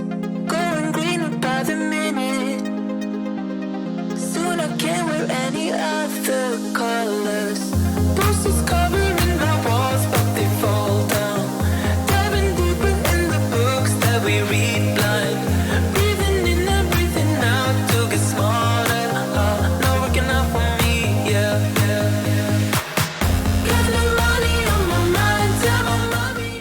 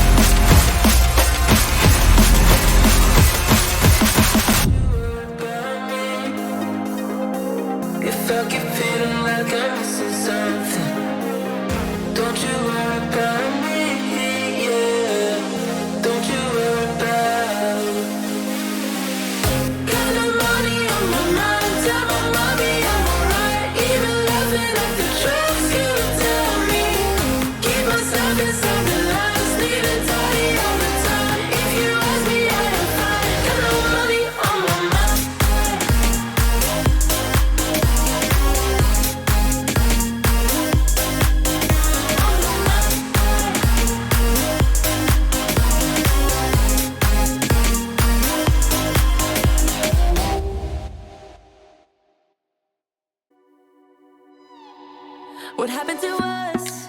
What happened to all the love we always took for granted? Are we stranded? Is it too late? Is it too late to color feelings that have faded? Complicated. I'm waiting for an answer, waiting for a sparkle to come to ignite love. I need no second chances. I'm tired of romances without love. So where do we go when we can't find our way? I don't wanna be alone. I need you tonight and I don't wanna wait. I want you to show me the way. 'Cause I'm a satellite around your love. Tonight, nothing's gonna bring me down. As long as the stars in the sky, as long as the stars in your eyes, as long as the stars in your eyes, as long as the stars in your eyes. It's breaking my heart, it's breaking my heart to see you acting like you don't care, like a nightmare. What happened to us? What happened to all the love we always took for granted? Are we stranded? I'm waiting for an answer, waiting for a sparkle to come to ignite love. I need no second chances. I'm tired of romances without love. So where do we go when we can't find our way? I don't wanna be alone. So what do we do when we're lost and depraved? I need you. Oh, muted. I wasn't muted. All of you were muted. Whoa, okay, all right. There we go. Welcome back, ladies, gentlemen, and everybody in between. My name is KexMen. I'm joined by T-Wags, and we have unfortunately lost our first competitor during this Method Rush King of the Hill. Dylqn, unfortunately, dropping out. A great showing up against Reignex, and now Reignex is hoping to continue that momentum going in against DecTheElite here, still in the lower bracket, but potentially looking to dethrone Hoffik at the top here. And as we take a look at the brackets, you can see that was a 2-0 for Reignex. It is super unfortunate that we did lose Dylqn, but again, Reignex playing out of their skin, specifically the ending of that first matchup. If you haven't seen the ending of that one, I recommend you take the time to go and see that, because it is absolutely beautiful. But Reignex seems to be playing better when momentum is on Reignex's side, and it seems like we do have that going in against DecTheElite here. Yeah, definitely. He's won 2 in a row now. I mean, it is a rematch. That 2-1 was as close as it could possibly be, so you never really know. Reignex, again, just kind of a wild card. If you're playing up against Reignex, it's a roll the dice. You just got to lower your head, play your own game, and if Reignex comes in with a sub-8 or something, you're like, well, that's how it goes. But if he misplaces an Obsidian and loses an extra 3 minutes or something, that's also how it goes. So I think, I don't know. I would have said Reignex at the start of their previous best of 3, but now I'm not really sure. I think momentum is helpful. Reignex is probably in a better mindset going into this best of 3, being a little bit more worn. But so is Dec. I mean, Dec has had a lot of time to warm up, and I don't think he should be sad about his match against Hoffik. Those 2 matches were insanely close too, so Dec's playing well. I think this is kind of just a 50-50 for me. Yeah, it does feel that way. Reignex does have a little bit of momentum coming in from that previous matchup, but as you alluded to there, I mean, DecTheElite was 10 seconds behind Hoffik, maybe on both of those kills there. So again, I don't think you can get too disheartened, because Hoffik is still the king. So if you are able to effectively keep up with the current champion, with the king and ruler of this King of the Hill, then you can't be doing anything too badly. And we have seen Reignex, I mean, if Reignex hadn't have done that absolutely ridiculous 0 phase against the Ender Dragon at the end there, and we would have seen Dylqn finding the you know, obviously finding what they needed to do, finding the portal room, then again, it's almost an entirely different conversation that we could be having, because Reignex did make a couple of mistakes during that run. If Reignex makes those mistakes now, is it going to be enough, for DecTheElite to take the advantage? Or with the momentum that Reignex is going, are we going to see Reignex absolutely powering through these maps? I mean, you take a look, 11 minutes and 4 seconds is the tournament best from Reignex. That's the tournament best from Reignex. However, look at Dec's tournament best, 7 minutes and 49 seconds. Yes, it was on a Power FSG map, but, I mean, once again, we've mentioned in speedrunning, that's over a 2 minute, 3 minute difference, which is, again, mind-numbingly fast.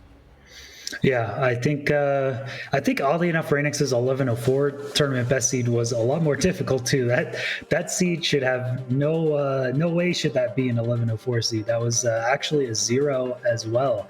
I think Reignex hitting 2 successful 0 cycles in this tournament today so far, and it's pretty rare that we see 1 successful, because it's not only about getting the right end island and the pillar height, but the dragon has to stick around as well, and you have to execute it. So it's tough to see, and Reignex has already hit 2, so it definitely playing incredibly well.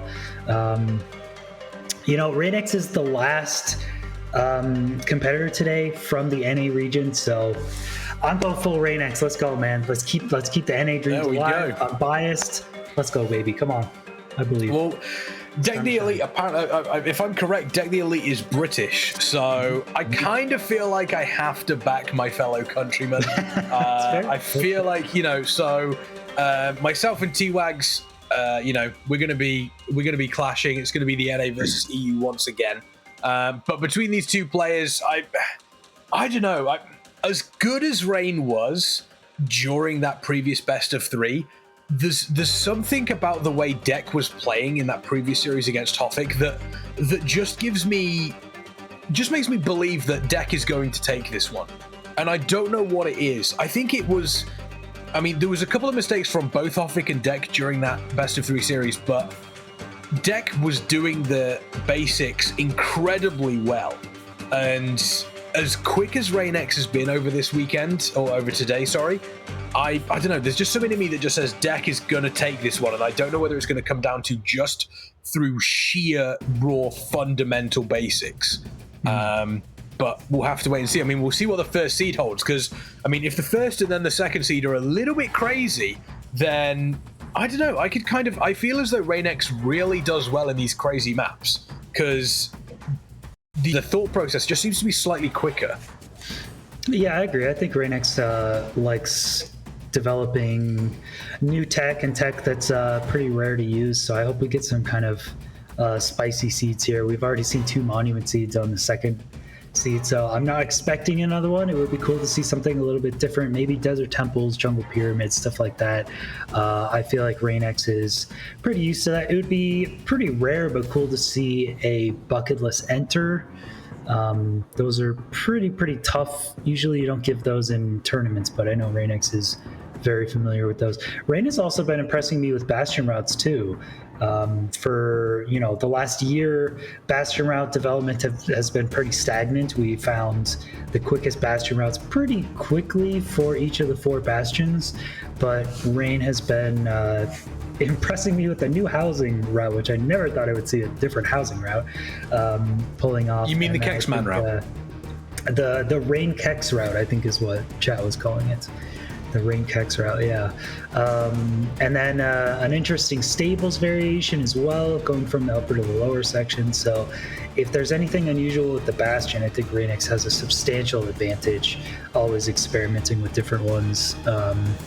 Also, there's a treasure route. I don't think we've seen much treasure Bastion today, if at all.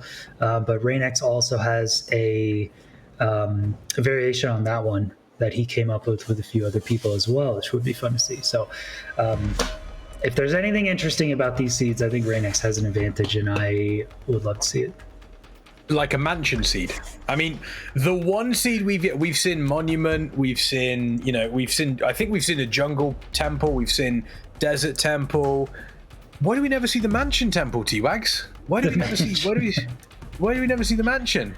Well, here also let's get a mansion going. Let's get a mansion seed. Let's really disgusting this up. How about I will send you some seed finding programs and teach you how to seed find, and then you can find the mansion seed that takes 5 hours to find for the next tournament, and then we'll have one. So there we go. That'll be easy. Yeah, what's the worst that could happen? I don't know. It's going to turn up one day. I have a feeling it will turn up one day. So, you know, again, fingers crossed. I mean, between these two, if you were to set these two a seed that you think would kind of keep them nice and even, what sort of seed would you be looking for to get the best out of these two players? Honestly, it's a little boring nowadays, but probably a buried treasure. Mapless buried treasure. The runners are very, very used to that start. It's pretty much, in order to get a sub 10 type run, your best bet is a buried treasure right off the spawn, potentially a shipwreck, but it's easiest to mass reset a bunch of instances for a mapless buried treasure. And it's a technique that these runners, you know, it was tough to first identify how to do perfectly, but now all of the top runners are doing it every single run, so they're very, very used to it. It gets you all of your tools, some TNT, some blocks very early. It really gives you a mechanical test of skill when you have all the materials and food and tools that you need. Everything from there is just a lot faster and more mechanically based, instead of thinking, oh, do I have to mine some blocks to get over this area, or do I need to get this chest first for gold armor or something? It's just go, go, go. So I would be okay with that. But it's not as exciting as like a desert temple, you know? God, desert with TNT, you get some different options. You get maybe rotten flesh, golden apples. Oh, method broadcaster. There it is. Thank you so much. Oh, there it is. Oh, Desert Temple ruined portal. That was almost like precognition.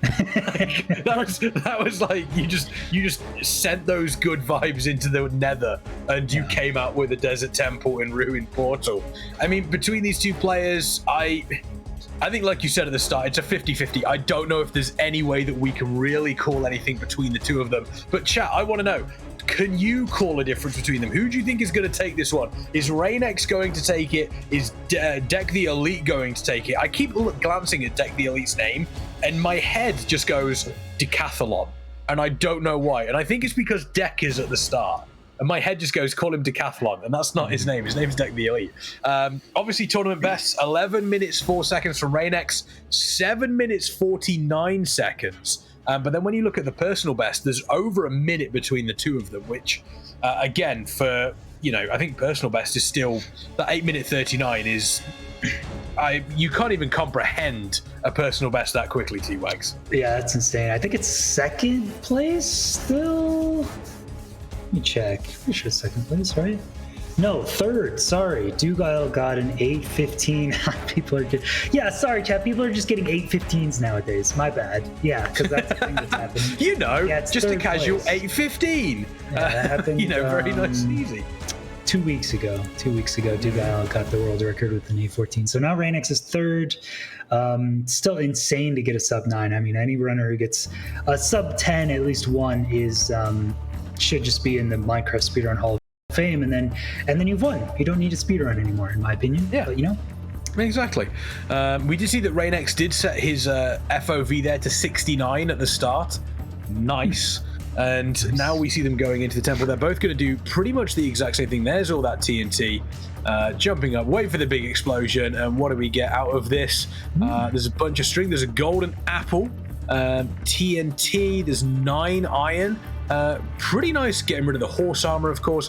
Pretty nice desert temple for the two players.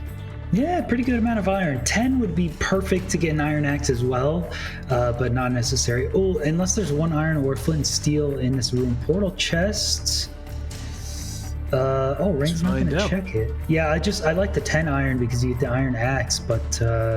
He's got the flint and steel. Okay, yeah, so you can make an iron axe now. Yeah, there we go. So they pretty much, that's almost, you know, don't want to say specifically a perfect start, but, you know, you couldn't really ask for much better here. Okay, Rain's thinking about, okay. Okay. There was a split second there where he was looking at his crafting table like, what do I want he again? made the stone axe on accident, but that's okay. Yeah, he'll be getting in. Yeah, this is a really fast seed. Oh, it's a tricky room portal completion though. And I think Reignex kind of loves these. They're little puzzles that you got to practice, but is there enough obsidian? Wait a minute. Uh-oh. Is there enough obsidian here? DecTheElite is also looking as well. This could be challenging for them. Reignex has managed to complete it though. Reignex has managed to complete this, but we still see on the side of DecTheElite, he's still looking around, doing a little bit of digging here. Not sure what DecTheElite is looking for. There we go. Potentially looking for a little bit of room here. Oh, he's reloading. DecTheElite, he's having to restart. He only got 2 obsidian from that room portal chest, so you needed to be precise with the way you built the portal. You can't make it 1 extra wide or 1 extra tall because you only have exactly enough to enter. So, or you can make it 1 extra obsidian because Reignex has 1 extra obsidian, but you can't make it 2, which is I think what Dec did on accident. So he's gonna have to restart that. That's bad news. Yeah, that's not good. I mean, there's still this is one of those things where DecTheElite can't really worry too much about it. There's still a game to be played here, and absolutely, I mean, we've seen Reignex making mistakes before, so there's still an option for that available. Let's take a look and see what Reign is going to be doing here in this bastion. See what the route exactly is, or route. I say route. I mean, you say route. Potato, potato. NA versus EU, as we mentioned.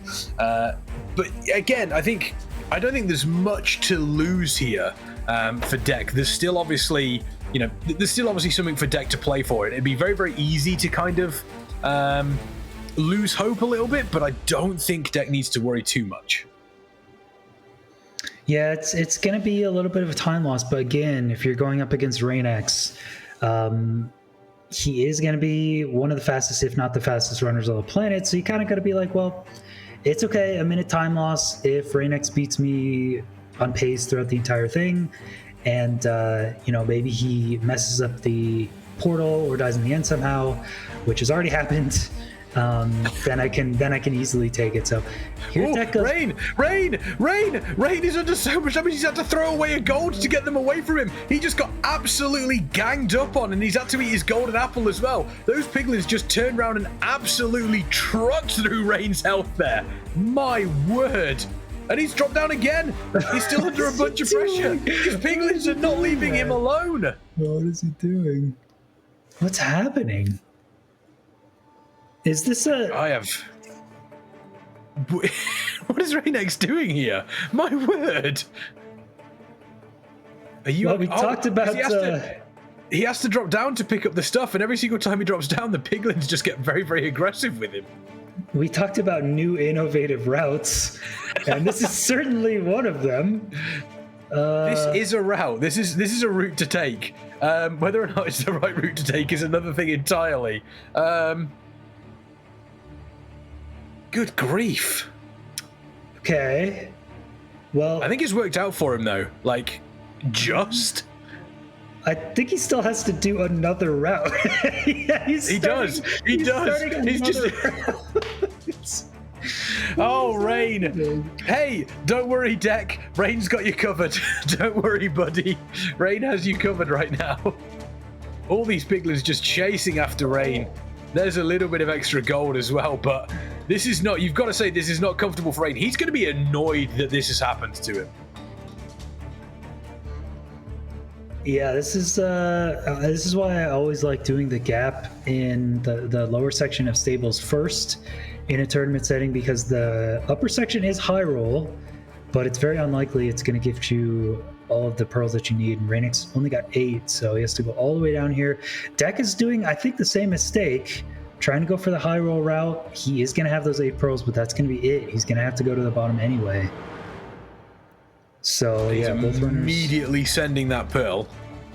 Oh, he's hanging it. He's hanging the pearl away already. I don't know whether I saw Reign do that, but Dec has definitely hung that pearl. As we see, there's a little bit of iron ingots available there, but I don't think they're going to need them. And we do actually see Rain is now, I think, going to be leaving. Yeah, he's got the 16 that he needs. So Rain is going to be getting out of here, and we'll be heading towards that fortress for those blazes. I think has eaten the last of his food, had a golden apple and rotten flesh, but took a lot of damage from this piglin, so I think that is it. And he's going to be out of here. Meanwhile, Dec still trading on the upper section. Dec may try to just do this kind of... One of the piglins just giving him a little nudge just to let him know we're still here. We're still here. There was an arrow stuck in that block, and the way arrow physics work in Minecraft, if you mine the block, the arrow falls and keeps all of its damage. So he actually just mined the block and hit himself with the falling arrow. So that was fun.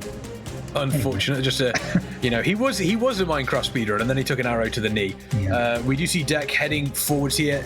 I'm just trying to see. I mean, there's 3, 4. Looks like we've got 7 on the side of Dec now. Still needs to get a bunch of these trades done. A lot of string available there, so they're not going to have to worry too much about the beds. Reignex is now already building. Is he pre-built a portal there? I think he has. He's pre-built the portal, so as soon as he has the blade drops, he can get up. What's happened to Dec? Dec has died. He took a swim in the lava. That is once again another death for Dec there. Well, that's the first Dec. That's the first death. He's restarting the steed as the first Dec. I'm so excited. My word, that is the first death. He had to reset because of the obsidian. This is just going from bad to worst for Dec here. He did just punch a zombie piglin and then was trying to escape them and then fell in the lava and died. So, we've all been there. We've all been there. Sometimes these things happen. I don't know why he did that, but, I've done that before, so I can't. Yeah, I mean, I can't fault if you haven't accidentally punched a zombie piglin and then fell to your death in lava, have you really lived? Okay, let's see what Rain does here. Let's see how far away Rain needs to be. Doing a little bit of taking a look, doing the math, checking everything. Going to return the slider back in. Is Rain going to do another a bit of information gathering here, and then so we're going to have 2 eyes coming in from Reignex, and then we'll obviously be setting themselves up. Are they going to go through the Nether, or are they going to go Overwood? It looks as though he's setting up to go Nether. So Reignex got a little bit of information here, but Dec has had to so pretty far behind now. But on the plus side, if there is a chance for Dec to come back into this, the information that Dec would have gathered from those piglins and knowing that maybe the upper route is not the best route to go through. I don't know. I don't know whether that's a better chance for Dec to catch up. Yeah, I think you just go with the lower now and just try to do that route straight off, and you can get away with just a normal 2-minute bastion route. I think would be fine. So it's a lot of this comes down to what we said beforehand, though. Like, Reignex spends a ton of time practicing, has those niche strategies, and that showed a lot in this Ruin Portal completion. Reignex got this Ruin Portal completion, which is kind of one of the hardest ones, first try, and Dec messed it up, needed an extra obsidian, had to reset. And then the bastion route was really awkward, and Rain had to adapt to that as well, which we said would favor Rain. So Reignex also doing totally fine there, and now just jumping up and down. Oh, maybe Reignex is doing some actual math, trying to get coordinates. I saw that he had an angle change of 0.9 degrees, which means the stronghold is about, I think, 1,200 blocks away. So it's a little bit further than average, but pretty much average. So you could just making a move. There's a couple of blazes here. I wonder if we kill those just on the off chance of an extra rod. It's never bad to have an extra rod, but this is dangerous when you start to go here, because not only do you have to deal with the blazes, you've got the skeletons coming out. It can be dangerous, but looking as though Rain has dealt with that quite nicely, and I'm wondering if Rain is now just going to say, right, I'm going to start traversing. I'm going to make sure I can get myself to the stronghold nice and quick. And as you mentioned, if it's 1,200 blocks away, then I think going through the Nether is probably a much better situation than going through the overworld. Yeah, typically anything Rain. Oh, he's gonna go very low here. He might be spawning in a cave because he's very, very low, but he is very low on health, so... Oh, he does spawn in overworld. Very lucky for him. He's gonna do a quick hunger reset. Yeah, very nice. But yeah, if something's less than 500 blocks in the overworld, then it's kind of a toss-up whether you go in the Nether or the overworld. But depending on terrain. But yeah, 1200 blocks, definitely better. It doesn't look like he went that far, so I'm guessing he has a bit further to go. Yeah, it's not too... I mean, it shouldn't really be too far. Oh, actually, I don't think he's that far away, actually.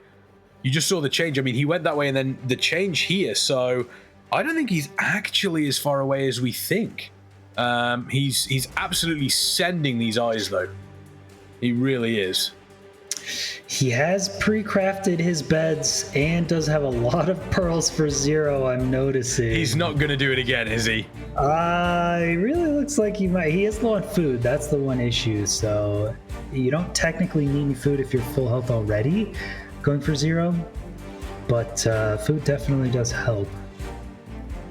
There we go, eating a bit of roasted lamb and still sending these pearls, still sending them as far away as possible. And I'm wondering at what point is Reignex going to start looking at digging down. There we go. So that's gone back in the direction he was previously. So I think he is going to be taking a look. Let's find out if he finally decides when he's going to start digging down. But every single the time that Reignex is spending here, I think he started to really nail it down. However, I was going to say the time that Reignex is spending out here is just more time for Dec to catch up here. But I'm thinking as though he, Reignex has got a real good idea of where this is. It cannot be far away now. Yeah, he's digging down right here. I think he narrowed it down. It's pretty much guaranteed to be this one. Meanwhile, Dec, I kind of looked away for a second, but Dec was making up a lot of time. I guess that Bastion route he did was much, much faster. And now he's going through and getting a lot of strays in this warped forest, making up some good time. He's only got the one blaze rod though, so he's got to make up so much time. But at the same, as we've mentioned before, you can very easily get lost in these strongholds, and I think we've actually seen Reignex get lost in these before as well. So just because Reignex has got here first doesn't necessarily mean he's going to be in a better position. And every single time I've said that, they've found the portal room almost immediately after I've said that. So, yep, there it is. And as I say that, Reignex finds the portal room. So it's kind of like an anti-caster curse. Yeah. But here we go. Nice. Is Reignex going to take a second and wait for the perch, or will Reignex go for that 0 phase? Not a great spawn-in location. Let's find out exactly what happens. Is it going to be the 0 phase? He's going for it. He's going for the 0 phase because, of course, Reignex is going for the 0 phase. Needs to make sure he's getting up as quickly as possible, but is he going to be able to do it? There's the bet. First hit looking pretty solid. Second hit, again, not as solid as Reignex would have wanted.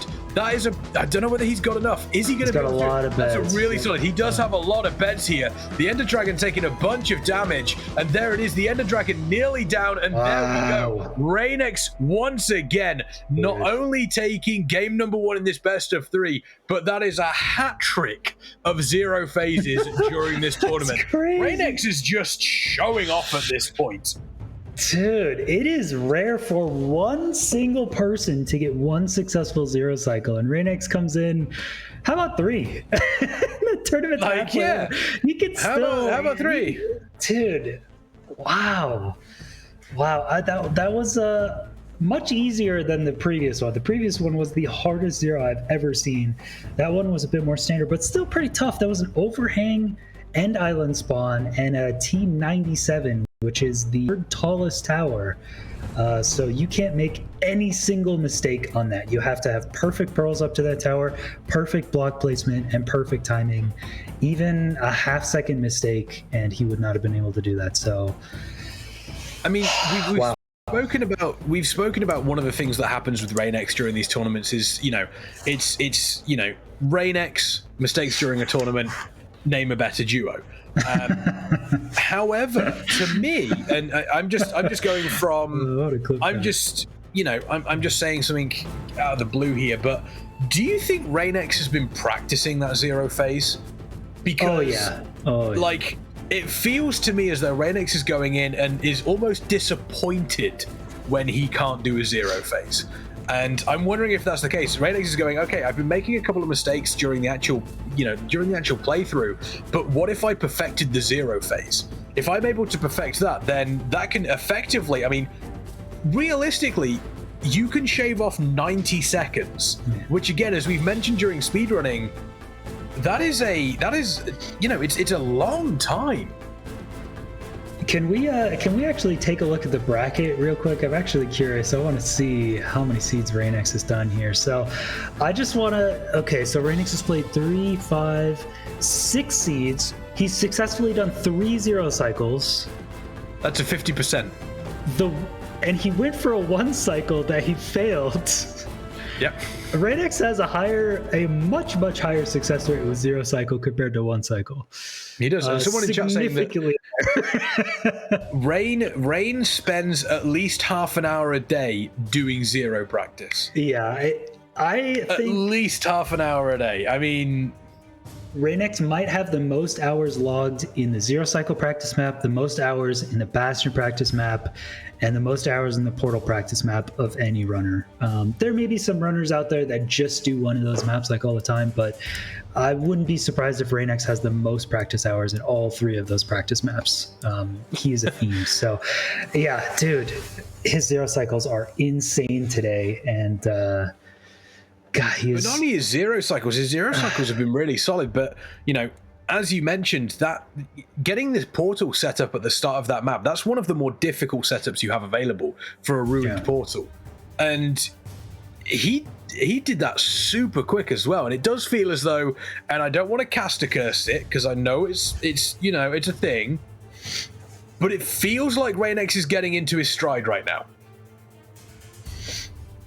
And as I say that, you watch next map, he's going to misplace Obsidian. He's going to, you know, his route during the Bastion's going to be terrible. Like, you know, yeah, it's possible.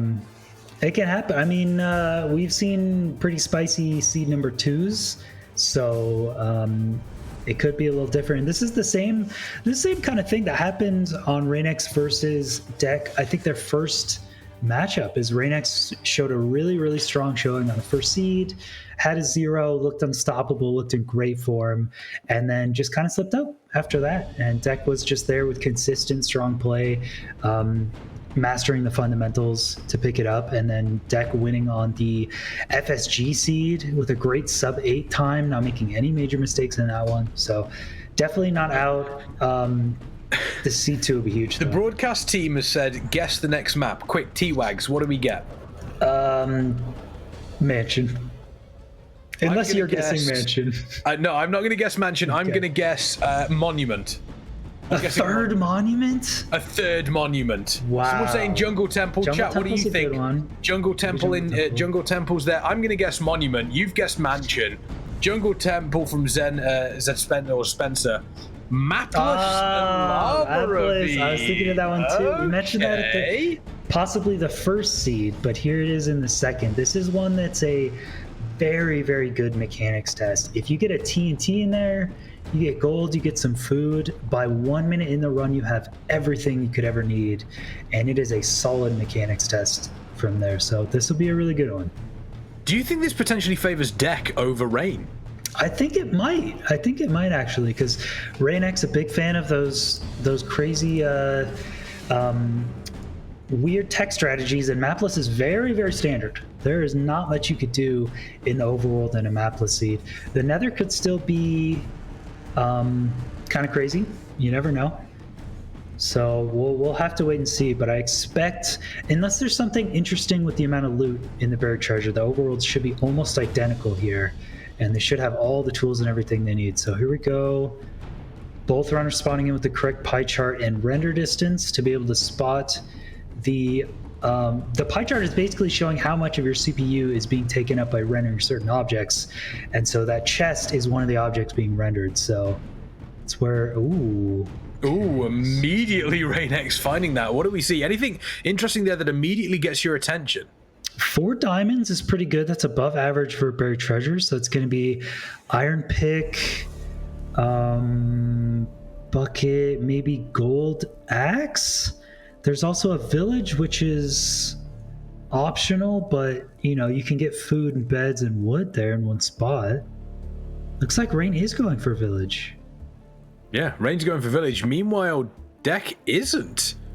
So we're seeing a very big diff. Did Dec even spot the village, I wonder? Yeah, he must have, but he's kind of close to it. You could see it off in the distance there on Dec's screen. So He should know where it is. I guess it all depends where the enter is. Maybe they're not going for the village. Yeah, strange. I mean, interesting strategy. We'll see if it pays off, Cotton. But Reignex here looks to be heading towards now, immediately getting the flint, and now heading over straight away towards the ravine so that they can get their portal sorted. And there it is. Meanwhile, Dec, I think, still hasn't gone to the village. Still has not gone to the village. Do you think that's a mistake, potentially? Or do you feel as though Dec feels as though it's not worth the time investment? Yeah, I guess knowing where the ravine is, I guess going to village doesn't make much sense. It's always nice in terms of a safety perspective, especially with beds. But you don't need it. Ooh, the infamous lava lake portal spawn. Oh, that is a lot of Iron Brew down there. That is a lot of Iron Brew down there. Reignex making their way across, landing quite comfortably. Oh no, there's the giant marshmallow again. We don't like that. And we get a treasure. I think this is the first treasure bastion of the day. That was another thing I really wanted Reignex to see Reignex do, because he's got some variations, some optimizations on the treasure route, which are very, very minimal half-second time saves. But it's very expertly done and very high mechanical skills. So let's see Reignex execute this treasure bastion as Dec also jumps in the nether, does see both things, is going to also have to maybe speed bridge and then boat. Yeah, there we go. Let's take a look. Boat, as we know, the most powerful tool in all of Minecraft. Nothing is better than your boat, but what happened there? This is a basalt corrupted treasure. Oh. Okay, never mind. We're not going to see any cool Reignex route. This is awful. Wait. Okay, no, he's adapting. Wait. Okay, I think he's just going to do Boomer.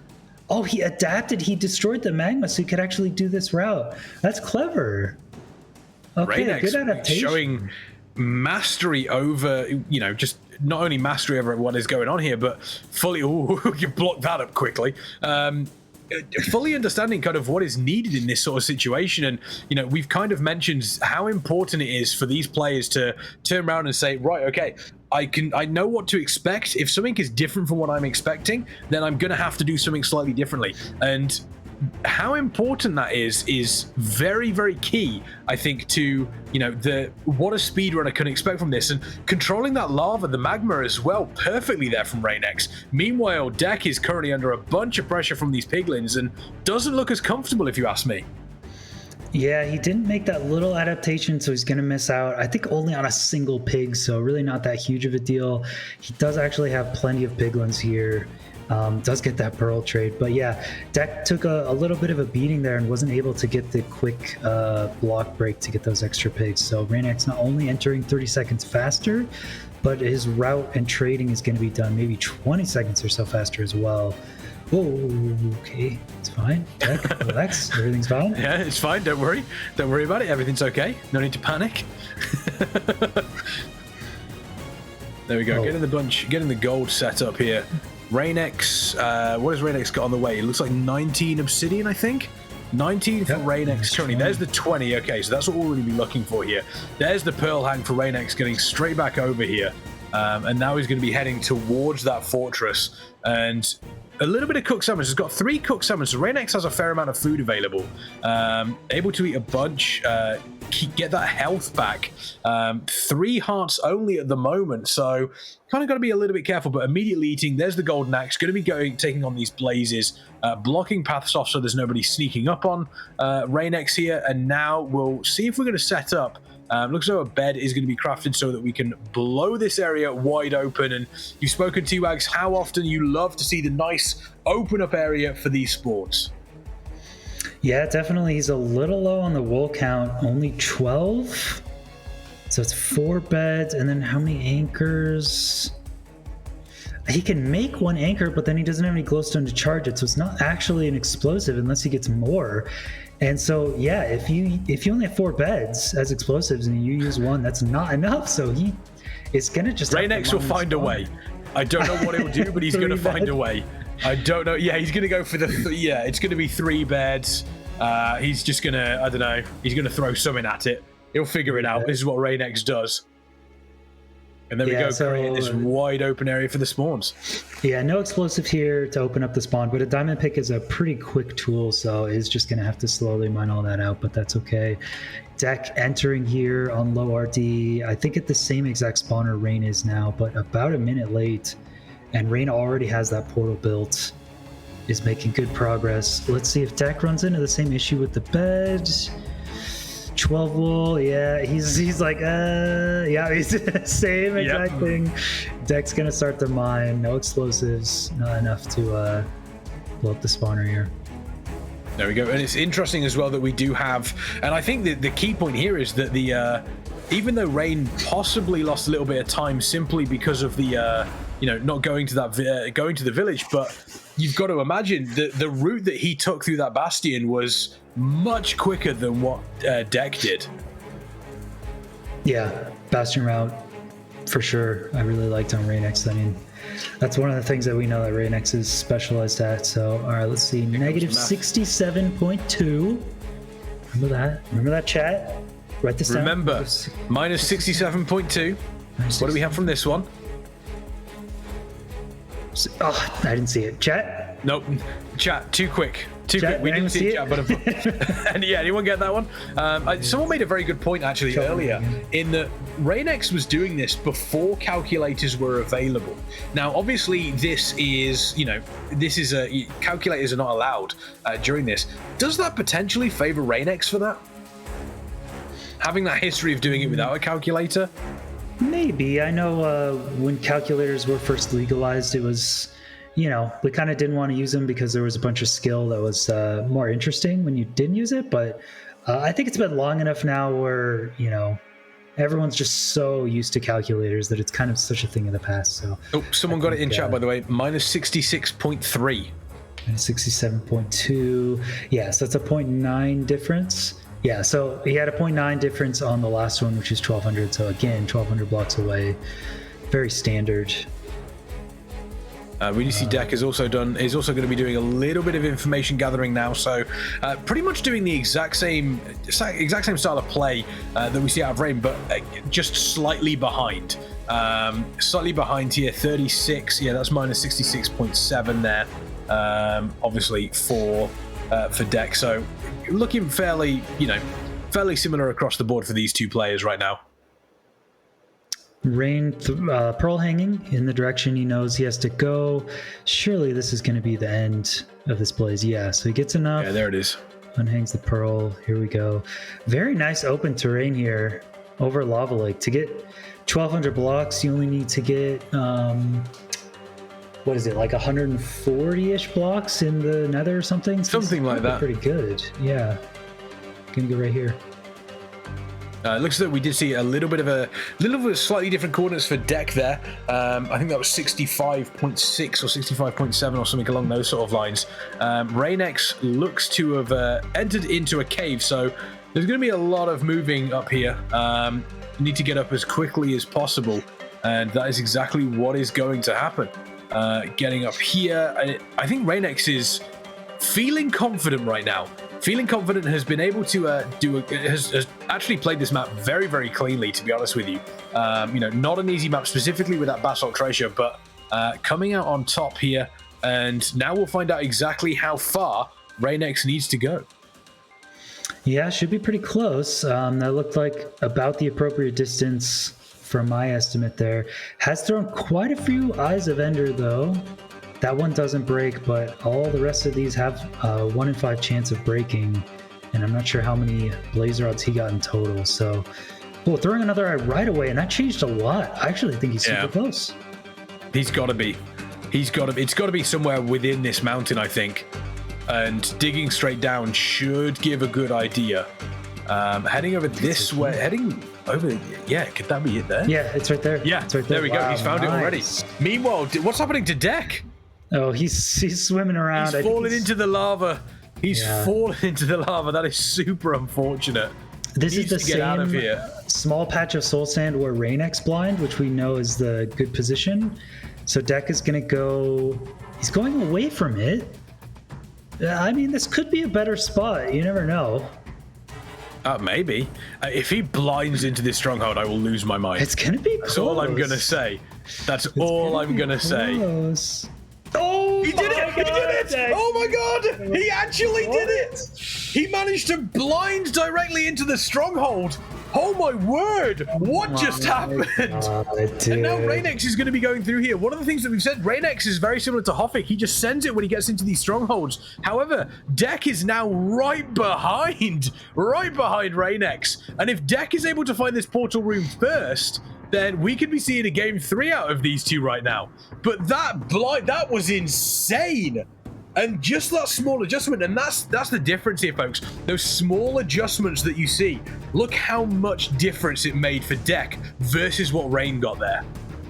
Yeah, Dec bringing back a bunch of time here, losing a bit of time to doing more precise axis calculated travel, using the grid lines, the exact coordinates, doing mental math, but makes up several minutes in terms of hitting the stronghold exactly. And now I think they're both preemptive users, but it doesn't look like preemptive is helping them this time. It looks like it's actually just a race for which direction it is, and the portal room does not look to be in an obvious position at all. No, so they have to go deeper in. Yeah, this is one of the problems. The strongholds, there's so much around you that you have to take into account, and both of these players right now, they've literally just taken the same route as well. They have taken the same route. They are almost neck and neck. They're doing the same sort of navigation throughout this. DecTheElite currently, I think, is slightly quicker around the area. Oh my god, Reignex has found it. Reignex has found as well. Oh my god, it's a 3-eye. This is huge. I mean, Reignex maybe goes for the zero phase once again, has everything potentially made up, but I don't think that's going to be the play. I don't think that will be the play here. No, heading into the center, DecTheElite still has not found that portal room, and this is the problem. Is you spend so much time running around trying to find the portal room, and if one player just goes the right way, just gets a little bit lucky, you unfortunately, it's just the way it goes. These can be really difficult to navigate through. Yeah, it happens all the time. Stronghold navigation, there are rules, there are ideas to navigate by, but at the end of the day, not every stronghold is going to follow those rules. And I think Dec is even in the wrong leg right now.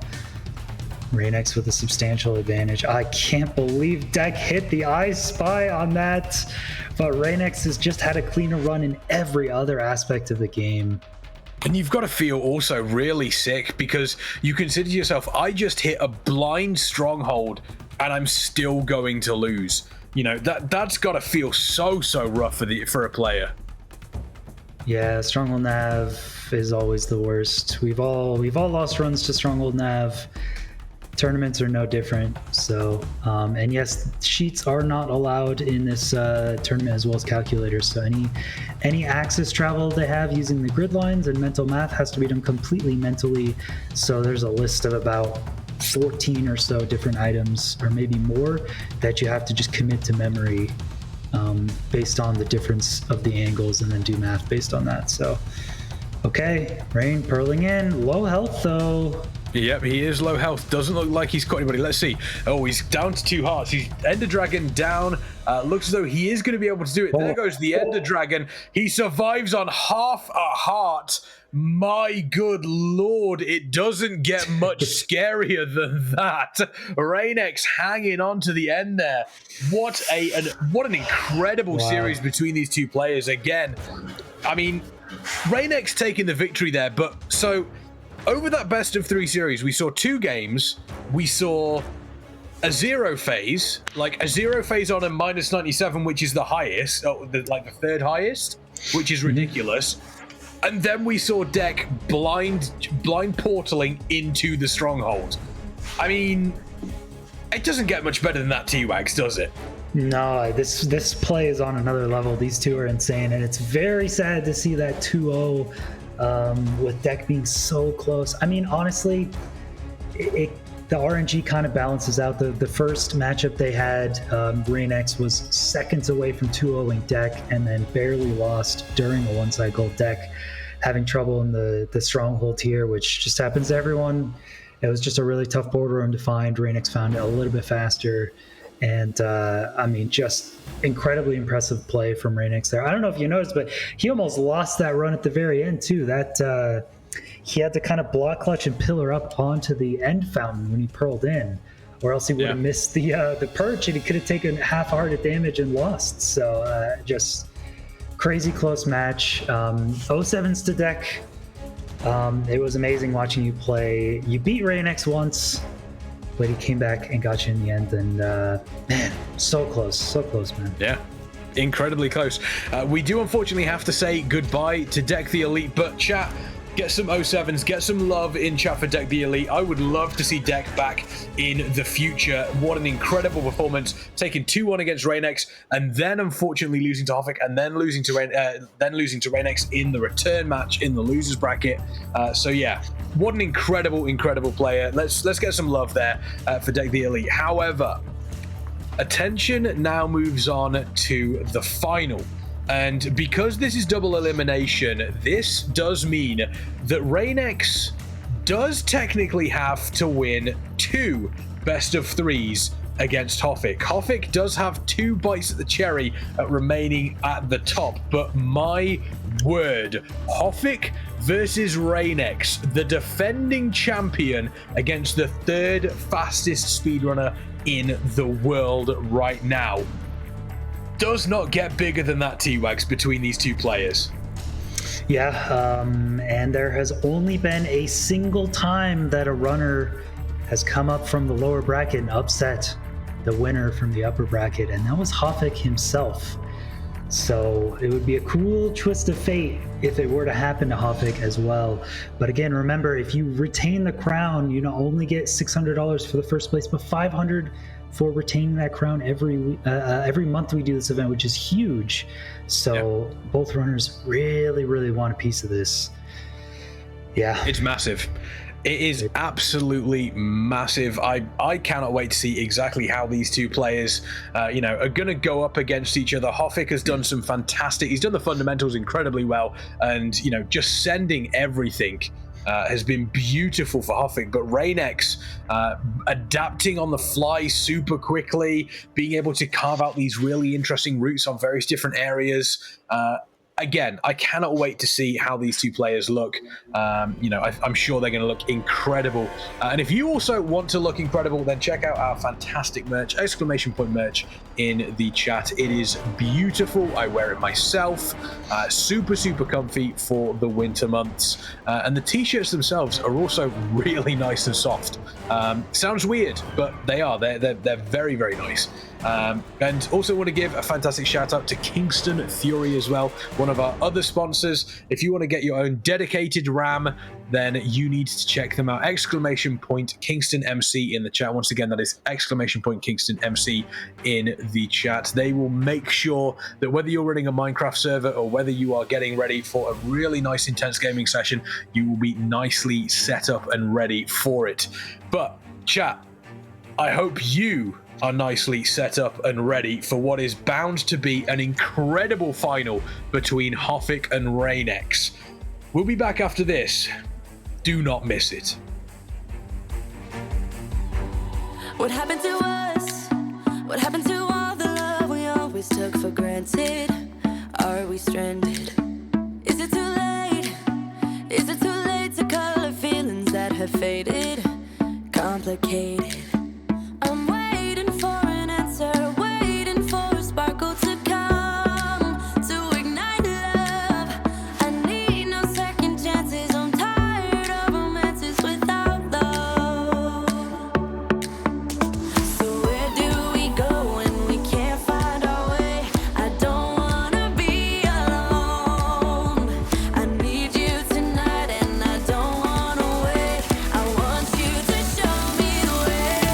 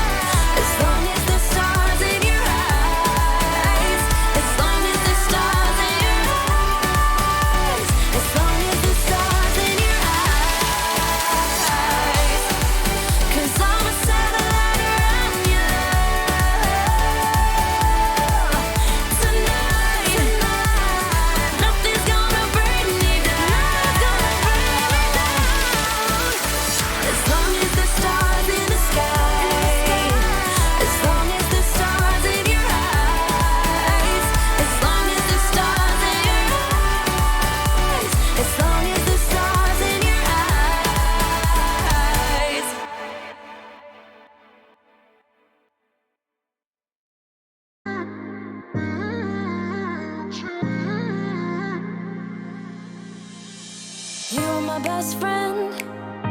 Didn't care about the rules, good on the weekends. I'll be in fools, drifting to deep space. So brave and so stupid, just like the movies. I was gonna stay in the fight with you, just thinking we would do this until we couldn't do it. Each and every high, every night with you, you and me so clueless. We were just broken, shattered, singing along to nothing matters. Stray around like nighttime rumors.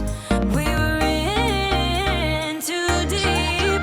In your worn out sweaters, thinking we'll be young forever. Driving in your mom's old hatchback, and we were in too deep.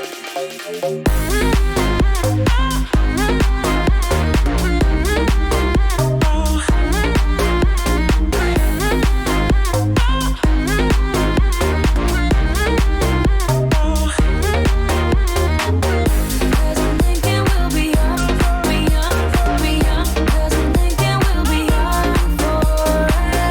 Cause I'm thinking we'll be young, be young, be young. Cause I'm thinking we'll be. Where did it begin? Where did it end? Hanging on loose strings, unable to bend. I never listened, trying to prove it, just like the movies. Welcome back, ladies, gentlemen, and everybody in between. My name is KexMen. I'm, of course, joined by T-Wags, and it is finals time. Hoffik versus Reignex. And to give you folks an idea of how this is going to play out, obviously, it is a double elimination tournament, but Hoffik has yet to lose. So, this is how it's going to play out. We are going to play a best-of-3 series between Hoffik and Reignex. If Hoffik wins the best-of-3 series, then the tournament is over. Hoffik remains king. However, if Reignex wins, we go to a second best-of-3 series between these two players, and whoever wins that one will be crowned the king of the hill here in this Method Rush tournament. So potentially we could potentially have 6 games between these two players, T-Wags. We could, and it might go that distance. I think these players are really evenly matched, so honestly, I would not be surprised. I would love to see at least one game 3, maybe a power FSG between these two big hitters would be super, super fun. So I really would like to get chat's opinion and your opinion on this, KexMen. Who is going to take this one, the entire thing, not just this best of 3, but the whole thing, Reignex versus Hoffik. I might have said Hoffik before, but look at how Reignex has been playing 3 for 3 0 cycles. Chat, I gotta know, chat. Who's taking it? Oh, see, it's difficult. My head says Hoffik because I think Hoffik has, the fundamentals are played very, very well, has been able to do some incredible stuff with, blinding towards the stronghold. Their roots have been really, really solid. But Reignex has kind of really come into his own over the past couple of games. So I genuinely don't know who's going to take it. I mean, Reignex is on fire, and those 0 phases have been incredible. But I think if it comes down to a point where a 0 phase is what Reignex is going to have to do to win games against Hoffik, I feel as though Hoffik is just going to take it anyway. So my head says Hoffik, my heart kind of leans towards Reignex. Yeah, I see a lot of people saying Rain in the chat too. I think I'm going to have to lean towards Reignex, taking both best of 3s.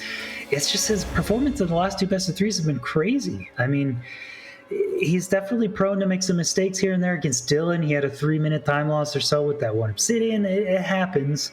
But overall, he's playing really fast and really solid. And if the seed is zeroable, he's got to go for it. I don't know. Hoffik also, it seems that Hoffik is just kind of sending a one eye or sending a blind or something and just going for it, and he's hitting like a couple hundred blocks away from the stronghold every time. It feels to me like eventually that luck has to run out and eventually he has to get completely screwed over, right? Where he blinds and he's really far away from the strongholds. But that could just be a fallacy. It's like he's flipped a coin and hit heads every single time. He's got to get tails once, right? Well, that's the beauty. It's a 50-50 every single time. You either win or you lose, and Hoffik so far has been winning. I mean, chat seems to be saying Hoffik is consistent. People saying Reign, though. What do we think, chat? Do we think it's time for a new king? Do we feel as though Hoffik has been too comfortable at the top of this hill for far too long? Or will Reign potentially end up ruining the reign of Hoffik? I mean, only time is going to tell. This first seed, I think honestly, between this best of three, and things can change between games. We know in tournaments, things can change between the players, but I think this first game is going to give us an idea, because generally what we've seen, T-Wags, is the first seeds are usually, they're usually quite calm. They're usually something that can be approached quite easily. If we end up in a situation where it is a very, very calm seed, it's something that they can just kind of approach and just go, right, okay, I know I need to do X, Y, and Z, and there we go. If Hoffik is able to do the basics better than Reignex and take the victory, then I think that's going to give us an idea of how the rest of the, the best of three is going to go. If Reignex, however, is able to do the basics better than Hoffik and take it, then I think we may see a new champion. This first game, for my money, is the most important game between these two players. Yeah, I think a simple seed would favor Hoffik here, a pretty straightforward one. Also, we've seen Hoffik go Fortress first on almost every single seed. Remember, a lot of these seeds, the Fortress is listed first, and then the Bastion scan is listed. In this case, though, it says Bastion scan and then Fortress listed. So it seems like Hoffik has preferred the Fortress first and is actually winning on those seeds. But if it's just a standard Bastion first, it's the same game. There's an Outpost and a Ruin Portal and a Lava Pool, so a little bit tricky of an overworld. You really don't know what you're going to get until you actually load into the seed. Is there going to be a trapped golem? Maybe. Hopefully they free it. I mean, if you're going into the seed first, do you go for that Ruin Portal before you go to the Outpost? If they're the same distance, for sure. If the Ruin Portal is maybe 20 seconds time loss, I probably still go to it. If it's 30 seconds or more time loss, then no. So there's a few variables.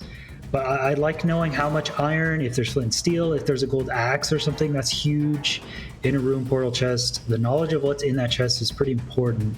So let's see. There's the Ruin Portal right there in the Outpost. Oh, I go Ruin Portal here for sure. Yeah, you go Ruin Portal here for sure. Yeah, because as mentioned, the Outpost generally doesn't have that much, but is Hoffik going to the Outpost first? I mean, the Ruin Portal also offers a Nether enter, so you could think, all right, go Outpost and then Ruin Portal in.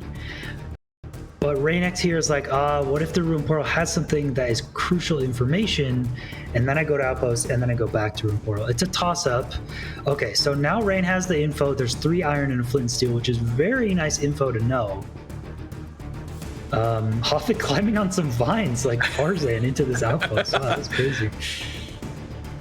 Yeah, Hoffik making the most of it. As we move up here, what do we have in here? A bunch of wheat. So there is going to be bread available there.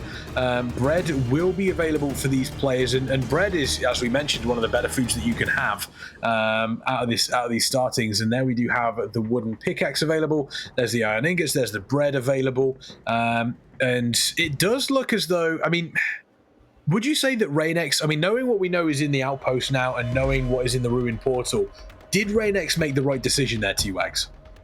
I think before knowing, yes, he made the right decision. Now that we know after the fact, probably still yes. I think knowing where 3 iron is located is a pretty crucial factor in having a successful run. You can see now Reign also has the option of making an iron pick if he wants, which he is going to, which speeds up your mining of stone to get stone tools. So I think overall I like that play. We also saw Reign mine some of those hay bales that are a part of the Outpost to get some extra food. So Reign actually has plenty of bread. Oh, Hoffik did that as well, I think. Hoffik currently struggling with the lake here. Yeah, so they're both gonna have to kill the golem. Rain just needs this for a bucket, but Hoffik needs this for the iron pick and the bucket because he doesn't know what's in the rune portal yet. And Hoffik is really struggling to get here. Oh man. Oh wait. What is happening? Oh, Reignex. Screen. I'm not sure. I think what's happened is he struggled in his placement. He had a bunch of piglins around him, so he couldn't necessarily take out the golem straight away. And then he tried to build around it and just ended up every single time he built to the side, he just found more water pouring in. So now Hoffik is having to struggle against the elements as well as dealing with this iron golem. That is super unfortunate. Reignex now heading back towards that portal and in a fairly substantial lead at the start now. Yeah, Reignex also has the option of going to the lava pool that was listed on the seed notes now because he's already gone to the rune portal chest, whereas Hoffik is forced to go to this rune portal. So I'm not sure where the lava pool is, but maybe Reignex is trying to find the lava pool instead of the rune portal. It's a little bit easier to enter. He's looking for one. Does he see it? Looks like he saw it there. Yeah, there it is. So yeah, I like Reignex's play. I think it's going to be pretty even here. But Hoffik still has to get this iron and then make some tools and... Oh, the rune portal isn't enterable. Never mind. You have to... Oh, interesting. Okay. So there we go. Reignex, and that again now means that there's a fairly substantial lead. That's another thing that I think Reignex maybe, like, information gathering, saw that and went, okay, I can't enter into this portal. I'm going to have to go and find the lava, and has done exactly that. So I mean, two different decisions there at the start, obviously between these two players, but decisions that are gonna potentially affect how this plays out. And I think this is one of the things that speedrunning is, really fun to watch for, is watching how these players effectively problem solve something they don't know what the problem is. And I think Reignex and Hoffik are two of the best at doing that. Yeah, Minecraft speedrunning is really just a problem-solving simulator, to be honest. That's all. It's not like other games where you have the same thing you need to do every time. It's just problem after problem, and you got to figure out how to do it. So, Rain is now entering this bridge bastion. He didn't mine as many gold blocks as before, and eventually got punished and had to come back and mine some more. So we'll see how many he mines this time. Still only 10. Yeah, still only 10. I mean, he did get enough obsidian. He just misplaced it last time. So here we go. Hoffik. And this is interesting as well, because as you mentioned previously, how often have we seen Hoffik going for the fortress first over the bastion? Now, the question is, will this play into Reignex's hands, or will Hoffik, Hoffik hasn't done this for a couple of games now, and I don't think Hoffik is going to suddenly lose their ability to, do stuff like this, but it definitely feels as though they are going to have to, they're going to have to go back to basics, as it were, for this right now.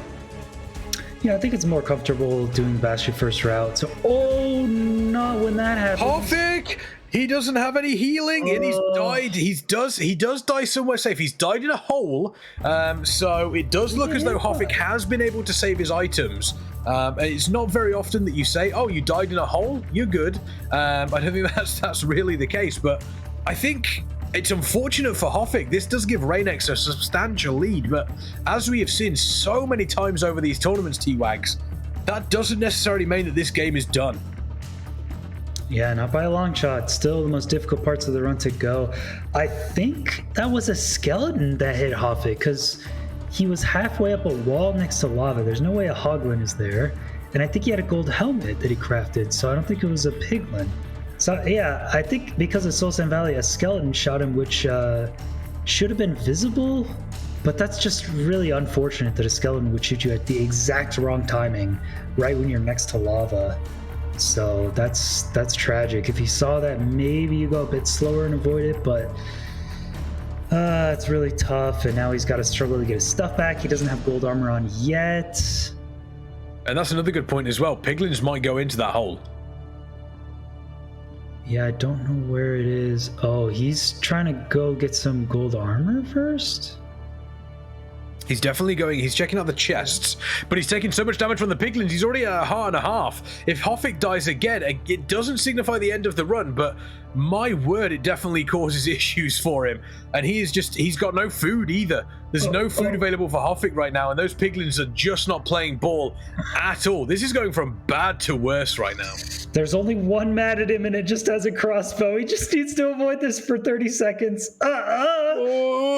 You can do it. You can do it, Hoffik. No!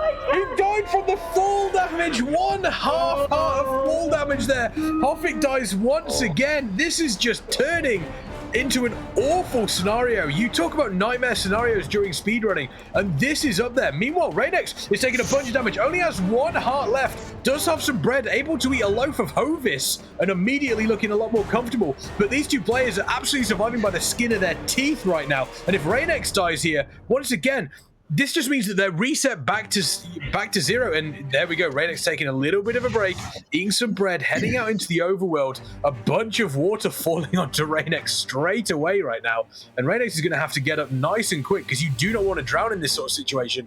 Bunch of sand falling down, and now Reignex is going to get some information that is desperately needed. But my word, this final already starting to show what's going to happen. Oh man, that one arrow shot from Hoffik just ruined everything. Now he's got to run back. There's 3 piglins, and now the gold armor that he spent so long collecting has been taken by the piglins, and so now he has to go. Oh jeez. Hoffik is playing this by the skin of his teeth. Oh, he does have gold armor now. Okay. That is going to help. It is going to help, but it's a very, very rough situation for Hoffik to be in here. Hoffik really has to nail down a route. No. And it looks as though he's trying to get all of his items back. He's got some of them back, but not all of them. And now Hoffik needs to effectively super quick through this bastion, but I don't know if he's going to be able to do that, and then needs to set up for the fortress. We have seen how good he can be in the fortress. Is it going to be enough at this stage? I don't know. I just don't know. Yeah, Rain already coming back to the Nether with the info about which direction the stronghold is in. Has 10 Eyes of Ender, just needs a couple more blaze rods here, and then he's gone. So very much in Reignex's court. And yeah, chat did point out when Reignex did this blaze bed, it exposed some ancient debris in the Netherrack. Now, KexMen, what do you think ancient debris is? What do I think ancient debris is? As an innocent bystander, when I say the word ancient debris in Minecraft, what do you think that is, and what is it used for? I have nothing. I literally have nothing right now. Nope, I've got nothing for ancient debris. I will tell you, I have nothing for it. Wrong answers. Wrong answers only. Okay, ancient debris is used specifically to build a. Ancient debris is used so that you can build a museum for piglins to come and actually spend the gold that you trade them. And it does enable you to get your gold back from the piglins. That's what I'm going for. That's what I'm going for. Okay. Ancient. That's what you use ancient debris for. It enables you to get your gold back from piglins. You build them a museum which they come and visit. Well, is it a museum or is it like a shop? If it's a museum, is there something like? Well, no, because you set up the building and then you have the ancient debris inside. So they go around and they look around and they go, oh, they go, yeah, that's cool. Ancient debris. Yeah, that's cool. Exactly. And you charge them to come in, and that's how you get your gold back. Okay, that's good. That's better than what it's actually used for, in my opinion. So put me in control of Minecraft. That's all I'm going to say. What version 1.21? KexMen is in charge. Exactly. Museums. Okay, by the way, Reignex just got like 10 blocks away from the stronghold. Yeah, I did just notice that as well. I saw the eye go that way, and then I saw the eye go that way, and I went, oh yeah, he's found it. So he's now digging down. Hoffik has lost so much time on this. It is super unfortunate, but Reignex digging down. Now, Reignex is going into this with a fairly substantial lead. Okay? So all I'm going to say, Reignex is going in with a fairly substantial lead. You don't need to zero phase. Reignex does not need to zero phase. Yeah. So with that in mind, expect the zero phase. He is 3 for 3. That is 100% success rate. I think his 1 cycles are 1 for 1, so I think he's found much better. Oh, he doesn't get a 1 eye. Oh no! 4 eyes and one of them broke. I think it's okay though. I think he's totally fine. Okay, his portal was so close that I think he easily goes back to the Nether, gets an additional blaze rod, comes back, falls down the hole, and I think he still wins. I think he's just setting up a portal here. He's just like, nah, I'll build a portal here. It's fine. Like, he just sets up, but yeah, that is unfortunate for him. Now the question is, where is this going to put him in the Nether? Yeah, oh no, the water. There we go. There we go. He's able to build it. So where's this going to put him in the Nether? That's the question. Oh yeah, no, right next to the spawner. Yeah, no, right next to the spawner. I think it doesn't matter at all. Like, he's totally. Oh, he doesn't have fire res though. That's an issue. That could be risky. Reignex, you are playing this riskily, my friend. Okay. You're playing this very risky, but spawning next to the spawner, I mean, that is super nice. But Hoffik now does Hoffik have enough? No. No way. Reignex cannot die. He dies. Reignex dies. So now he has to go all the way back. The only advantage that he may have is he was able to save a lot of his stuff. But now this puts Hoffik back in control. Reignex does have to go through. The only advantage that Reignex may have after this is, I believe he was able to save all of his stuff. He died effectively entombed inside some blocks. So that means he can go back in and pick up his stuff and immediately re-equip it. The problem you have is that this now gives Hoffik an opportunity. And one thing that Hoffik has done so well over this whole tournament is being able to effectively, as we just saw Reignex do, blind almost directly into the stronghold.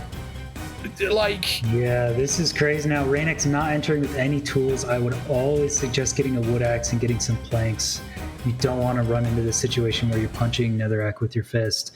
But yeah, Reignex almost had the most insane clutch there. When he had 1 heart, Rain had 1 chance of still salvaging that.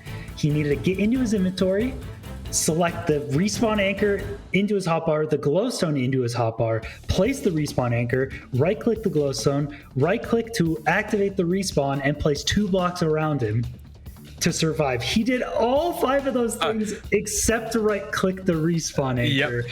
He was so close. He had only 1 second. That is super unfortunate.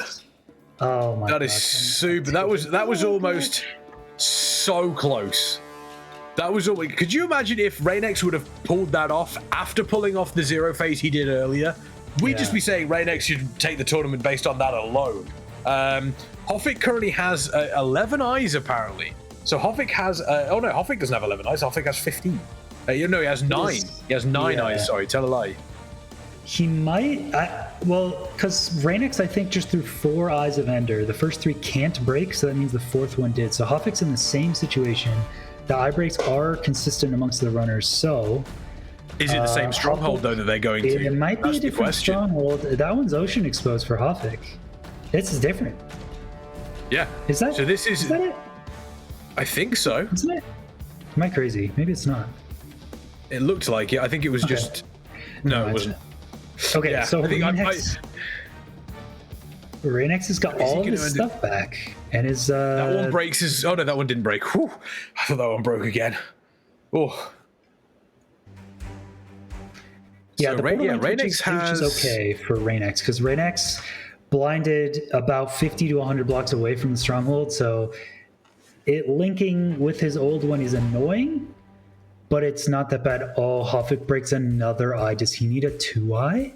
I think he does. And this one might break as well. Does it break? No, it doesn't. Okay. Hoffik is playing with fire here, because that's a lot of eyes.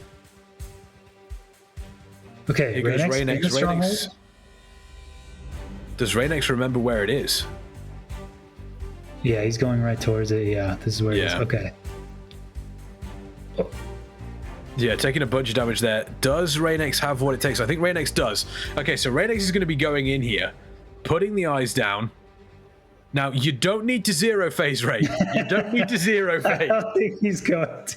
No, it's too bad. Like, He doesn't have enough time already. Doesn't need to happen. I mean, Hoffik is already in a real rough situation where even if Hoffik manages to get there, he's going to discover, oh, I don't have enough eyes. He's immediately found the stronghold. Is this the same stronghold, I wonder? I think it's different. I don't think the other one was ocean at all, so I think it is a different one, but it's possible Hoffik needs a 2-eye or has to go back in the nether, so even if he finds it, I don't know exactly how many blaze powder he is, but no, he's fine. Yeah. He's fine. He has 2 blaze pods. So Hoffik can't enter. Ooh. Taking some damage from that creeper there. Need to be sure that you don't take too much damage because you could end up in a real nasty situation in the ender if you do. Hoffik's still looking, and this is one of the dangers. Hoffik has been full send, and is this an area where full sending is actually not going to work for Hoffik? Because Hoffik could spend literally 10-20 minutes running around. We've seen it happen before. Meanwhile, Reignex is pearling in. Looks as though the setup has come in here. Ender Dragon coming down. Let's see what Hoffik, let's see what Reignex can do here. There's 1, there's 2, there's 3. Is the 4th going to do it? Boom. 4th looks like it has done it. Reignex is going to take game number 1 here. And my word, what a game that was. Everything that could have happened during that game almost did happen, but that was a very, very messy first game between Hoffik and Reignex. But Reignex taking game number 1, and that means that Hoffik now has to win the next 2. Otherwise, we go to a second best of 3. And that looks as though that was just a 1 phase. And honestly, if that's a 1 phase from Reignex, he's dropped off. That's all I'm going to say. He's dropped off. He's now 2 for 1 success rate with 1 cycles and 3 for 3 zeros. I'm just going to keep track the whole time.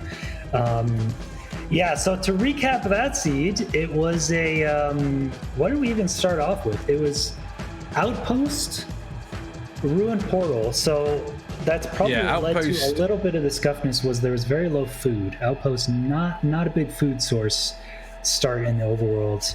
Hoffik taking a death to a skeleton in the bridge, saving his stuff, going back a second time, dying to piglins. Yep. And then Reignex not having enough eyes, having to go back in the nether, taking a death to blazes, coming all the way back with no tools, and clutching it up. So that was quite the adventure we went on that seat. Yep. Well, as mentioned, everything that could have happened almost did happen. I mean, I think the only thing missing was a 0 phase.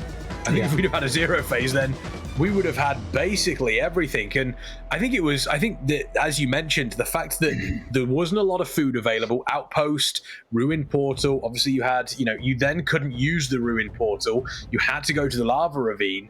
And I think that set up both of the players for eventually what happens to them, both of them in a situation where, running out of fire res. Top that off where, they were short of eyes for the portal. You then end up in a horrible situation where, okay, I have to go back in. I don't have the food. I don't have the fire res. This is just even more dangerous for me.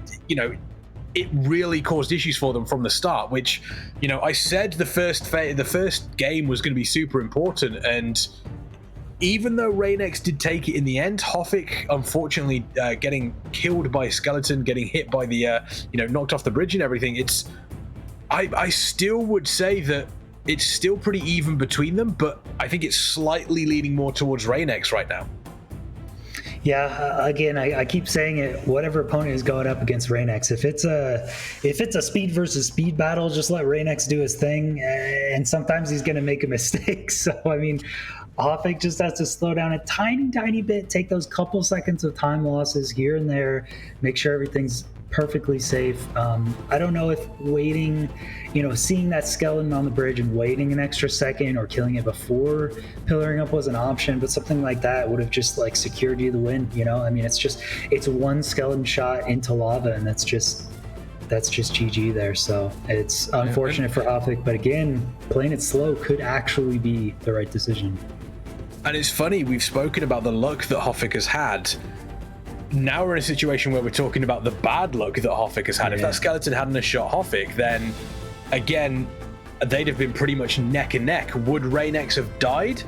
Maybe, maybe not. But Hoffik and Reignex would have pretty much been neck and neck leading up to that. So, good luck has been on Hoffik's side, but now looks as though the bad luck may have started to kick in. And honestly, if the bad luck starts kicking in over the next couple of games, it's going to be really rough. So we've got Village, Shipwreck, Monument, and Lava Ravine. My word, check this out. We've got a crafting table at the Village. I mean, T-Wags, what are you expecting out of this?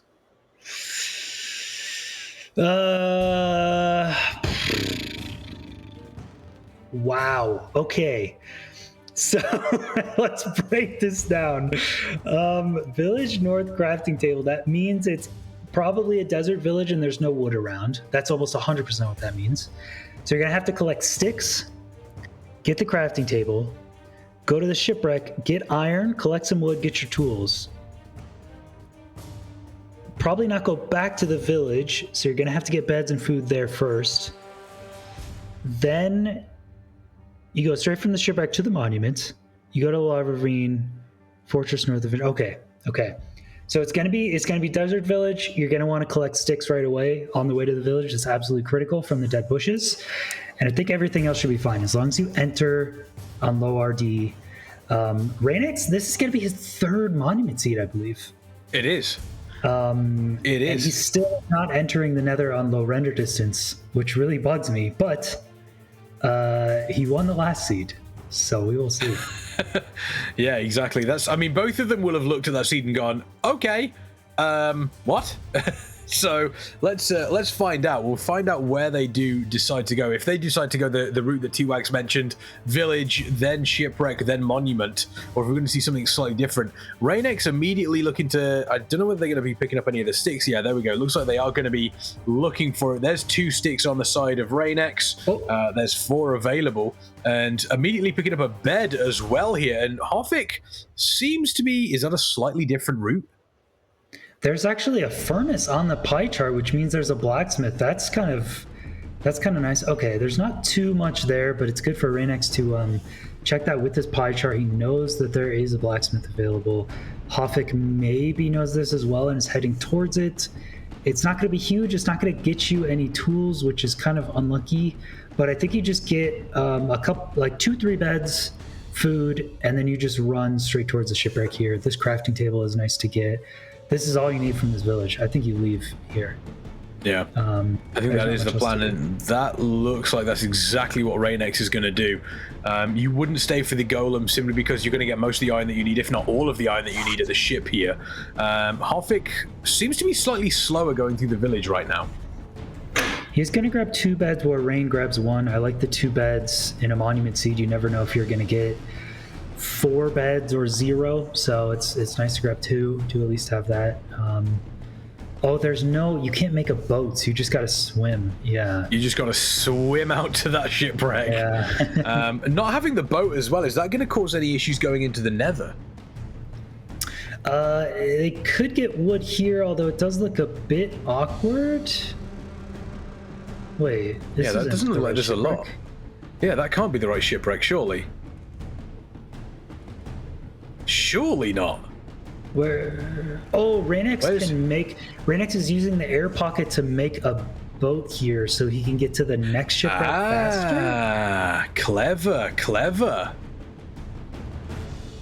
No, he's getting an axe to mine more. Is Reignex just setting himself up for the future right now? Is Reignex saying, right, I know that I'm going to have to get a bunch of this wood. This is the best place for me to get it, so I'm going to spend my time here, making sure that I'm set up with a boat, making sure I'm set up with a, with my bread, making sure I've got everything set up here. And Hoffik seems to be doing the exact same thing as well. Okay, so apparently this is the right shipwreck. You're supposed to go back and kill the golem? Punch it. Okay. Yeah, okay, method broadcaster. Let me take 3 minutes to punch an iron golem in his speedrun to death. Okay. I see what you're doing. That is so evil. 30 seconds? No, it does not take 30 seconds. I mean, Rain might be considering that there is a map. Maybe they could have gone for the buried treasure. There we go. There's the golem. Pretty much already set up. Yeah, you don't have bucket and pick. You only have 2 iron. You only have 2 iron from blacksmith and 5 from the golem, so you need 7. So you can't make an iron sword unless there was one in the. Was there an iron sword in the blacksmith? I don't think so. I don't think either of them checked. Bucket list? Yeah, okay. I mean, you could. There we go. So an interesting strategy already for both of these players. There's the bucket, obviously, for Reignex. Now going to be heading towards the monument, you would imagine. And seems to be slightly ahead of Hoffik now. Checking out for the gravel, or would they even take monument right now? Getting themselves across. Okay, so the one thing I'm learning about the speed is it's very complicated to start and it's going to be slow, which in a tournament setting is not bad because both runners have to take the slowdown. But if you're very used to Minecraft speedrun tournaments, what this means is if you die, you have almost guaranteed loss to seed because it is 4 minutes to start mining this monument. If you die, that's another 4 minutes to reset the seed. So when I see something like this with a slow start, there's low wood, it's really difficult to get going. That means slow down, do not die. If you die, you are going to throw. That is the one thing I've learned. I really hope they play it a bit safer. So with that in mind, with it being a slower seed now, do you think that favors Hoffik over Reign? Because we've seen Reign, I mean, Hoffik did make a couple of mistakes, but got unlucky with the skeleton shot, whereas Reign himself has actually made a couple of actual mistakes that has caused issues. Do you think this favors Hoffik over Reignex right now, even if Reignex is slightly in the lead? I think so. I want to say Reign has had the most deaths in the tournament so far, so of anyone that could potentially die and have a minus 5 minute time loss by resetting the seed, it's probably Reignex. But Hoffik did just come from a run where he had 2 deaths in the Bastion, so you never really know. They have a very awkward spawn here and quite a ways to travel to this fortress, so upping the render distance and then lowering it down as you approach this Crimson is going to be the play. There's a single piglin here, but I don't think you want to just have one. No, that isn't. Yeah, it is just a single piglin there. It is aggroed obviously to Reign now, so Reign is going to be just slowly moving backwards, see if they can keep the... Oh, and immediately getting shot in the face. That's something that you never want to see getting shot. There's a couple more piglins as well, so Reignex is going to be trying to gather up these as best as Reignex can. And there we go. There's immediately... That piglin does not want to move. Still shooting. Does not want to move. Just, I'm going to keep shooting you. Reignex down to 2.5 hearts now. Hoffik has made themselves into the nether. Oh, no. This is rough for Reignex right now. This is so rough, because we've also got blazes engaged as well. That gas had 2 shots to our head and straight for that boat. That gold would have been gone. That would have been an instant reset. That's minus 5 minutes for Reignex. He needed to deflect both of those gas shots or else it was GG, and he did. Wow, that was that was close. Okay. Reignex, just take a breath, buddy. You'll be fine. Don't worry. Reignex now obviously heading into the fortress. Going to be picking up as many of these blaze rods as we have seen. And one thing that Reignex has almost done every single time is set up their portal outside of the blaze rod area. Outside of the blaze spawn room, or spawn area, should I say. That's been the one thing they've done almost every single time. Will we see that from them, even though their trades are so far away in comparison to where the fortress is? I think he's going to have to do the whole blaze fight and then just go all the way back to his piglins, assuming they're loaded in. So, yeah, he's going to have to do this entire blaze fight, no shield, no fire res, and then go all the way back to get his trades and probably do a home portal, throw an eye there. Hoffik, I'm not sure where Hoffik has gone. He was really traveling far into that soul sand. Yeah, where is Hoffik right now? I don't know. I mean, they entered at the same spot. Where you going, buddy? Oh, there's a bunch of piglins. Oh, okay. There we go. Managed to find piglins currently engaged in a combat with Pumba. Pumba doing as much damage as possible. I mean, it's definitely an area. Got 2 children, which are stealing the gold. That's bad. The children, currently stuck in the boat as well. Oh no, Hoffik, don't do it. Not the children. Anything but the children, Hoffik. Oh no, there we go. Monster Hunter, yeah, monster for certain there, Hoffik. Oh my god. Did he just destroy the boat as well? Yeah, there's a kid in it. Yeah, there's a couple ways to deal with this, but Not many runners do monument runs. Oh, the Hoglin went in. No. The Hoglin is now. The Hoglin is now in the boat. Hoffik, what is going on, buddy? What is going on, Hoffik? He's pyring for the fort. How does he not see the fort? I don't get it. Like, they spawn in the same spot. It was so obvious. I don't know how he didn't see it. So strange. Maybe he did and just decided to go for the piglins first. I'm not sure. It's a very, very strange area. Meanwhile, Reignex here currently dealing with those blazes up there. Just waiting a little bit, waiting for them to calm down slightly. And now he's going to move up and start taking those on. There's a lot of them there, so needs to be careful. Needs to be very, very careful with that. Taking a bunch of damage. As mentioned, there's no fire res either. So that's really rough for Reignex. This seed is evil. This seed is evil, and Reignex is dropping down to a heart and a half. Don't die. Don't die. Yeah, this is not the time to die. This is not the time. I mean, there's no such thing as a time to die. Oh, my word. Just those blazes are absolutely pummeling Reignex's location here, trying to get Reignex down, but this seed is pure evil. What is happening here? 4 out of 5. You rated this 4 out of 5? What does 5 out of 5 look like? Good grief! Meanwhile, Hoffik here is just... I'm not sure what's happening, but... Good grief, Hoffik, he's managed to get the 16. He's managed to get the 16 eyes. Reignex is getting out of there as quickly as possible, still being bombarded by those... still being absolutely bombarded by those blazes, but able to get away. Reignex very, very close to death, and Hoffik has just spent so much time with those piglins trying to trade. They've been an absolute nightmare. Children stealing the gold, getting into the boat, Hoglin's getting into the boat as well, and now Hoffik is in the situation that Reignex is in, where they need to take on these blazes, and these blazes are not playing ball by any stretch of the imagination. If I'm Reignex, I'd probably just leave on 6 here. I know that really messed him up the very last seed, because he left on 6 and got the worst case scenario where his 4th eye broke and it was a 0 eye. But still, having to fight these blazes has just been a nightmare. Okay, he does get 1 spawn and it drops, so it ends up being the right play. I would just be terrified of dying on the seed. Again, if you die on the seed and your stuff burns, you have to reset the entire thing, and you have to do that whole overworld thing again where you lose 5 minutes just to get in the nether. So it is punishing to die. Meanwhile, Hoffik does have fire resistance. He does have pearls. Hoffik is totally done with the trades. Who's in the lead right now? Like, looking at this, and it's Reignex. Well, now Reignex, it's Hoffik. no! Now it's Hoffik. Yeah. Who's in the... Yeah, Hoffik is now in the lead. Reignex, unfortunately, dying there. Looks as though there was a bunch, and they've reset. That's... That's 5 minutes. That's pretty much GG. I mean, on this seed, that's... I mean, unless Hoffik makes a mistake as well, that is... There we go. That's one of the dangers, and there's a reason. Yeah. There is a reason why, and I don't know whether this is exactly true, but one of the things that I do know, one of the tips is don't blindly dig up. Never ever blindly dig up unless you're prepared for it, because, yeah, there we go. Here's the instant replay. So starts just digging up and then immediately just, there's the Iron Brew incoming, and just immediately melts Reignex.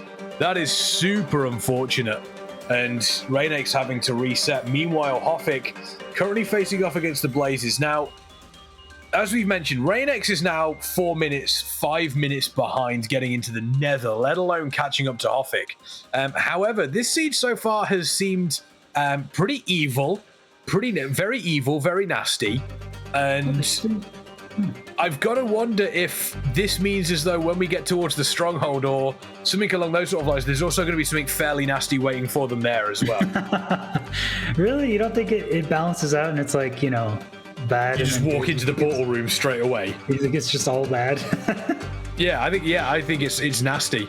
I think it is nasty.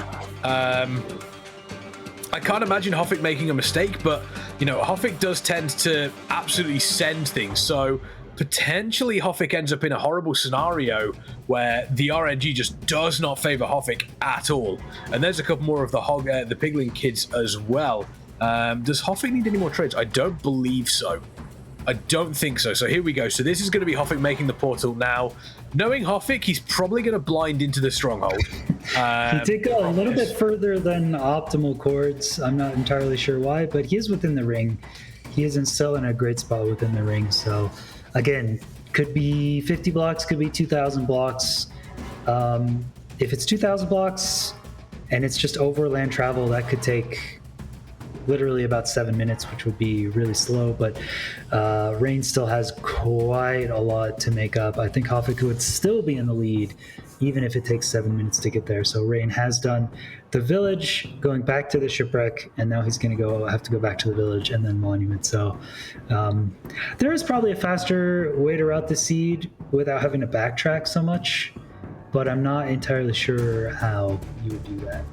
So yeah, it is. I don't think so. It has 100 health.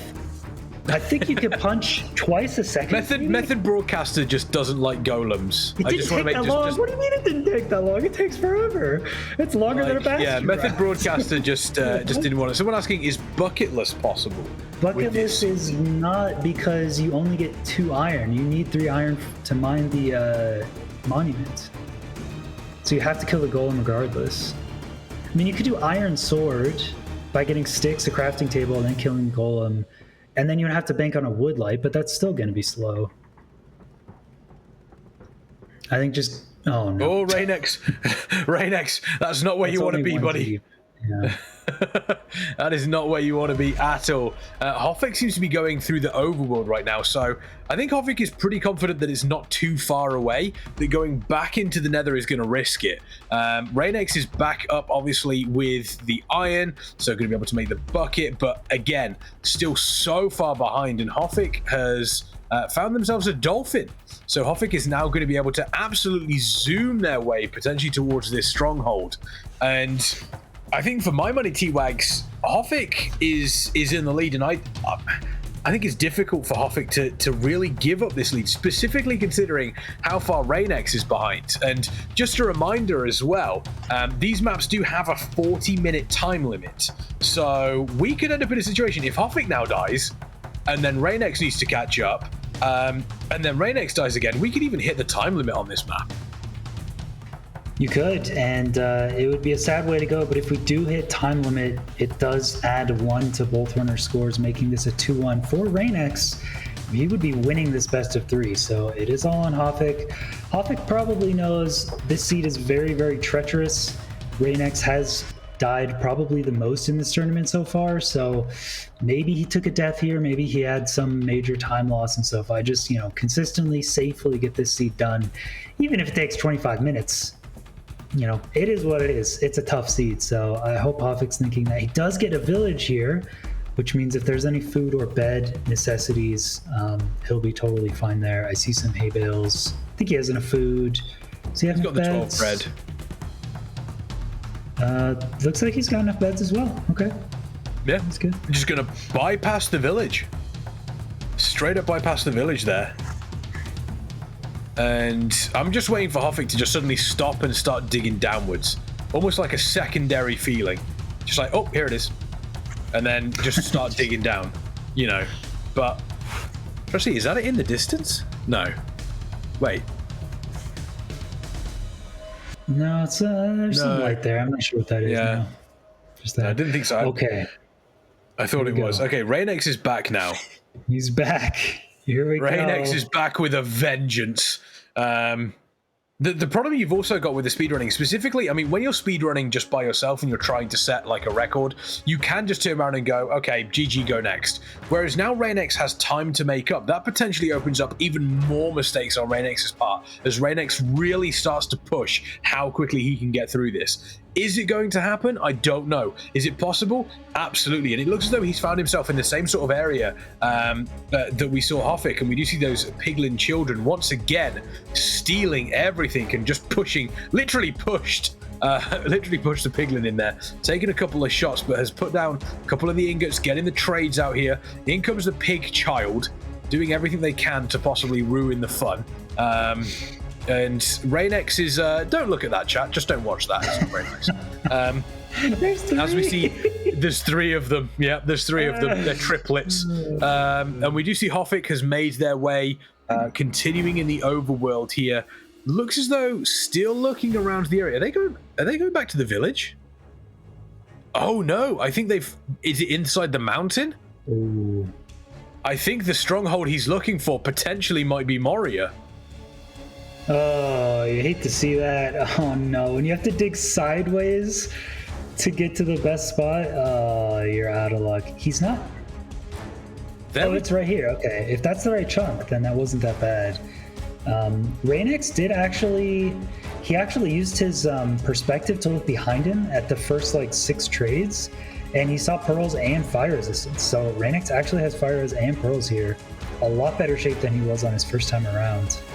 He was. There's the bed as well, clearing out a bunch of the space, making sure that there is enough room for these blazes to spawn. And here they are. They have spawned. Immediately going after it. Meanwhile, Hoffik has found the stronghold right now.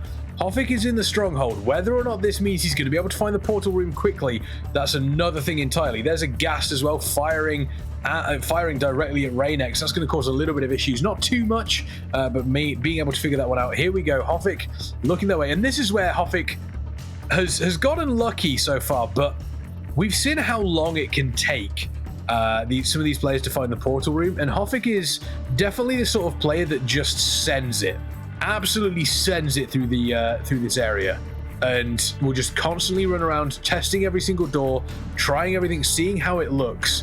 And it does seem as though Hoffik is going to continue to run around this area. Yeah, I think he's found both libraries, which library has the same spawning rules as the portal room. So when you see a library, it's like, okay, good, I followed the correct rules of stronghold navigation, but I didn't get lucky enough. And here we go. Hoffik does find the 3rd large room. Here is the portal room. It's a 0i. Does he have enough? Think so. Yeah, he does. Does he? He doesn't. He doesn't have enough. Okay, so Hoffik now has to go back in, and the big question is this potentially going to be, because we've seen how dangerous the Nether can be once you go back in. The exact same thing happened, obviously, in the previous matchup. How dangerous this could be. The plot is indeed thickening. Reignex is going to have to move across here, throwing only 2 eyes, I believe. So having to get across here as quickly as possible, doing a little bit more farming for wood. Hoffik going in. Where's Hoffik going to end up right now? And Hoffik is going to end up pretty far away, actually. Wait, did he have a pearl hang? What just happened? Did he have pearl hang? I don't believe so. It looked like he... Huh. Okay. Well, Reignex left with 7 rods. Reignex has a party. Look at this.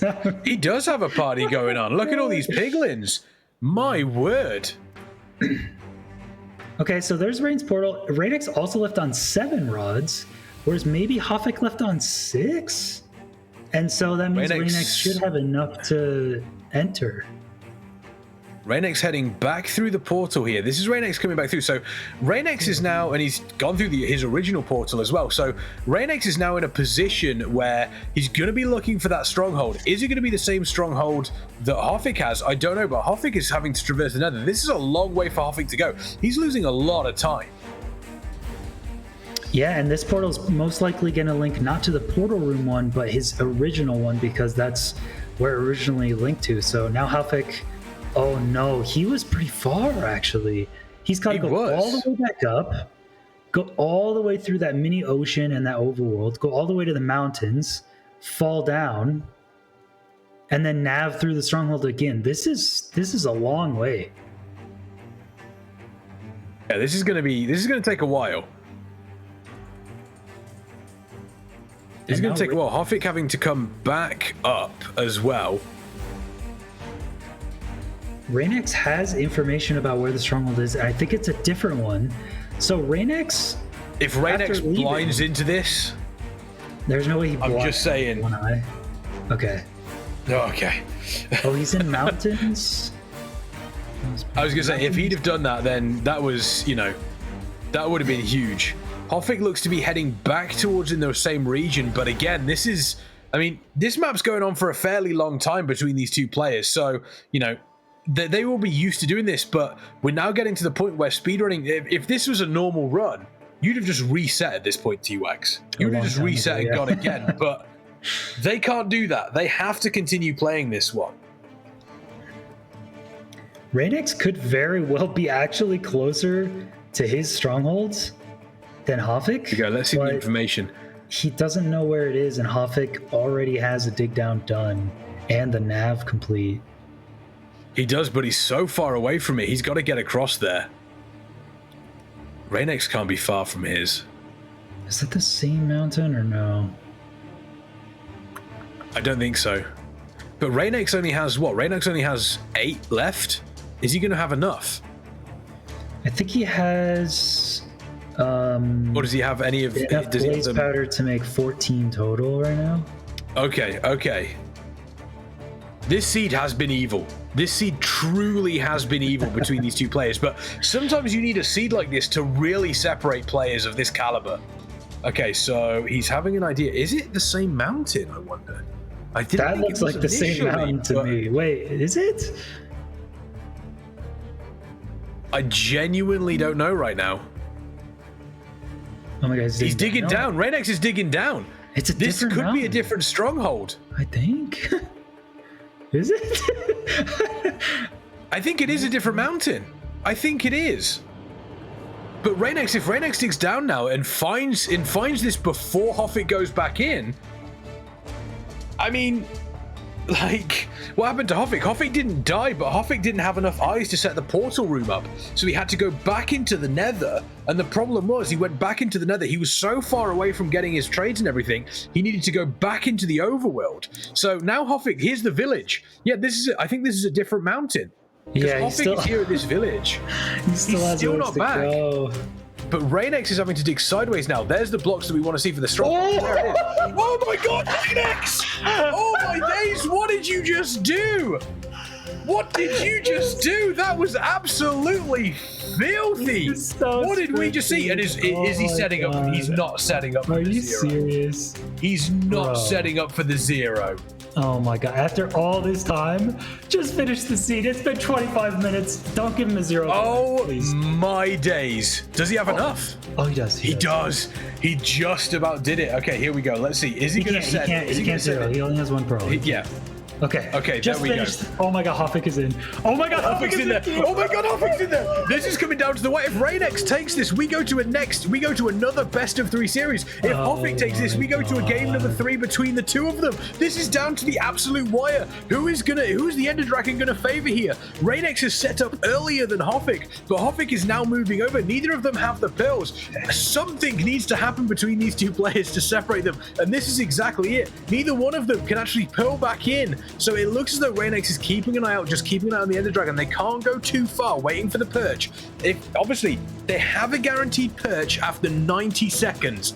After that, it's whatever happens. But we could see a very, very quick perch here for Hoffik. That means he could take it. Maybe Reignex could take it. Are we going to see a second best of 3 series, or are we going to see a game number 3? This is the position we're at. Reignex now moving in. I believe he thinks the dragon is perching. That is exactly what is happening. Reignex here. Here comes the perch. Reignex needs to absolutely nail this. Let's wait and see. Here comes the first one. First one does a bunch of damage. Second one looking good. Reignex is on point. Third one coming in. And the Ender Dragon goes down. Reignex takes it. We are going to a second best of 3. Reignex managing to take this one. Hoffik having to defend their crown in 2 best of 3 series against Reignex. My word, what a game that was between those two players. Dude, you have to be decimated as Hoffik right now. Spending 27 minutes going all the way back to the nether, all the way back to the strongholds, only to have victory ripped from your clutches 30 seconds before you can win. And Reignex died. God, he took a huge death. That was the worst seed ever of the entire tournament to take a death on. The worst seed. I think it would be unrecoverable, but I mean, Hoffik just taking the risk, leaving on 6 rods, I think, and getting punished there. Both of their strongholds had a 0 eye, and Hoffik had to go all the way back. I mean, that's insane. That was monument runs. Yeah. That was absolutely insane. The fact as well, as we mentioned, Rain ended up taking a death, having to go back in. On that map specifically, it's a 4-minute timer until you even get into the nether, let alone anything else. and coming back and winning it. And not only, I think the biggest thing for me was Reign discovering where the stronghold is and then deciding, hey, do you know what I'm going to do? I'm just going to dig sideways and put myself smack bang in the middle of the portal. Like, what is Reignex on at the moment? That's the importance of having not only the audio subtitles, but also directional audio in headphones to give yourself a good idea on which direction it was. Because I think I don't know if he missed the dig down or if he hit the dig down and it was the portal room was so close to the entry room that he just heard it and dug sideways. But I mean, it was just a perfect setup for him to dig sideways and get it. If that portal room doesn't spawn right where he digs down and he has to do 30 seconds of nav, he loses that siege at 27 minutes. Yeah, exactly. I don't know how Reignex is pulling it off, but he has. Oh my god. He has been able to pull it off. Reignex has beaten Hoffik 2-0, and now we go to obviously our second best of three. It is a double elimination tournament, so Hoffik effectively gets knocked down to the lowest bracket and then straight back up against Reignex because they are the only two remaining. And we are going to see Reignex versus Hoffik once again in a best of three. That series was so good, we are going to run it back once more between these two players. And you said, T-Wags, that Reignex was going to take this one. I mean, maybe that is the case. I mean, I thought he was going to take it. I'm a little worried about his gameplay now, making some critical mistakes there, taking a death. But hey, the Monument Seed is over, right? We've already had 3. Surely there can't be another one, right? I mean, we're gonna have to wait and see. Right? Next 3 games, all monuments. Let's just have that. Next 3 games, all monuments. You want to see it? But there we go. Reignex versus Hoffik. We're going to be running that one back once more because it was so good. We need to see, is Hoffik going to be able to cling onto that crown? It's still on his head, but it is slightly slipping off, and Reignex has both eyes locked on it. Reignex looking relatively comfortable in that previous series, and if you want to be comfortable as well, I recommend you check out our fantastic merch, !merch in the chat. It's all very, very beautiful, looks fantastic, and honestly, it's really good. If you're going to go to the gym and everything like that, I do recommend it. It's really nice and comfortable. And if you also want to make sure that you've got enough dedicated wham, then you check out our fantastic sponsor, Kingston, Kingston MC in the chat. RAM that you can help set up your own Minecraft server as well as everything else that you could use your RAM for. But we've got another best of 3 series between Hoffik and Reignex to get to, so we're going to go for a break now. And when we, apparently we're going to starting. We're not taking a break. We're not taking a break. I asked production, are we taking a break? And the only response I got was 3 minutes. So I assumed we were taking a 3-minute break, but no, don't even go anywhere. Don't even make a drink. I can't even go and make a drink because we're going straight into this one. Hoffik versus Reignex. This is huge. Right. We don't have, there are no breaks on the hype train. And chat, I want to see you getting hype, because if that best of 3 was any indication, this is going to be amazing between these two players. Is Hoffik going to cling to that crown, stay king of the hill, or is Reignex going to end it and take that position for themselves? First map in this best of 3. This looks fairly simple here, T-Wags. It's got to be a simple seed. That's the way to go. You just hit him with the monument, with the no wood start. The punching the iron golem for 50 seconds was apparently the intended route. But here we go as a normal village. I'm sure it'll be standard. No, I mean, we'll probably see some sort of difficulty in the nether, but you know what? You got a village. You're always looking for that blacksmith. Hopefully you got the right pie chart up. You're looking for that 7 iron. Lava pool is behind you. Got to be on the lookout for gravel. Bastion is listed first, which makes me think it's probably a Bastion first seed. Hoffik has tended to do Fortress first whenever it's available, so probably not this time. But we'll see what the nether has in store. We've had some pretty tricky nethers so far this tournament. Oh, it's another one! KexMen! It is. it's a winter miracle. It's another. I mean, I love it. Winter is close, so let's start in a nice snowy world. You love to see it. A quick question before obviously we go into this one between Hoffik and Reignex. I mean, Reignex is going to be very, very confident after that previous best of 3 series that they won 2-0. Do you think this is going to affect Hoffik in any way, shape, or form? Playing, not dying, and still losing that against a player that did die. Do you think that's going to affect him at all? Yeah, I'd be a little bummed out. I mean, losing a 10-minute run to someone who really crushed it is one thing, and you can't be mad at yourself, but losing a 27.5-minute run when you're in the end and just about to one cycle, yeah, I'd probably get mentally affected by that, to be honest. You don't want it to affect you, but it just will, so Hoffik's probably going to be a bit bummed out, but you got to take it in stride. It is a completely new best of 3, so you're not at a disadvantage anymore or anything in that last best of 3, and you just got to play your best. Again, Reignex has been making plenty of mistakes. I don't think you need to be like, Reignex is this superhero that doesn't bleed. Like, Reignex has had plenty of deaths and plenty of slowdowns himself too, so you're still definitely in it. I'm still wondering on this seed, where's the 7 iron? We've got 5 from the Golem. A little bit curious, where's that? Yeah, good question actually. Where's the extra, or maybe there isn't an extra 2. Maybe we're going to make this really difficult. We'll have to wait and see. I think the other side as well is, I mean, you see these 2 players, you know how good they are. I mean, Reignex has played out of their skin during this tournament so far, but this is probably the best showing we've actually had from Reignex so far. I mean, you take a look at some of the previous tournaments that we have had from Reignex, and honestly, it's I don't want to say disappointing. I don't know if disappointing is the right word, but it's not been as good as we know Reignex can be. And this seems to be Reignex's final form right now. Yeah, it's man, if there's a 0 cyclable N and he has the materials for it, I'd put money on, man. I would put a lot of money on this man hitting a 0, which I would not do on anyone else in the world. But yeah, I think they're both going to enter. They're going to kill some animals to get food. Tundra villages are a little bit tricky. There are typically two types of houses in each village that can give you iron, those being the blacksmith and the toolsmith. All runners are very familiar with the blacksmith. The toolsmith is very rare, so especially the Tundra one, if they aren't used to it, it's possible they missed a toolsmith or something. Yeah, toolsmith can have 2. Yeah, I wouldn't doubt it. I think that was what happened with Hoffik versus Dec previously today. Was there was a toolsmith Hoffik missed, so that does happen. But you gotta look out for those toolsmiths buildings.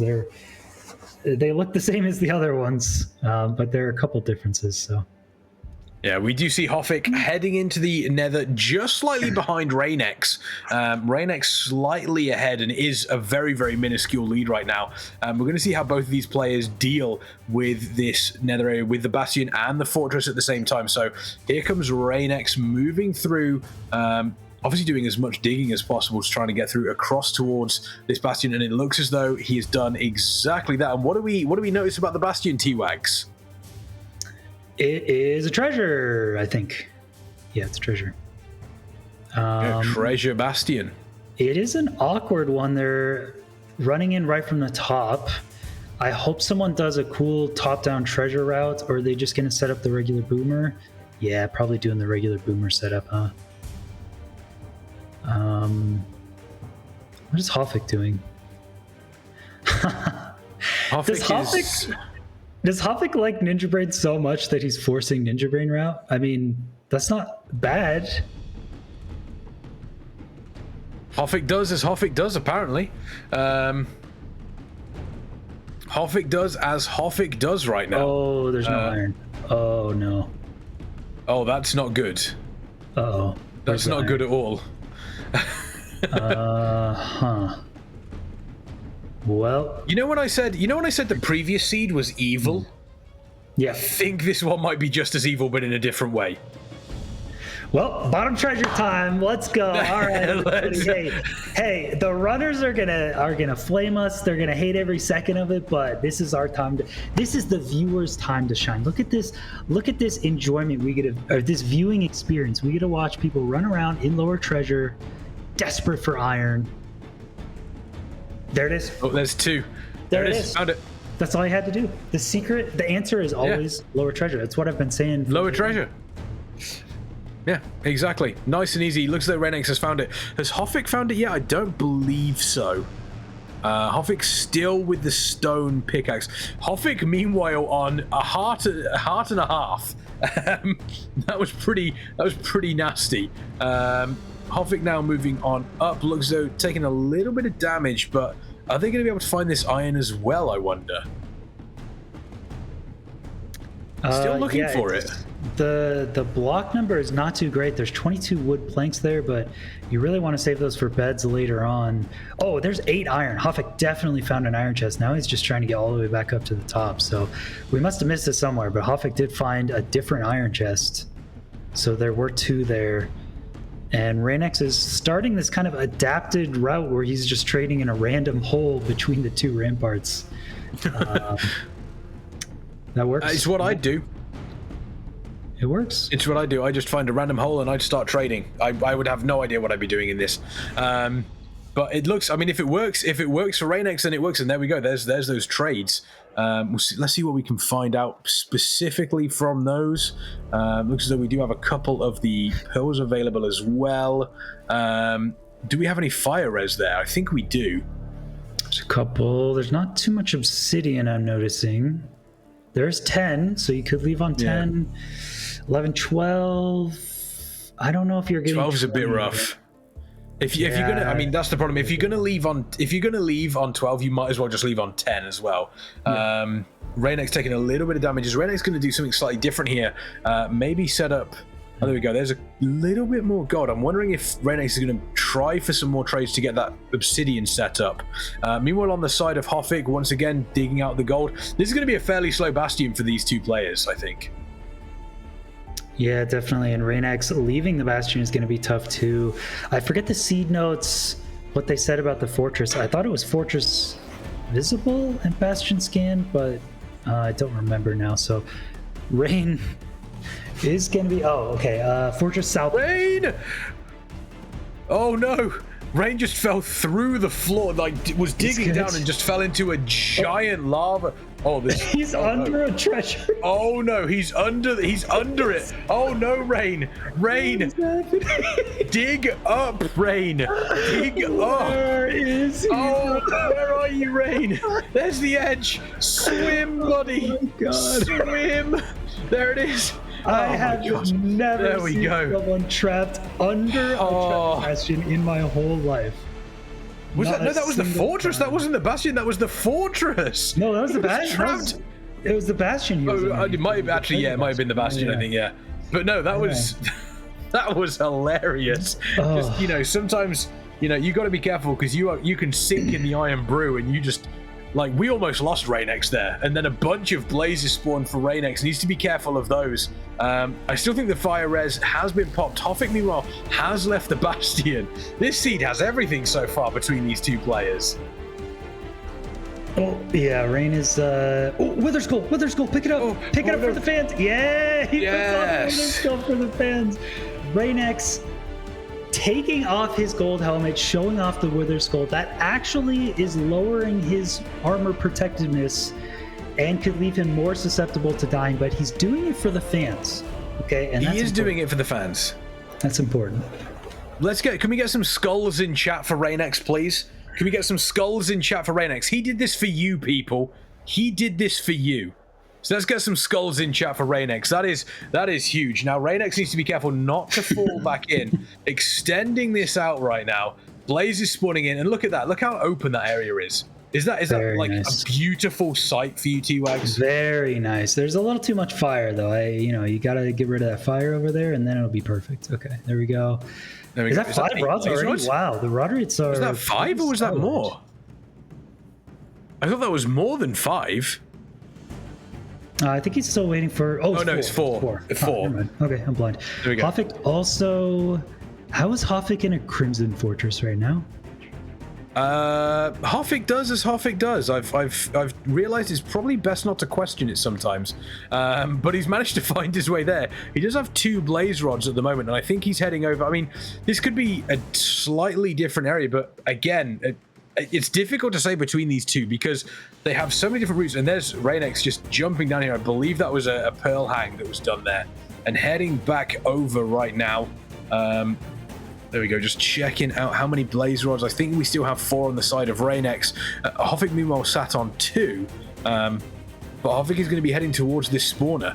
And I think at the moment, I'd probably give the advantage to Reignex.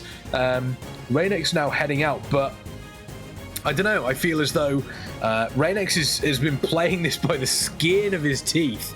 And then coming out on an island here, almost smack bang in the middle of the ocean. So finding out exactly where this pearl goes, doing a little bit of information, checking out exactly what we need to be seeing here, moving the render distance down. I wonder, is Reignex just going to go? Is Reignex just setting themselves up for another little bit of information, or are they going to traverse in the overworld? Yeah, I think there was only 12 obsidian or something, so only enough to do 1 pearl. So Reignex sent the blind, but I'm pretty sure one of these runners listened to the seed notes and went south of the bastion, and one of them didn't. And I'm pretty sure one's a soul sand fortress and one's a crimson. I don't think those are the same fortresses. So I believe they're in 2 completely different areas, and they're both going to send a blind. So it's totally random who shows up, right? They're not the same one, right? They can't be. It looks so different. I just don't think it's the same fortress, which is weird. Because the seed notes told you to go one way. Yeah, they did. I mean, Reignex now heading. It looks as though we do have Hoffik is going to be setting up their portal here. And with the sheer lack of obsidian that we have, this is probably going to be the only portal that we see, unless Hoffik makes a point of breaking the obsidian. But I don't think that's going to be possible. And Hoffik in a very different area to where Reignex set up. Okay, Hoffik going to do a little bit of judging here, seeing exactly where they need to go. And now we're just going to see both of them traversing. But has Reignex found it, or is he? Oh, no, I think it went back. I think it actually went back for Rain. Is it going to be on the island? I mean, either way, Rain has dolphin travel over water, which uses less food. You're not using pearls. You're faster. And Hoffik has to use pearls, which means his food is depleting. He doesn't get the dolphin boost in bonus speed. So Hoffik is much, much less advantageous for this. And Rain, that's it. Rain is already there. Rain's found it. Rain has found it. So is he going to... Okay. Oh, my God, Rain. Okay. Oh, my God. This is a series. This has been a series of Minecraft What was that, Rain? What? That is what? The third time we've seen Reignex do it? He's got a bunch of eyes left. Is he going to go for it? Oh my God, it's a 1-8. Don't think Oh my so. God. Oh my God, he has to turn around and... Oh, he's going for it. He's going for it. It's a 1-8. He's going for it. We've seen Reignex do this before. Ladies and gentlemen, let's get your hype in chat. We've seen Reignex do this once before. Is he going to be able to do it again? Let's find out. Doing a little bit. It's a little low. He gets a little bit of damage. I don't think it's going to be enough. I don't think it's going to be enough. Maybe it will. There's 1. There's 3. Okay, here we go. He's getting close. He's getting close to it. Oh. He's so close. Is he going to take it? He does. I think he's taking it. He's taking it. What is Reignex doing? He's so cute. What is going on? Who hits 4 for 4 zeros with the Wither Skull, dude? What is happening? Who hits the 4 and the other one? Dude, who hits the 4 for 4 zeros? 2 of which being 1/8. Yeah, that was. Who else does that but Reignex? Dude, he's too good at the game. He's like... And Hoffik has got to be sat there kind of going, okay, what do I do now? Like, what do I do? I mean, that seed was pretty rough. There was a pretty severe lack of iron at the start. Yeah, you could have gone to the smith, obviously, to get a little bit of extra iron there. You've then got a really scuffed... you've got a really scuffed bastion on top of that. Your fortress is going away. I mean... Reignex ended like somehow underneath the bastion I do. Reignex is failing at the easiest tasks. Like he is dying in the stupidest ways. He's making some missed pearls. He was stuck under that bastion for 30 seconds. He's misplacing Obby. And then he's coming out here and just hitting every single zero. On vanilla RNG, mind you, the Dragon's RNG is not changed. Those are all normal zeros that you could easily fail. 2 of those were 1/8. That one back cage 1/8 was insane. Reignex is the type of guy that you give him like a quantum mechanics relativity test and he aces it, and then you give him like a 5th grade like basic test and he fails it. Like the shapes into holes, and he'd like it would be just wouldn't be able to manage it. Dude, The square hole. For those of you familiar with the square hole video, that's effectively what it would be like. But my word, Reignex has proven that, like we've spoken about how fast Reignex is, 3rd best time in the world, how quickly Reignex goes through this. But on top of that, I think the thing for me personally is that previously, when we've seen Reignex make a mistake or something hasn't quite gone right for him, Reignex has seemed to have panicked in the past.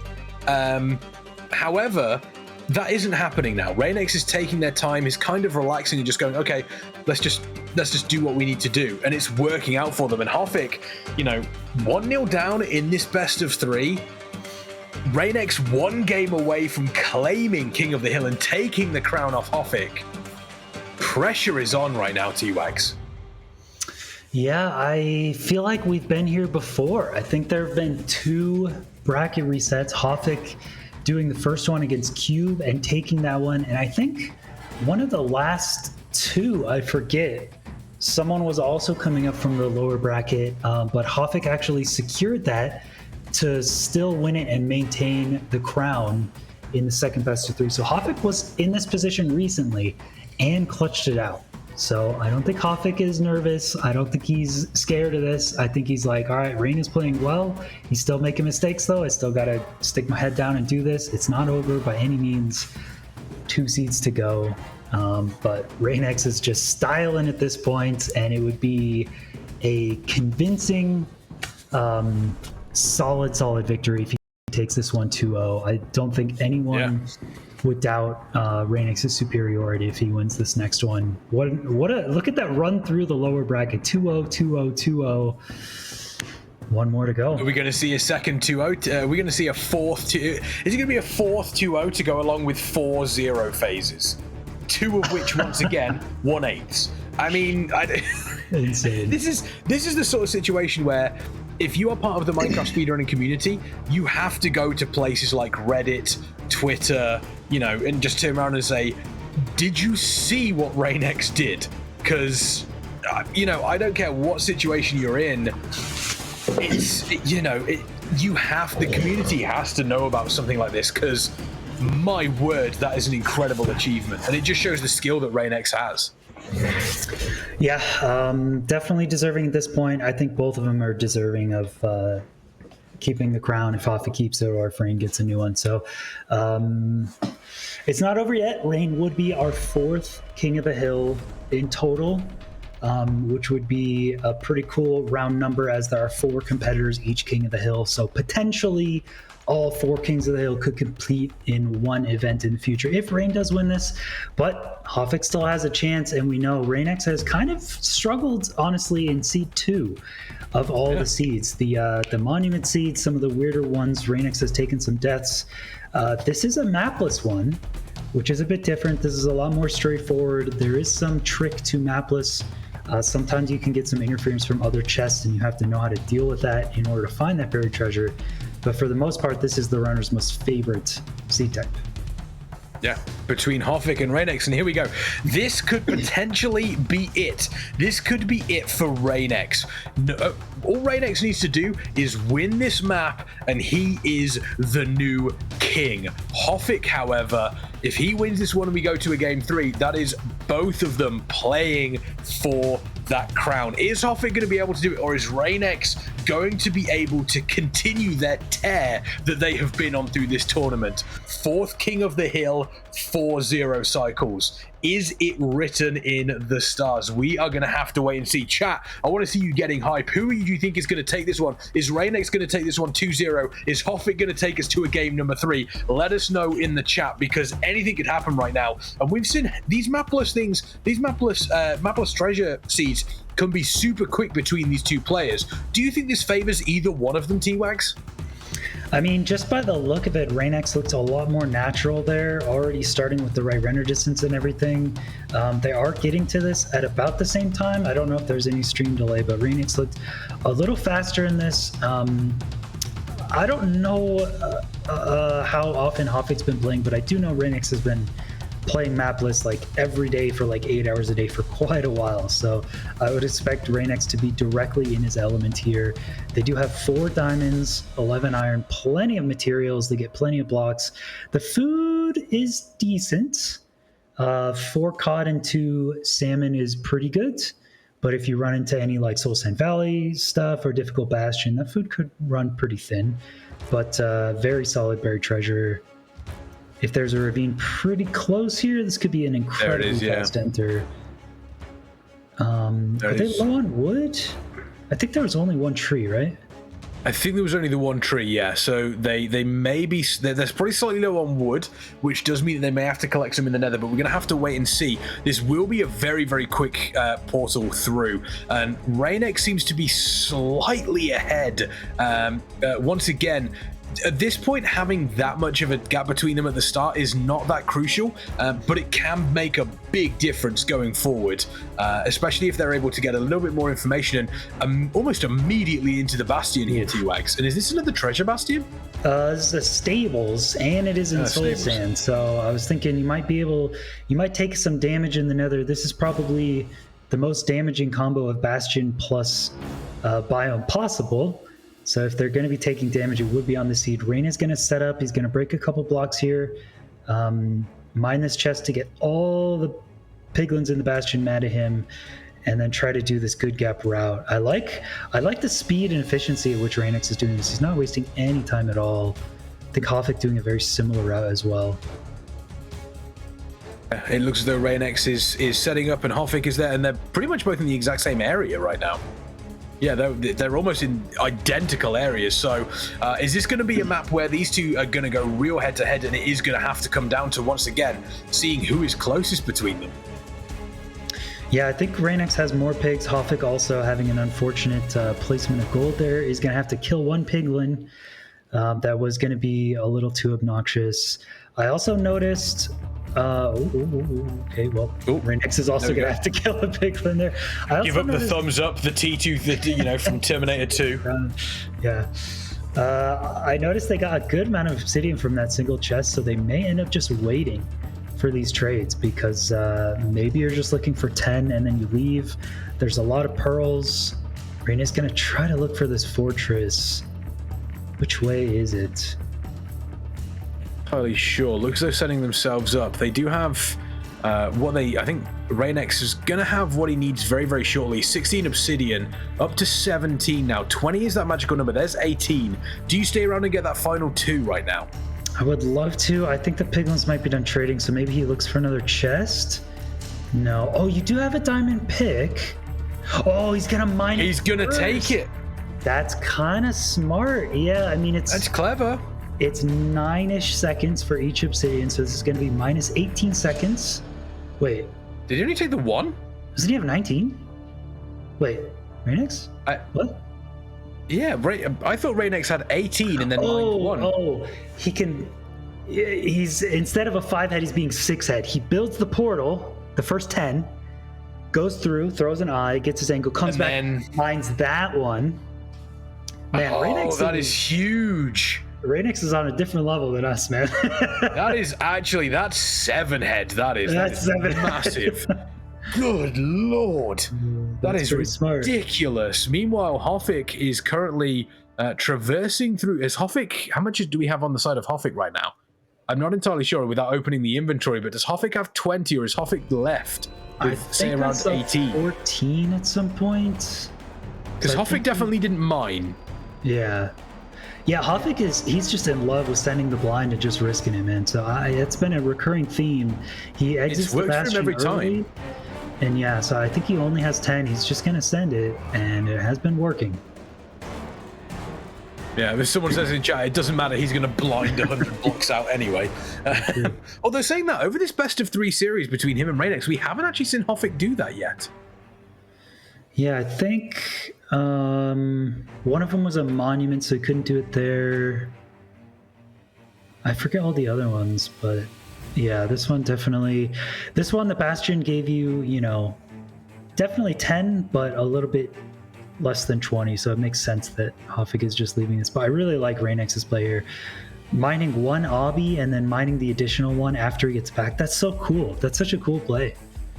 Yeah, it's very, very clever, and it's good. It shows just how quickly Reignex is adapting to it and going, right, the piglins are finished trading. I only have 18 available to me now. What can I do?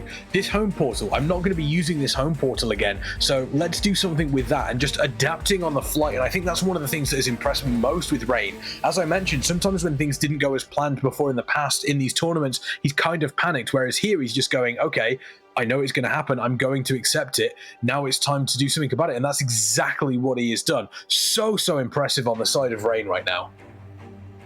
Yeah, it's a really, really unfortunate spawner here. An entire tree blocking this. I think those... Reign has a hoe. Yeah, he did make a hoe so he could mine those faster. That was pretty much the only way to deal with this spawner.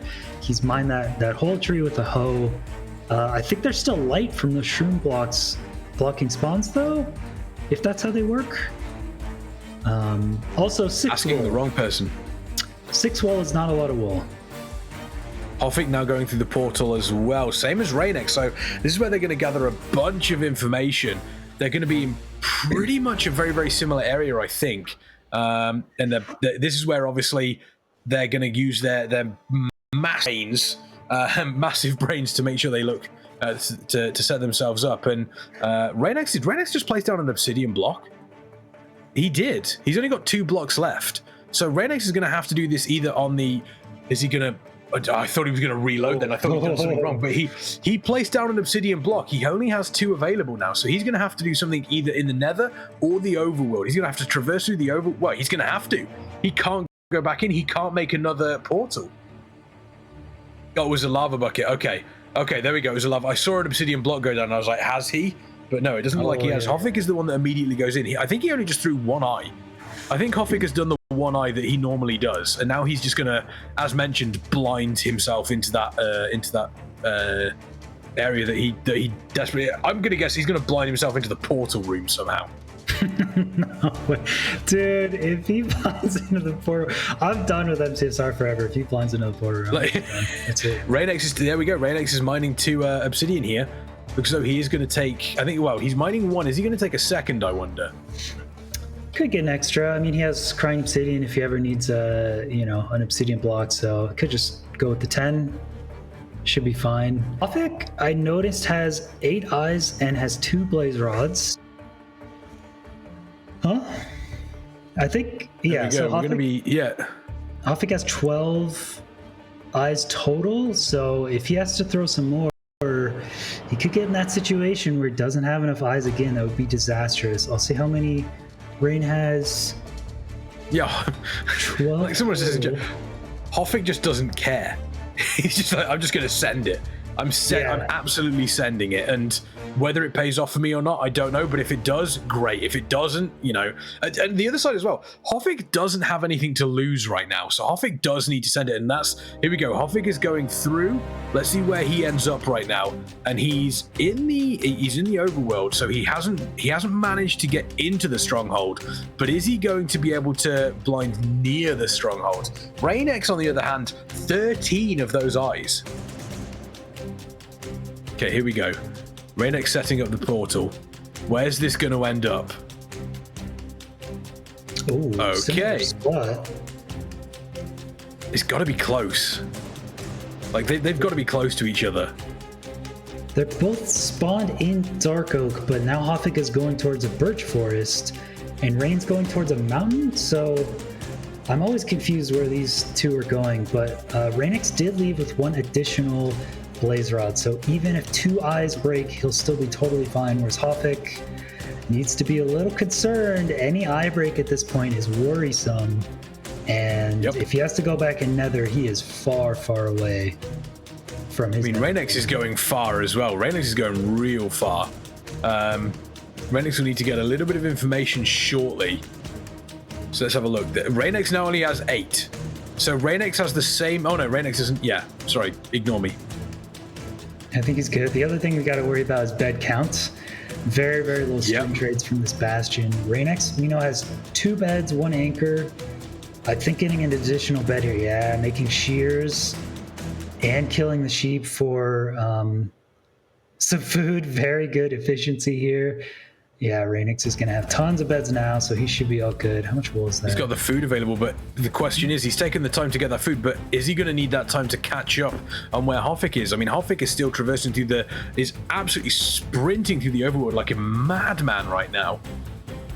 Trying to do the best. Let's see where they end up. So Reignex is over near what appears to be a hill. Hoffik, on the other hand, I think they're in the same sort of area, but it's tough to say exactly where.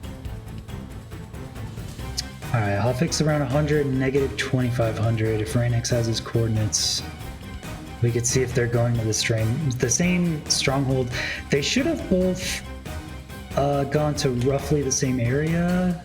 Yeah, I think they are. I think they are heading. They are heading in the same sort of area. Yeah, here we go. So this, exactly. Someone says in chat, could this be a 5th zero phase from Reignex?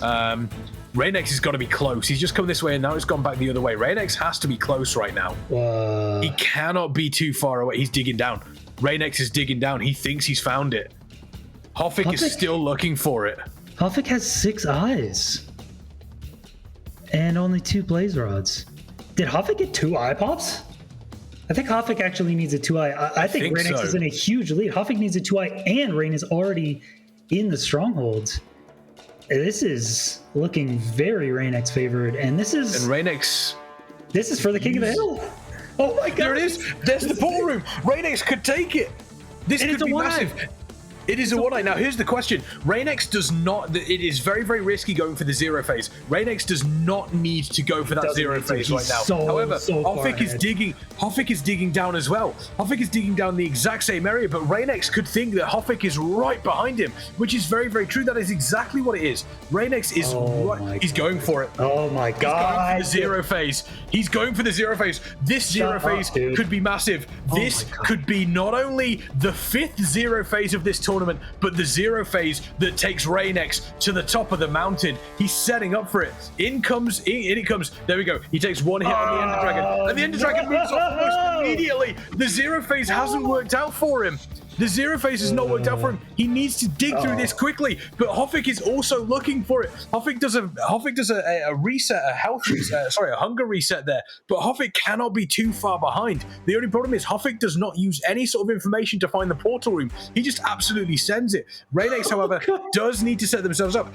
Correct me if I'm wrong, Keywags, but he still has that 90-second perch available. He does.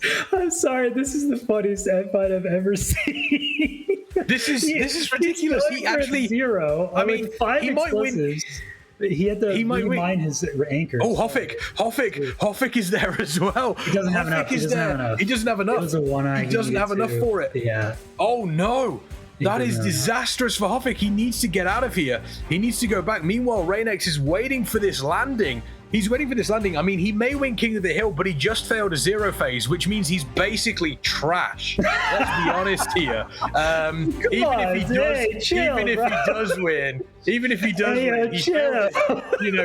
he lost the zero phase. He didn't get the zero phase, which means, but here we go. He's setting up for it. Reignex is setting up for it. The Ender Dragon is perching. This could be it. Are we going to see Hoffik losing his stages here? Do we have beds? We've only got 2 beds available on the side of Reignex. Does he have enough? He's trying to figure out what to do. What has happened here? The Ender Dragon is perching, but he doesn't have enough beds. Wait, He doesn't have enough beds to do it. What is he gonna pillar up and mine the second anchor? Oh my! He's gonna pillar up. He's gotta pillar up. But so funny. I love it. here's the funny thing behind all of this is that Hoffik doesn't have enough eyes. Hoffik is gonna have to go back in. So Reignex is now gonna be panicking, thinking to himself, my God, I need to make sure that everything is going as, I need to make sure that I'm getting down here soon, without realizing that Hoffik is now probably, I mean, you've got to imagine, depending on where Hoffik ends up, he could be 5 minutes away from coming back with an eye. Yeah, Hoffik, his portals are going to connect the wrong way, so Hoffik is going to go into the nether. He should be close to the fort. Yeah, I think the fort's not too far away, but then when he exits, he's going to be like 1,500 blocks away from the... Oh. Hoffik's going back. Yeah, he's connected over here. He's so far away. Yeah, he is very, very far away right now. Okay, and now Rain just has to wait. Are we going to see another perch coming in? I mean, if Rain misses this, what does Rain do? I mean, yeah, the second perch is random as well, so Rain could be waiting here for a very long time. Was there a village somewhere? I didn't see one close, no. No. Well, I think Reignex, there were sheep, so I think what Reignex has to do if he misses this is die, respawn, travel all the way back through the nether, exit his educated, kill some sheep, and then come back. So he's got 2 beds and 2 anchors, I think? Yeah, 2 bed, 2 anchor. Are we seeing the perch coming in? There it is. I think it is. In comes the perch. Here we go. Okay. Here we go. Look at that. It's set up. It is set up for Reignex. Reignex needs to make sure these connect properly. There's 1. Bunch of damage. There's 2. Ender Dragon at 50%. There we go. 40%. Needs this one. There it is. The Ender Dragon has gone down. As the saying goes, if you're coming for the king, you better not miss. And Reignex has done exactly that, ending the reign of Hoffik. Ladies and gentlemen, and everybody in between, we have a brand new king of the hill. His name is Rain, and long may he reign. Well done. What a way to end it. What an insane series. Every series Reignex had today, I was on the edge of my seat. God, getting 4 for 4 zeros. The only reason he missed that last one was because the dragon didn't behave. Lost the chance to stick around. He might have had it, but either way, has to mine his anchors and clutch out the 2 bed 2 anchor. A fitting way to dethrone the king. Unfortunate for Hoffik. 07s to Hoffik. 07s in chat. 07s in chat for Hoffik. Hoffik will join Cube and Feinberg in the Hall of Kings there. Well deserved. What a fantastic reign Hoffik has had. The games that Hoffik has given us over the past sort of like 4 or 5 tournaments of this King of the Hill have been incredible. But as mentioned, we have a new king of the hill, Reignex, taking the crown. And my word, I'm sure Reignex is feeling pretty happy right now, because that was a stressful ending. And the idea that we had, I mean, the first 2 games, Reignex looks fairly comfortable going through, and then, rode that momentum going through into the second set of best of 3 against Hoffik. And that looked like a completely different Reignex than what we saw in some of the previous other tournaments, T-Wags. All 2-0s. I mean, Reignex definitely made some major mistakes in every series he had today, but was so fast at every other part of the game. The crafting, the overworld decision-making, the bastion routing, the fortress play, the double educated mining obsidian there with the diamond pick to get the educated travel, the 0 cycles. I mean, Reignex may make some mistakes here and there, but the rest of his gameplay has been very solid. I mean, it was incredible. Insane, specifically those 0 phases. That was incredible. And I mean, take a look at the brackets here. Hoffik 2-0 against Dylqn, 2-0 against Dec, and then losing against Reignex. Reignex lost against Dec 2-1, And then from then on in, it was nothing but domination. 2-0 against Dylqn, 2-0 against Dec, and then 2 back-to-back 2-0s against the current reigning king, or what was the reigning king. Because now, reign by name, reign by nature. That is exactly what is going to happen. And that's our 4th king that we have had. Now, I don't know what you think, chat, but I think at some point, maybe we should have a King of Kings tournament. Maybe a King of Kings tournament one day. But we do also have an interview with the current king coming up, Rain. I'm sure production will let me know exactly when Rain is in here. But my word, what a fantastic performance from Rain there. But you've got to say, I think taking a look, maybe there was 1 or 2 mistakes, but with the exception of what happened in, I think it was the second game of that first best of 3 there, Hoffik didn't really make any mistakes over the weekend.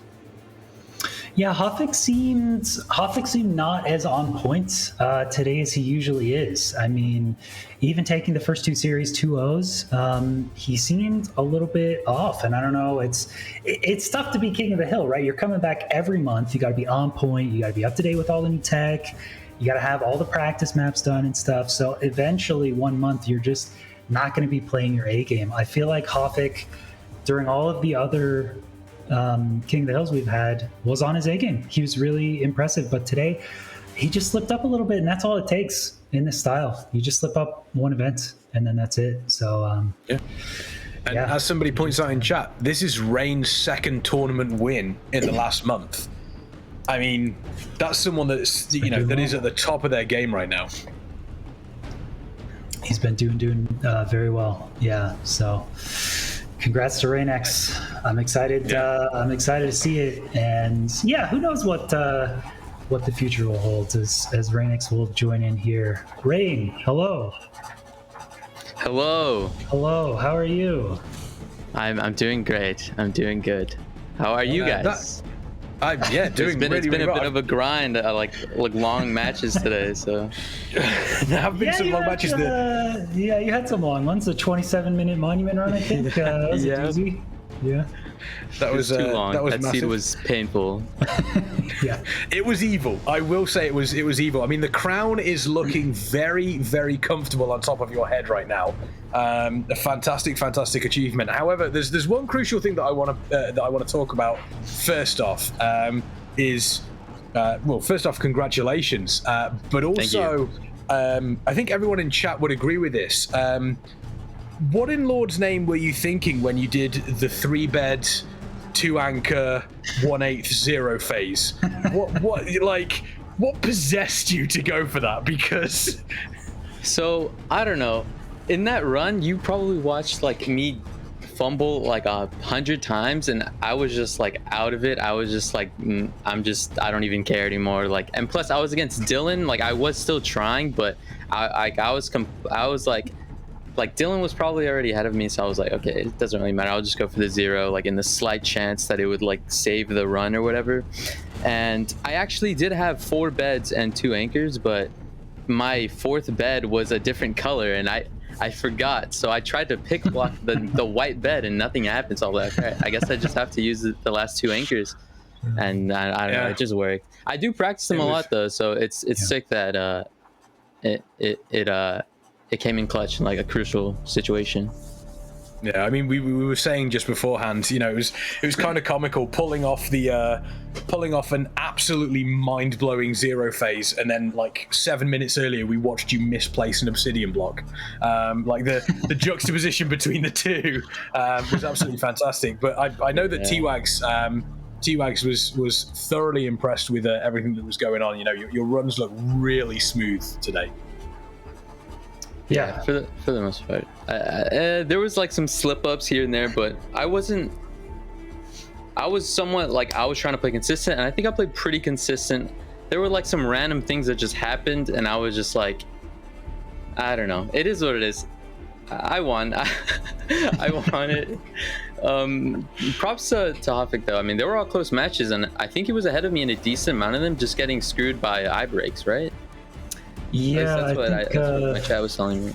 yeah, I think you got screwed by one and had to go back and ended up taking that one. But yeah, it was Hoffik was a big fan of sending the blind or doing very rough educated, so his portals were far away from the stronghold. So if he had to go back to the nether, I mean, it was so far. So yeah, it was tough. But yeah, I mean, consistency is king. Like just playing for like the most consistent things. Like I left on 6 rods one time and I got punished for it, literally. Yeah. So I just you just gotta play for 7 rods. It's just so worth it. It's so worth it. I got I got some questions for you. That was an incredibly entertaining lower bracket run. So fun. So many things. First off, your first lower bracket run against Dylqn. Why do you always got to face Dylqn in tournament, and why do you always got to beat him? Why do you always got to 2-0 Dylqn? I haven't lost to Dylqn before in like any tournament, but I think it's because like he lets me. He has to be letting me.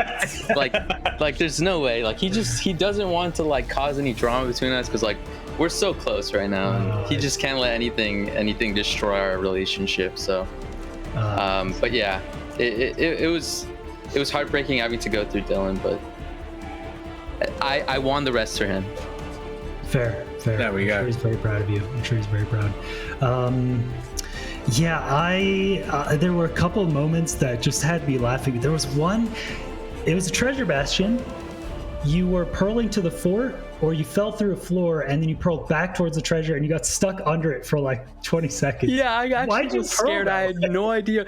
No, I was falling and then I was like, okay, I'm gonna pearl at the wall of the treasure. Yeah. And then my downward momentum just threw the pearl like under the treasure, and then I was like, okay, I'm like in lava, let me just swim up. And then there was just bricks above me and I just couldn't get up. And I looked to my left and right and like no way was free, and I was just scared. Like I had no idea where I was, and that was a sad time loss. Oh yeah, and another thing I was thinking, like the time losses I get is like, oh my god, like I'm behind. Like that's the way I think. Like even though like in that run, like I was ahead of Hoffik, like the way I think is like, okay, like as soon as I am losing time, okay, Hoffik is getting ahead. So I try to like close the gap, and I don't know.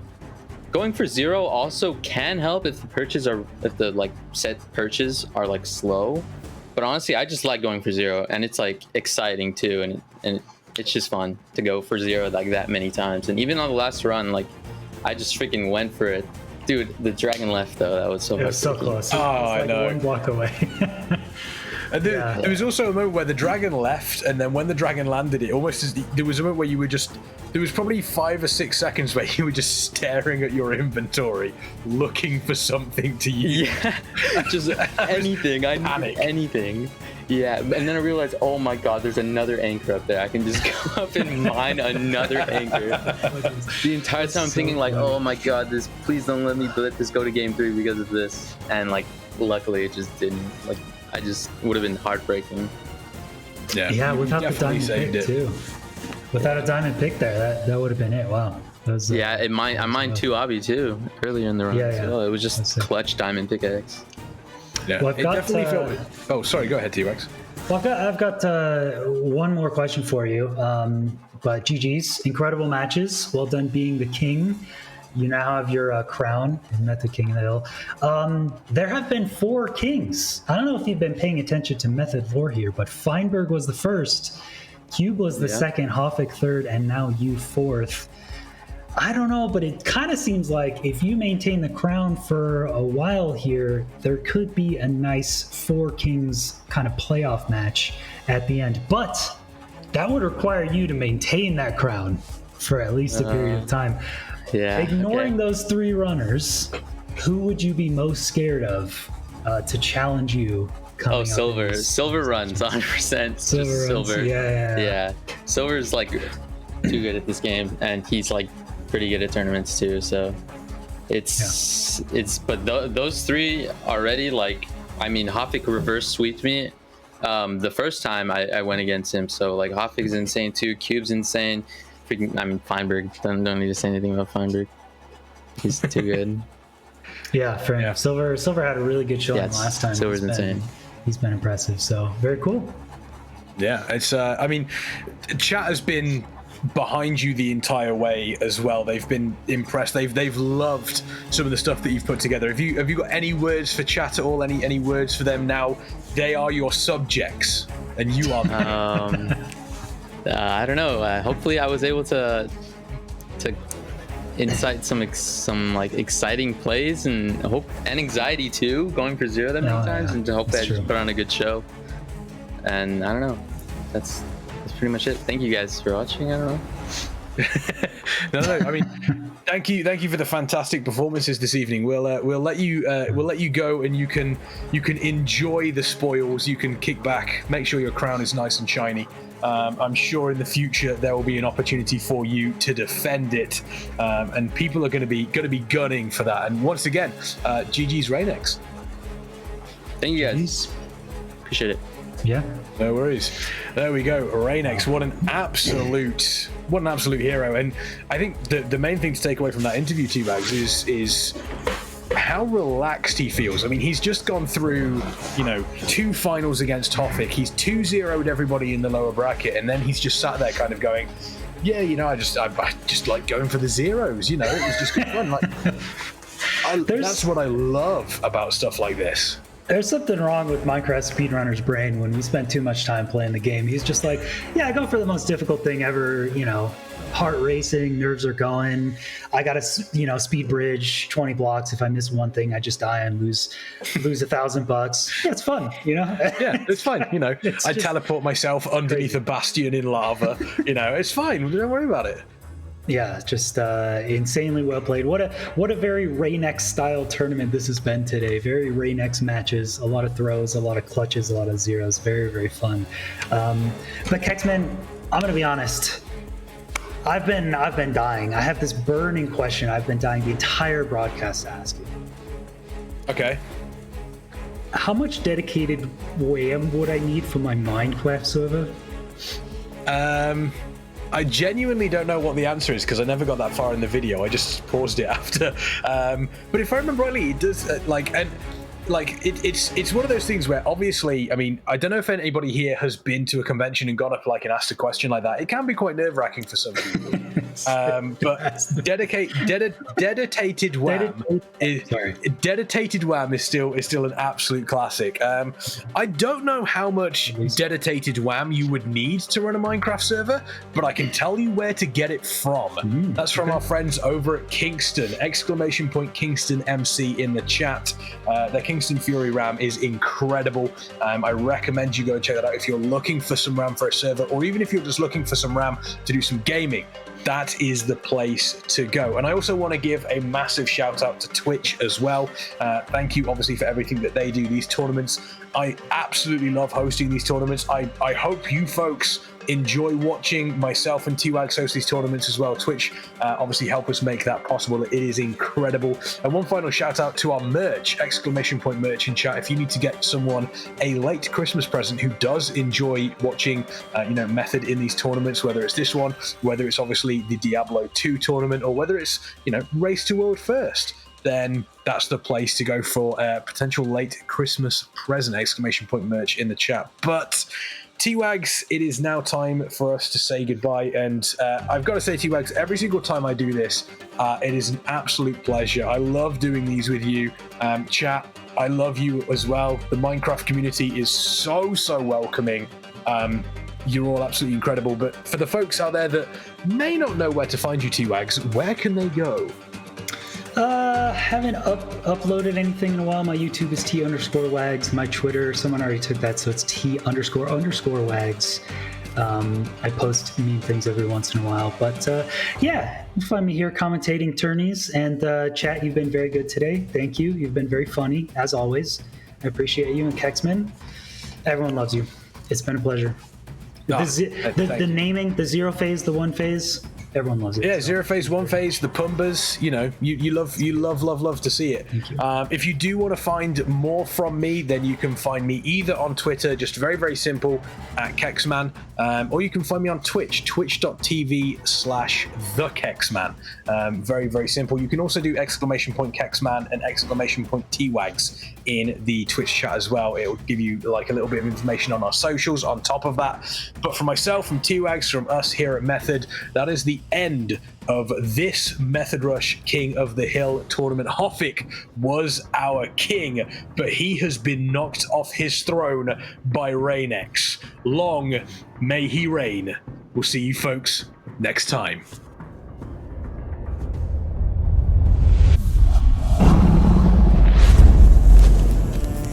Show me how you get on down. Close my eyes, take me for a ride.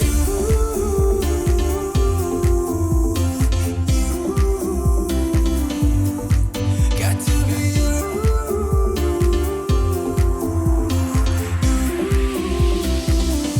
So come and light me up. I still need your fire, baby. I still want you by my side. Light me up, let me touch the flame now, baby. I'm your phoenix tonight. Come on and rise.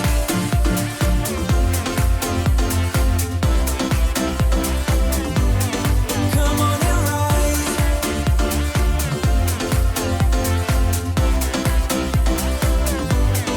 Come on and rise. Light me up, can't get enough.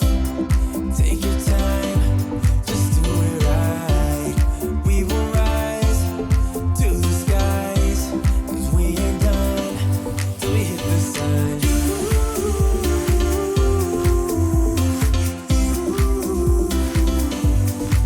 Got to be you.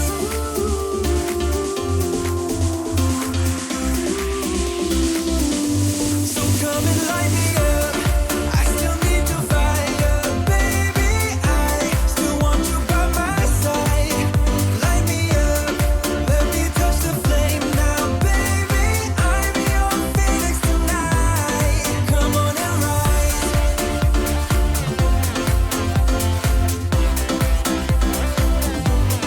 Come on and rise.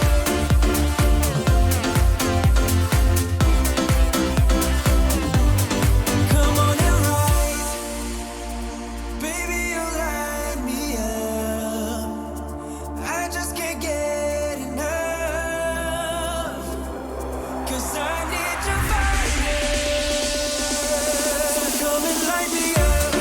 I still need your fire, baby. I still want you by my side. Light me up, let me touch the flame now, baby. I'm your phoenix tonight. Come on and rise.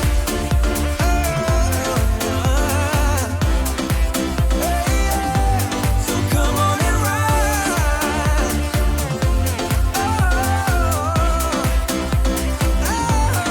Come on and rise. What happened to us? What happened to all the love we always took for granted? Are we stranded? Is it too late? Is it too late to color feelings that have faded? Complicated. I'm waiting for an answer, waiting for a sparkle to come to ignite love. I need no second chances. I'm tired of romances without love. So where do we go when we can't find our way? I don't wanna be alone. I need you tonight and I don't wanna wait. I want you to show me the way.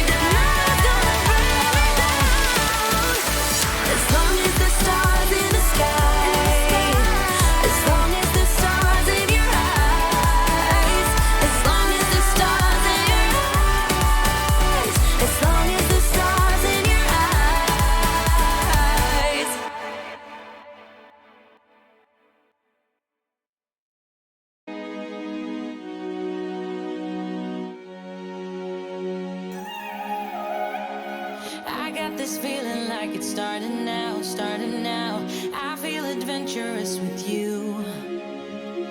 And there is nothing that can hold us back, hold us back.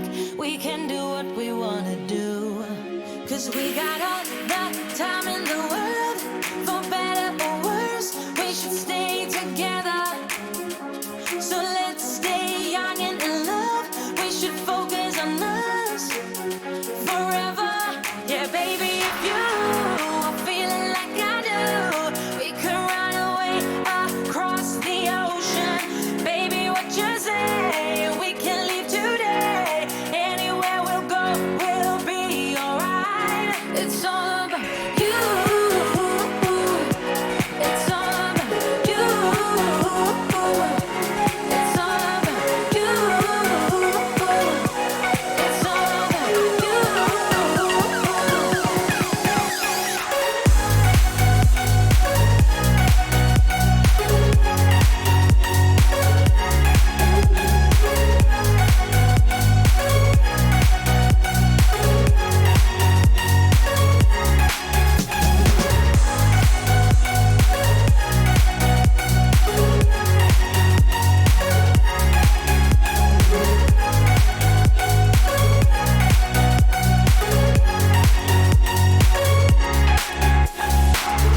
Doesn't matter if we make mistakes, which I can promise that we'll do. Just hold my hand and we will be okay. Yeah, it's true. Cause we got all the time in the world. For better or worse, we should stay together. So let's stay young and in love. We should focus on us forever. Yeah, baby, if you are feeling like I do, we could run away across the ocean. Baby, what you say? We can leave today. Anywhere we'll go, we'll be alright. It's all about you. It's all about you. It's all about you. It's all about you.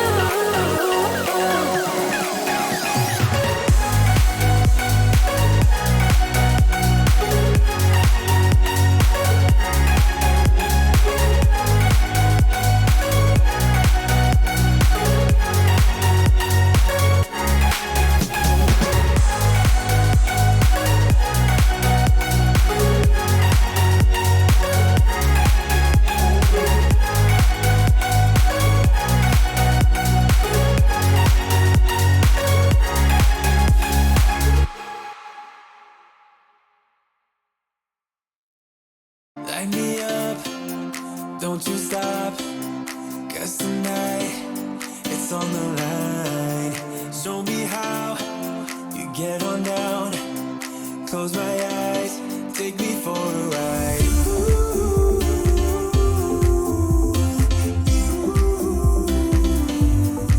Got to be you.